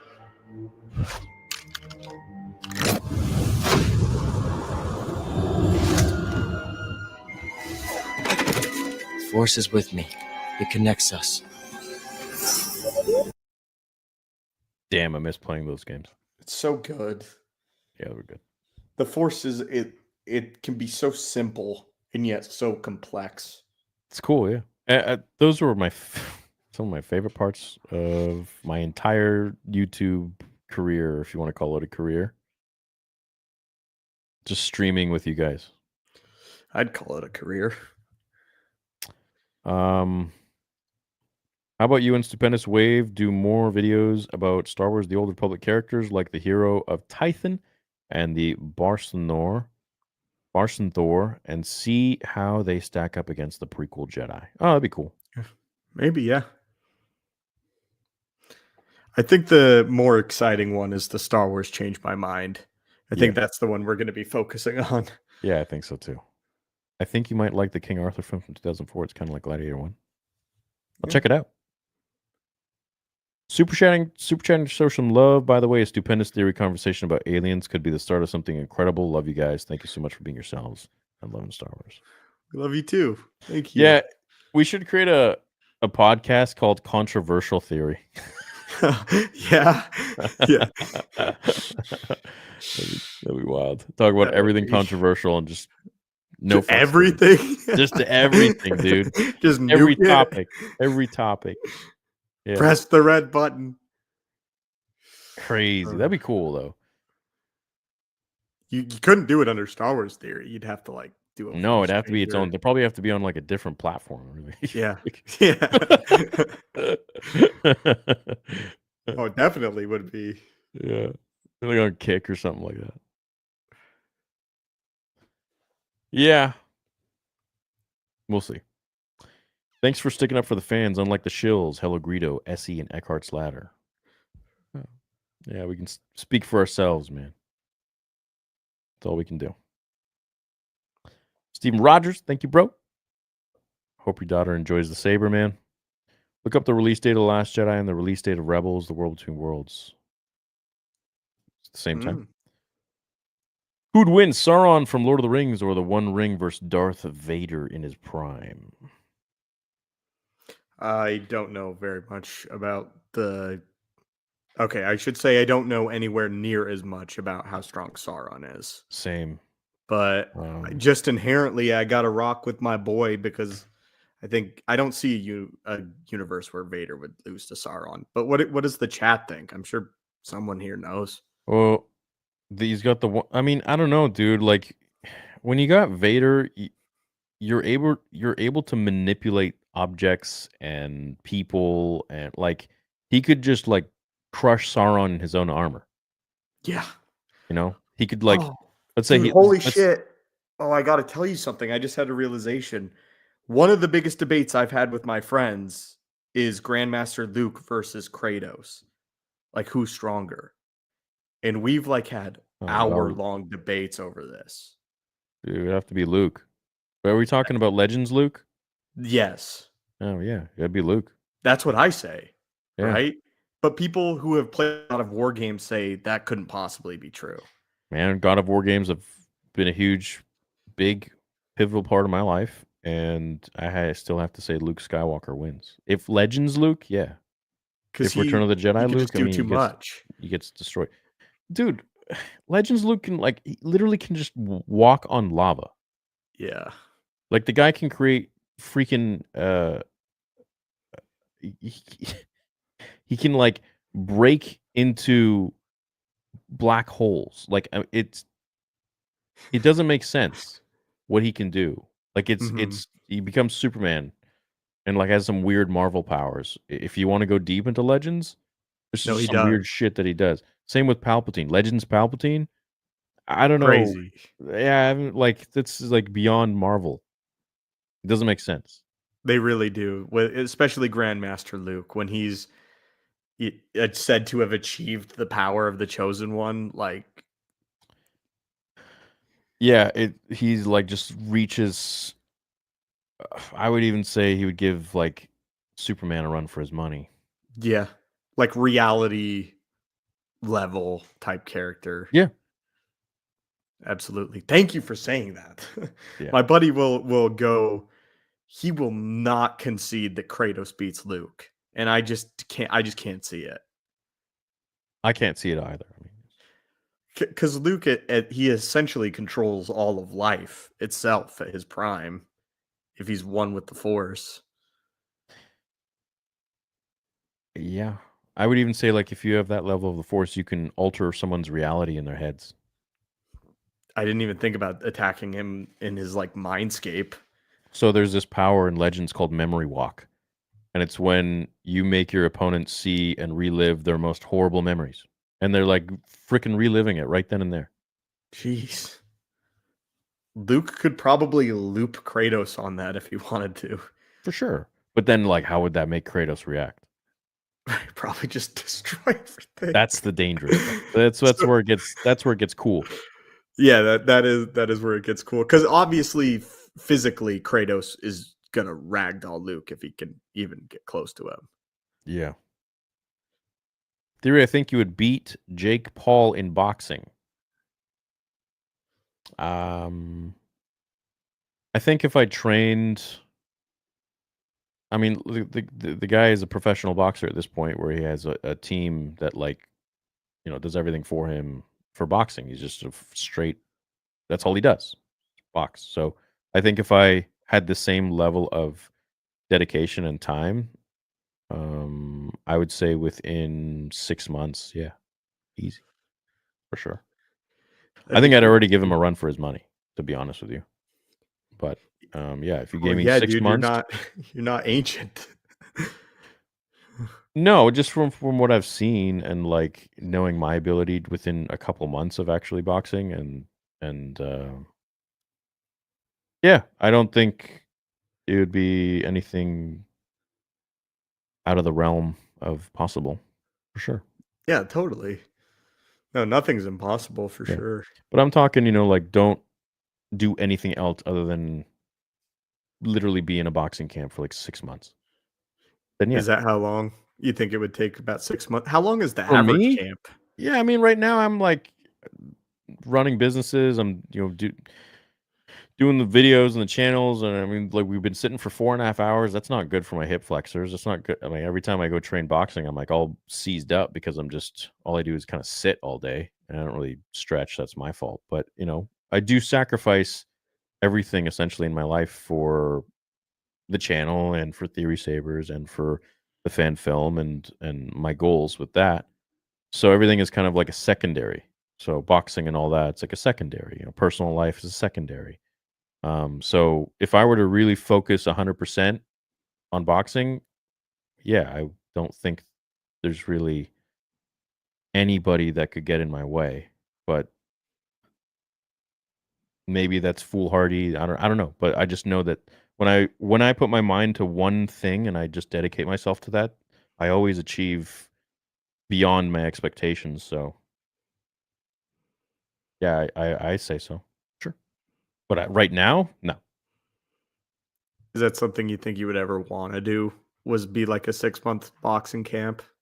Like, say it's not even Jake, but just to see how good at this one skill you could get. No, it's not my passion. It's not like my passion to grow my companies is that's what gets me excited more than like getting punched in the face or punching someone in the face. Like don't get me wrong, that really I'm into that, but not as much as like growing Theory Sabers and making new products and making a better product over time and funding the fan film and then making my comic, dude. Like there's so much shit that I want to do more than like boxing. But boxing is probably a second. Hey, he bets on you. Thanks, man. If you watch the end of the Phantom Menace just before Palpatine was about to talk to Queen Amidala, you can see a black Jedi in the background. Might be a stand-in for... Yeah, I've seen that. Yeah, it looks like a stand-in. I haven't seen that. Why'd Ben say that boy's our last hope if he knew Leia is also Vader's blood? I'd really like to know your thoughts. Sorry for the question. Because it sets it up that like, oh, he's our last hope. So the audience is like, oh... And then Yoda says, no, there is another. And he's talking about Leia. And then the audience is like, wait, who? And then some people figure it out. Yeah, that's the obvious answer. I also just think that Ben's thinking about Luke in that moment, you know? He's like... Well, yeah, and also like Leia has no interest to even train, to do any of that. Nor did she really ever. No. Unless you go into Legends. So just like some of No, it. it Even then scared she her, abandons dude. it. Yeah. It scares her in both continuities. I think she would have been more powerful than Luke. Yeah. Jeez, interesting. I think she has more of the dark side in her. She's more like Anakin for sure. She's more emotional.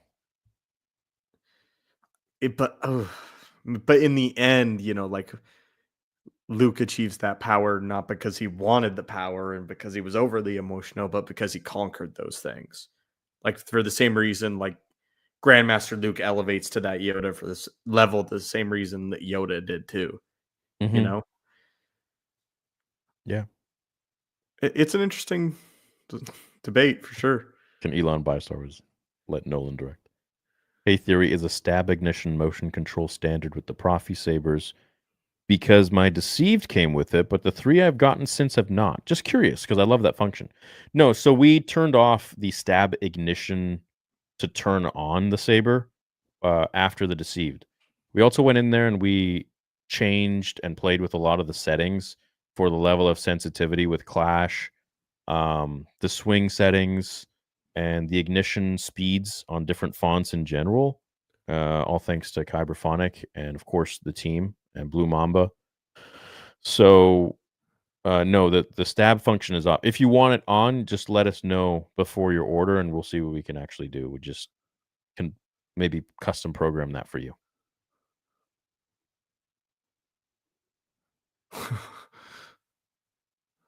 But thank you, by the way, for getting 4 of our sabers.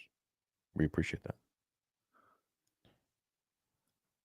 I just wasted $199 lifting advice. Well, you asked a very simple question. How do you isolate your lats?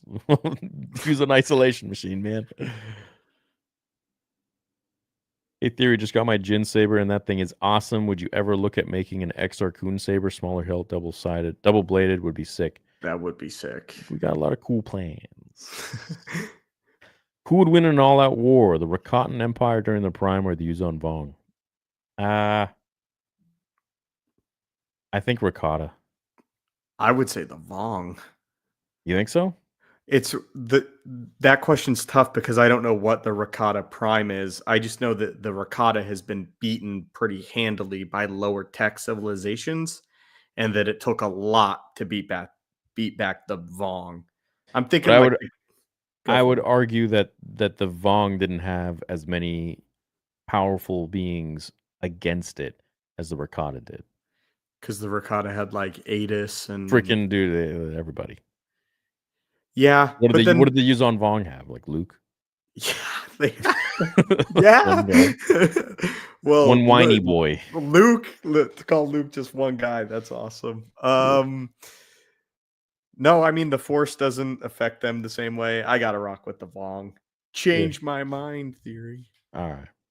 How would you like to see KOTOR adapted into a trilogy, splitting the game into 3 films? Get the original. Sign me up. Dude. Yeah, you could do that for sure. Any thoughts on Star Wars Eclipse? I hope it happens. I hope it happens too. I want to start making Star Wars videos, but I don't have any equipment and I have no idea how to do it. Neither did we. Nope. We just started on our phone. I started on my phone.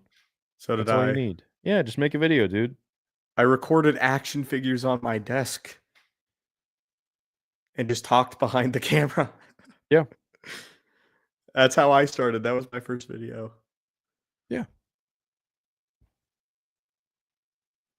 Just finished all of Cobra Kai Season 6 Part 2 during the duration of this stream. Holy crap, that ending. I didn't know there was a Part 3 coming. I haven't seen it yet. Fiending for that 20% off Theory Sabers discount.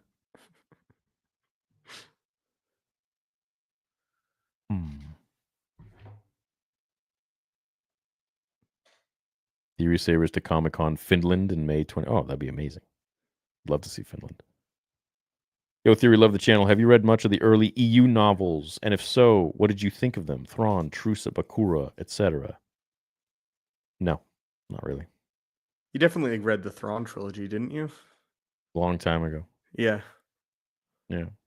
So I don't know. Like, there's a lot of books I read in the early 2000s, in the late 90s, like, but I just don't. I can't really say that. Yeah, because like you asked me something about them, I'm gonna be like, I don't really remember. Mm-hmm. So, I would still I'll just say no. count that as having read them.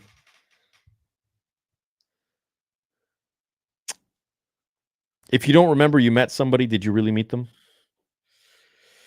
I would say, yeah. All right. Okay, I then mean, sure yeah. All right, then I read them. That's just it. Listen, man. I'm just a simple man trying to make his way in the galaxy. Fair enough. It's good to know. I'll try and ask for it next time. Thank you. Keep up the awesome work.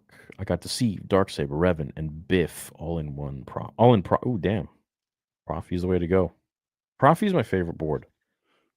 That's what you were saying. For now. Oh, tease. Until Theory makes his own. Right on. Thank you. Thank you, Coda. Thanks, baby. Well, that's the end of the soupies. Okay, let me go and try to find Ben Snow. Oh, yeah, he was saying we missed his early post, didn't we? There's our boy.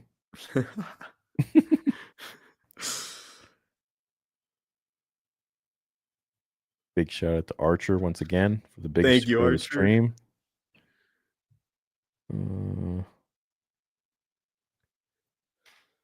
Yeah, Ben, I don't see it yet.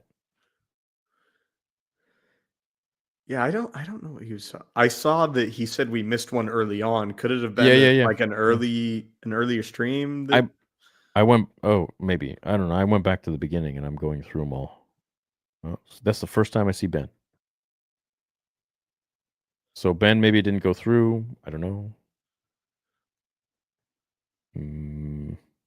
Oh, got it. Oh, there you go. Thanks, Ben. In my opinion, Disney never gets Sith eyes right. Will Vader 2-3 make Sith eyes have that magic neon glow to them? Would you make the creative choice to give Anakin neon red eyes like the sun as the chosen one? Who says anybody will have Sith eyes? Who says they won't?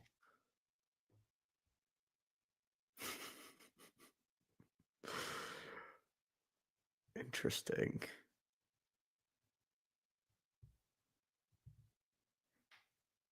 Would he have neon red eyes? That would be... That'd be off-putting. You think so? You just go with the traditional yellow Sith? If anyone's going to have any eyes other than normal, it's just traditional, yeah. I wonder why Disney hasn't done a lot of Sith eyes. I've been waiting for them to exploit the shit out of that, but they've really held it back. I wonder a lot of things. Got the Deceived and Profi, now I can't go back. Yeah. Man, SN is really like easy, but and people fear Profi a lot because they think it's very complicated, complex, but it honestly, once you get so used to it, it's great. I don't want to use anything else other than Profi. And I'm not saying that to upsell anybody, because God knows I used to buy from everybody and spent tens of thousands of my own dollars on different boards. And I gotta say, I especially with the way we tuned our profis, the way we tuned our fonts, is what I should say. Is I think it's the best by far. And yeah, I like Profi the most. Profi's awesome. Yeah, I will say when you wanna add fonts, SN is a little easier for sure, but it's not impossible. You just freaking plug your board in and then plug the SD card in and then fire up Arduino and get to work.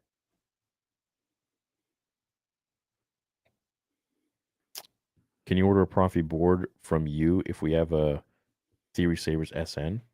Yeah, of course, man.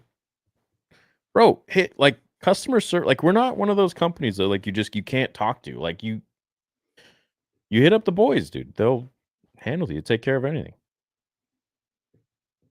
We are here to sell you sabers, and we're here to sell the best on the market.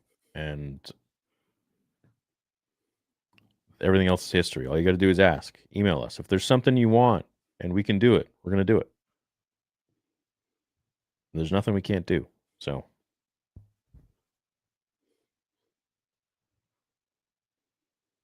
yeah, I like Profi, dude.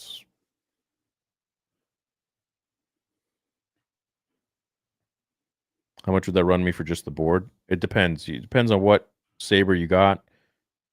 Depends on what font package you got. Depends on which one you want. Depends on what one you had before. And depends if that saber is no longer in production anymore.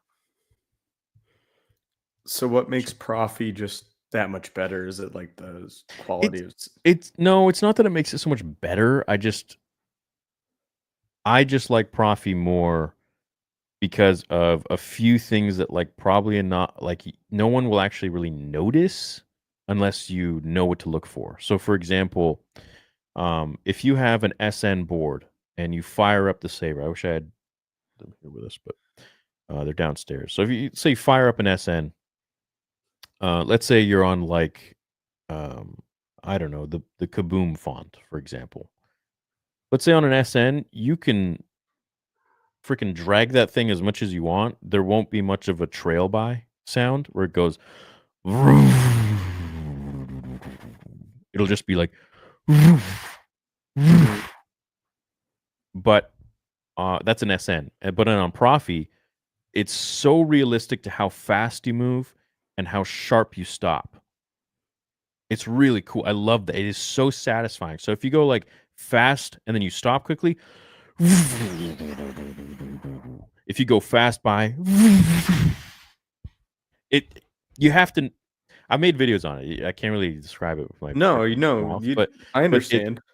And there's just more you can do with a Profi. So for example, the animations on the blade. Okay, so like let's say again the Kaboom font. So with an SN, there are limitations where it just explodes. But with the Profi, you get that animation where it's like to the middle and then silence. And it goes in both directions. And you have a pulsating that goes upwards from the half and then downwards from the half. If you have a flame font, it's so much more realistic where it's like crackling and the way the flames dance on the inside of the blade, the way it's meant to be programmed. You get the true form of what we programmed with Profi. But with the SN, it's a little more limited. Now, with the SNV Pro, it gets closer to the Profi, but it's not quite there. However, the app integration makes it worth it. There's also like more on the go sort of programs with SN. So if you just want to fire it on, you just want to go, you just want to like have different settings. You can do blade types, ignition types. It's all set right there, depending on how long you hold the button. But with Profi, you can essentially do whatever you want if you program it. But I mean, our shit is so intricately programmed by the world's best programmers and font makers that it's like you to really it's like what PS5 Pro versus like a PS4. Gotcha. Super fast, You'll super notice reactionary. Yeah. I have a problem with your lightsaber. I got my arm hit and it's still attached. I need a refund plus the emotional damage you have. I'm gonna need. All right. Well, you also need emotional damage from you got emotional damage from Wave's comment about. Sorry, Suki Yuki. You've single-handedly changed my mind. I love all cosplayers. So In much. what a Legends book would you have guys would have you guys say Luke is the most OP, and what's your most favorite iterations of Luke? It'd be the later Fate of the Jedi books. He's pretty insane against Abeloth. Anytime you get Grandmaster Luke, he's doing some pretty cool stuff. I would say more so the comics. The EU comics? Yeah. Yeah, where he just does some effed up shit. Goes crazy. Did you ever read I, Jedi? Oh, okay. I was thinking comics like Dark Jedi or Dark Empire. No, I wouldn't say he was like fully maxed out in Dark Empire. No, not anywhere near. I don't know of a Grandmaster Luke comic. That's why. Dang. Well, I mean, even in I have to check it out. Heir to the Empire, you have he's crazy in Heir to the Empire too. Just even in that alone. Yeah, he's wild. I can't remember what book he manipulates the black hole in. It's one of the. It has to do with how one of the engines of one of the ships he's by functions. I'm forgetting. Sorry, Marxist.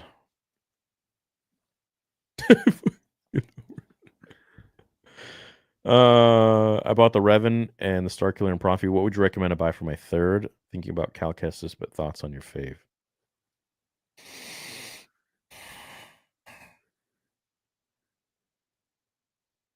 I mean, the Roger Christian saber that we got coming out is going to be the most special saber. I would argue not even that we are going to sell, but for the world. No one has ever created something like this with Roger, which is has electronics in it, coupled with our sound fonts. It'll be the first in the world, and it's gonna go like that. But besides that,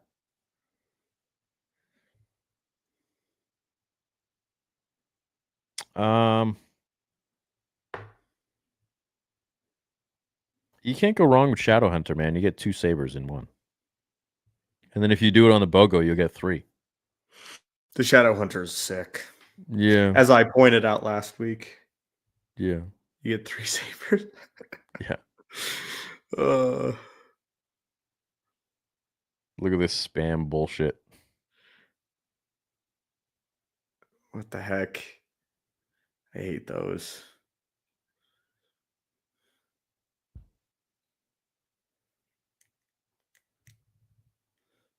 Another one. People have too much time on their hands. I've never even seen that before. That's annoying. Yeah, that's a new one.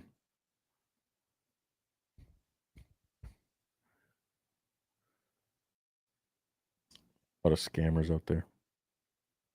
Be careful, guys. Yeah. People want to take Haven't your gotten stuff. anything about shipping bot sat. But you'll be getting it soon. Yeah. 7 to 14 days, it'll be at your door. Like once you get the tracking, man, it's gonna be there within days. Few days. Depends where you're at in the world. Don't change your opinion because I said something stupendous. If you don't like it, it's okay. I was also being a troll. Also, how do I get a membership in your channel? Big fan again. I'm trolling you too. Thank you very much. I have to turn that on. I haven't yet. But thank you for the support. I appreciate it sincerely. And you're very kind. Suki Yuki. What's your favorite sound package? Mark 1 was best overall. Yeah, Mark 1 is like it's got a bit of like different things in there. It's like a bit of a mix. But probably my favorite that we offer would probably be originals. Yeah, originals or games is badass, dude. Fuck. They're all good. But yeah, originals for me. And after all this time, I just realized I'm finally going to buy a saber, a neighbor at theorysabers.com. Star Wars Sith wants them too. Snip sabers. Yeah, well, you just wait, dude. You just wait till it comes out. It's going to be amazing. I'm working hard on it. Again, dude? I know who it is, too. I know who it is. I know who it is. That's annoying. It's a cry for attention. Oh, well. It's not going to be good if I eventually oust you, dude. I know who it is, and I know you're just wanting attention, but it's like, trust me, I know what happens now whenever I oust someone on the channel. It never ends well for other people. So it's just, you've been warned, all right? Just go away. Stupendous, you should become a member. Yeah, pay me money. I'll do it. No, dude, don't. Anything Got the hermit. for the boys. Got the hermit saber. I'll become a member on your channel then. Got the hermit saber this week. I love it. Also got Annie 3 without control box for free. Only problem I have with hermit is the speaker has slight crackle when I swing it. Oh, that's because it's a low battery. So whenever you get that crackle, it's an indication that you got to charge the battery. There you go. Yeah. Easy fix. Very easy fix. You just got to plug that. You've been playing with it too much, dude. You got to plug it. That's so sick. Which one did he get? Did he say? Oh, he got the hermit. There are some cases where it is too loud, so you just turn it down. That's also a possibility. But no, with that one, I've had that one maxed out, and it's just you got to charge it.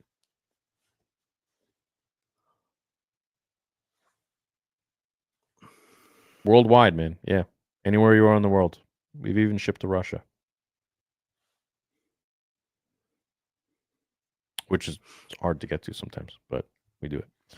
Wave, Penguin, or the Batman? I actually think Penguin's better than the Batman. Damn. Yeah, I do. Yeah, and if Tyson, if there's like anything beyond that, just message customer support, man. We got you. Take care of you. Yeah, well, that's what it's all about, man. There's a lot of people playing with their sabers out there. That's what you want, right? I have a ton of issues with the SNV Dark Lord Episode 5 I ordered, so I might just buy the Profi board off you and throw out the SNV. No, don't throw it out. Is it from us, or is there... Usually a lot of the issues are not actual issues. It's like low battery, or you haven't put it in right, or you haven't screwed the pommel in properly. It's like very simple things that like some people who don't know, they'll just deduce it as like, it's not working. No, most of the times it's just a charge. You just got to give it a good bump. That's all it is. It's low battery, so it's like if you don't have sleep and you're trying to do a sport, you're gonna like glitch a bit. I own 6 Theory Sabers. I have a great addiction. I don't know if I believe you or not. If you do, that's great. Receipts. Bring receipts. That's great. Thank you.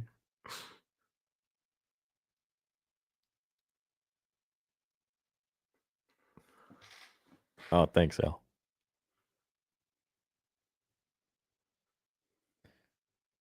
I know, it's crazy.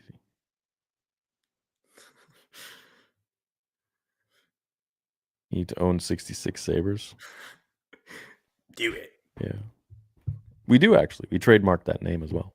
66 sabers? Ooh. Yeah. Yeah. We own that one, too.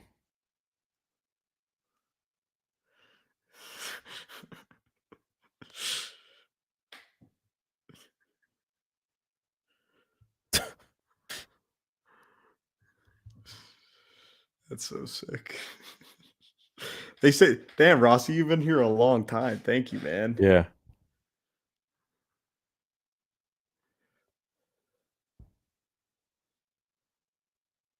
I appreciate. I've been like a 25-year-old kid messing with it. Also, Wave, what do you think about us potentially going into a World War III? Seems very likely. Big thumbs down from me, dude. I'm not looking forward to it. Hope not. No. I know it's not the most exciting fan cast, but who would you cast as Quinlan in season 2 of Obi? He was mentioned in season 1. Yeah, he was also mentioned in whatchamacallit? No, I'm saying, yeah. On the wall. I mean, clearly he's out there somewhere. I mean, I'd have him. Well, I always saw whoever plays. I always saw Quinlan as Aboriginal, as a Native American. Yeah, same. Some people see him as Black, African American. I see him as Native American. I always just saw him like a. It's funny. I saw him like a. I got a buddy named Nigel Redpath. He's a Native American. I was just like, the dude is like a spitting image of Quinlan Voss. It's fucked, dude. He's an actor as well. He's in the States. Yeah, Nigel Redpath. He look him up. He just yeah.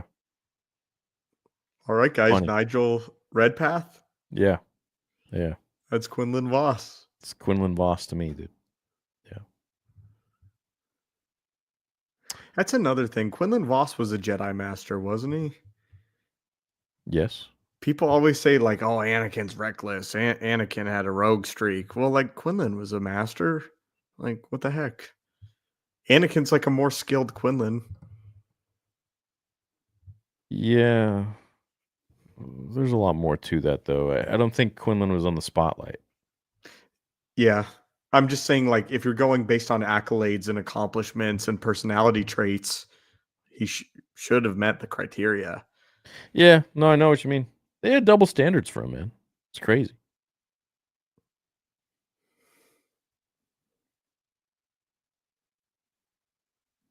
Battery life, does it come in charged? I just got any 3. Yes. But I would still give it a good charge because, the 2 weeks or the week that it takes to get to you, that's not fully charged.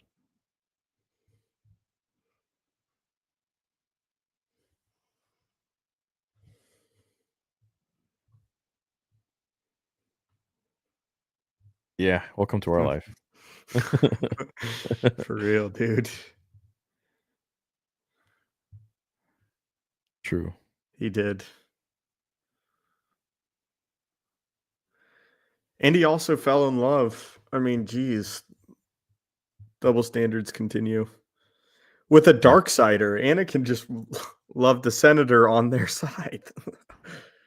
Chat, should we play some Red Dead 2 tonight on the gaming channel? Anybody down for that?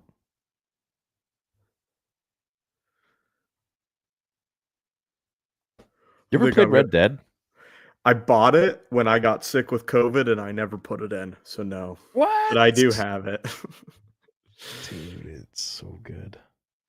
I've heard that it's supposed to be like the greatest game of all time. Is that accurate? It's great, man. Yeah, guys, make sure you go to Theories Arcade. That's 3 days ago we played. It's like all Call of Duty, and then it's just randomly we started playing Red Dead 2, and it's been hilarious. How's COD been? It's great. I haven't played it in 6 days. Is it I was super disappointed. I had my friends over yesterday and I booted it up and you can't just play locally. You have to have multiple accounts now. I don't know. Yeah, it wouldn't let me I wanted to play local just with my friends and it was like you have to have multiple PSN accounts or you can't play. It's like I didn't know that. sucks. Yeah. Huh. Strange. It doesn't matter for online play, but 5 hours, baby. 5. All right. Should we cut it? Not till we get to 5, but then yeah, we should. That's pretty good. Didn't we we went for 6 hours a few weeks back, didn't we? Yeah. It's great when like chat starts to tap out. They're like, I can't go anymore. It's too long. I can't take it. You're in the end game now. Good night, Justin. All right, calm down, Waffles.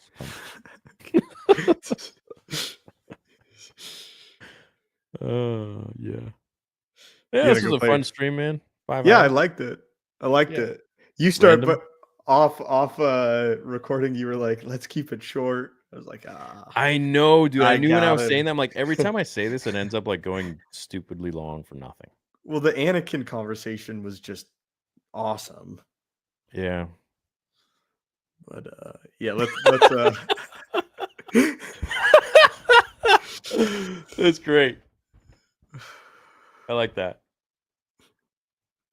That is great. All right, dude. Should we say goodnight?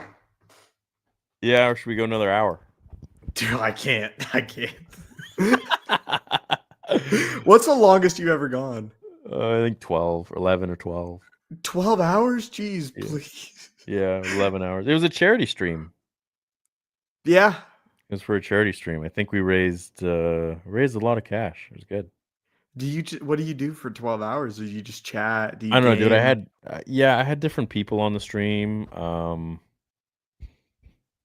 And you know, they just leave and then new ones come in and you just stick around. You got to do what you got to do. Yeah. Yeah. That's crazy. Yeah. I don't know if I could ever do 12 hours. That sounds.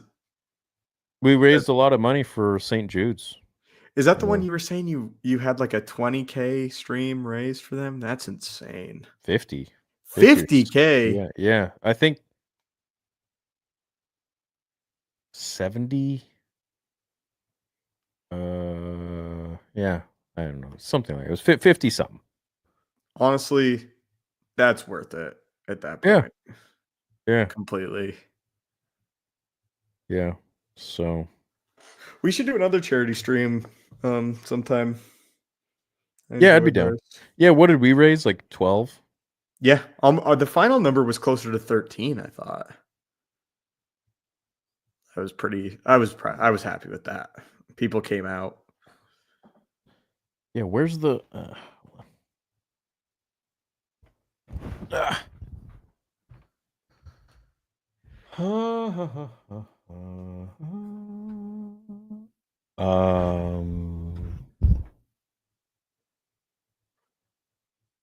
trying to find it. Hold on. Ah, yeah, here. Charity. How we do final number? $13,449. Hey, let's go. That's more than even I thought.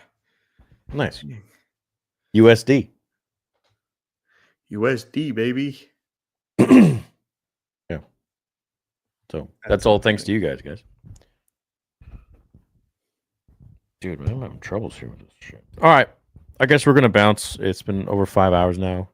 Hope you had fun. We love you. Go check out Stupendous Wave on YouTube. Go check me out.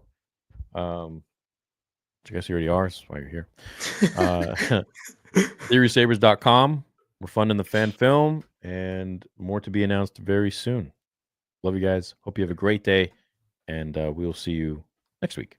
Good night, guys. Love you.